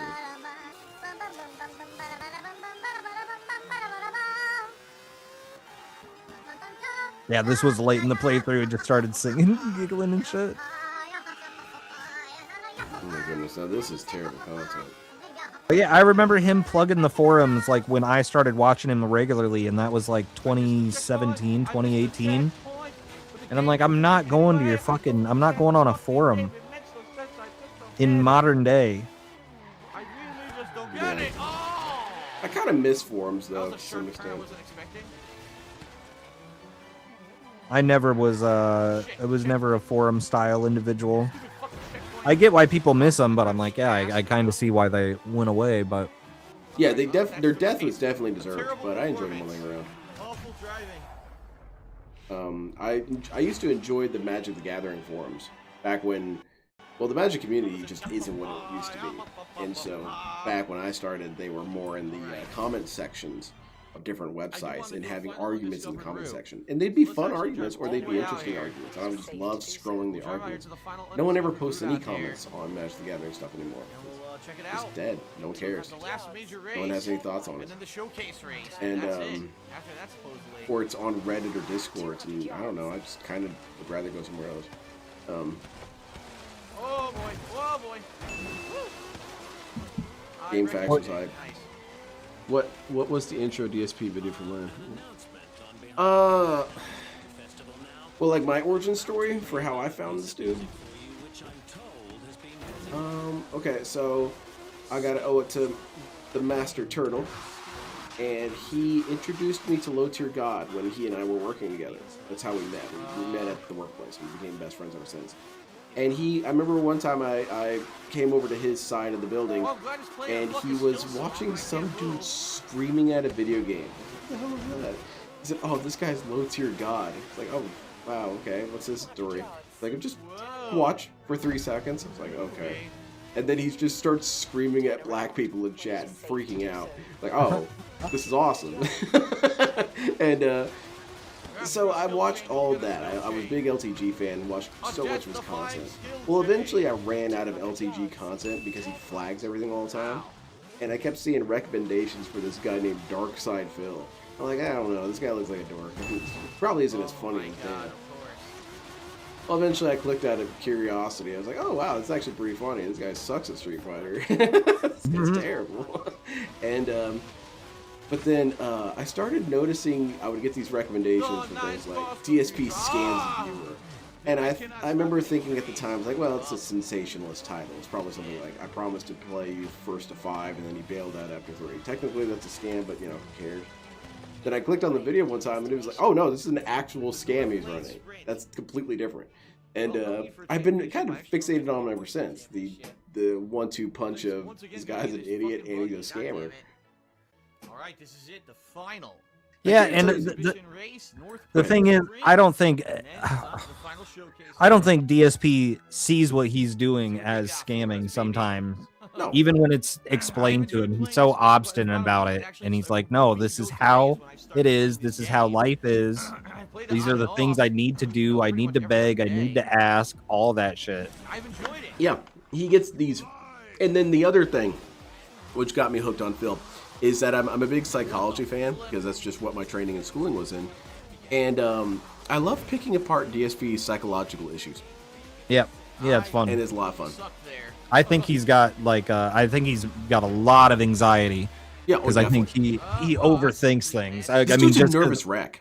I've seen a lot of it in myself, and like I said, I think watching him kind of helps me self-reflect in a way to be like, okay, I can see myself doing that. Don't do that, because look what you turned into, or look what happened. Like, look at the mental anguish you're putting yourself through by overthinking all this shit. Because when anybody asks him to do something, he's like, no, I can't do it because this, or this. And it's like a 4-step thing on what could go wrong instead of like. And I think getting him stuck inside his own schedule too is like part of his anxiety. If I change anything, it's gonna fall apart. I'll say this: when I first started playing this game, I did make a big thing out of. And I think a big thing is he doesn't want to take a step back. That's why you still see him striving for $150 every day. Like, I don't think he's destitute. I think he's in a far better position than he's been in years, like he says, but he is so fearful of taking a step back at all. And he's not going to change his spending habits. If he sees something he thinks he needs, he gets it. I do think that I don't know, I need to run it by TJ Gamebox, but I think he is spending considerably less on WWE Champions. I think so too, but I'm going off of just vibes. I think it was like it was at that time a portion he could use in the day to take his mind off stuff. And if he spent more money, then he would get better things and play the game longer and feel better about it. So he probably played it for about 30, 45 minutes, spent a lot of money, and he didn't have to think for that time. And then he went through all the bankruptcy, and he was probably exposed to... I think also that it wasn't as much of a secret anymore. Since everybody knew he played it on stream, it wasn't as fun for him to play it. I think having that secret from everybody and having it just for him was fun. In a way. Yeah. And the other thing I think that contributes to it, and this is probably 2% of the equation, is that he gets frustrated when he tries to own the meme and it doesn't work. Yeah. And I think it's because, quite frankly, a lot of DSP memes hang by a thread. They're not even particularly hilarious. It's like, oh, funny, DSP reference. But when DSP starts doing it, it just contaminates it. It's no longer funny. Yeah, if he came around on the banana song, I don't think anybody would find it funny anymore. No. That's partially why I have that Gold Grime redeem. I'm like, oh, the Gold Grime thing is funny now because he doesn't do it. And if you go ask him to do it, he's not going to do it. But at that time, when he wanted to or he saw something that said gold, he would sing that song, and it was annoying to everybody. But now if you want him, no, he doesn't want to do it. I think he did it the other day, though. But I don't know if anybody asked. But the banana song is like a perfect thing. It's like it keeps getting funnier now because he's like, why is that funny? It's not funny. Plus, you got the lyrics wrong. It's not, it comes in denim. Here comes the Nana. All right, well, nobody thinks that, and we're going to sing it how we want to.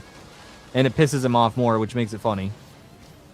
Yeah, I just don't think that deep. Well, first of all, I don't even particularly find it that funny. So, like, whenever he does all these defense mode things, like, bro, chill out. Not as many people agree with your weird perspective as you think, you know?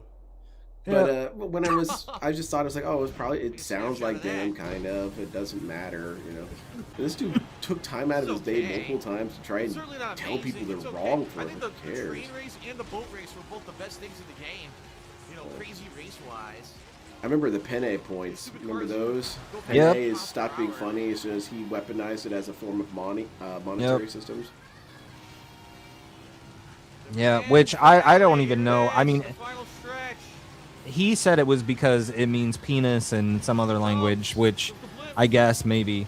I always found it funny because I just find it very funny the specificity of having a favorite pasta shape, which I mean I do too, but for some reason coming from DSP, it's very funny because it feels like he's taking himself too seriously. DSP never cares about anything, so it's kind of weird when he does. Okay, that too, yeah. Like he fence sits everything, doesn't have an opinion, but all of a sudden, hey, like he can't tell you his favorite video game. A dude that plays video games and has for years doesn't have a definitive favorite, which I get. Oh, fine, whatever. But if you ask me, I'm gonna say Kingdom Hearts, just based on instinct, you know. But he's like, I don't know, a favorite out of a genre, out of this or out of this. But favorite pasta shape, like we're not gonna have a discussion on how spaghetti can be better for situations where rotini might be better for, you know, a night out or a pasta salad. But no, penne. I just thought it was funny the way that he's just like, fuck yeah, dude. Penne's my favorite. Was there a DSP joke that some people thought was pretty rancid and bad taste that you legitimately thought was funny? Need for Speed the Run, or Drive to San Francisco, or Probably. I give the dude too much credit. Like there was one time. Okay, actually, yeah, there was one time.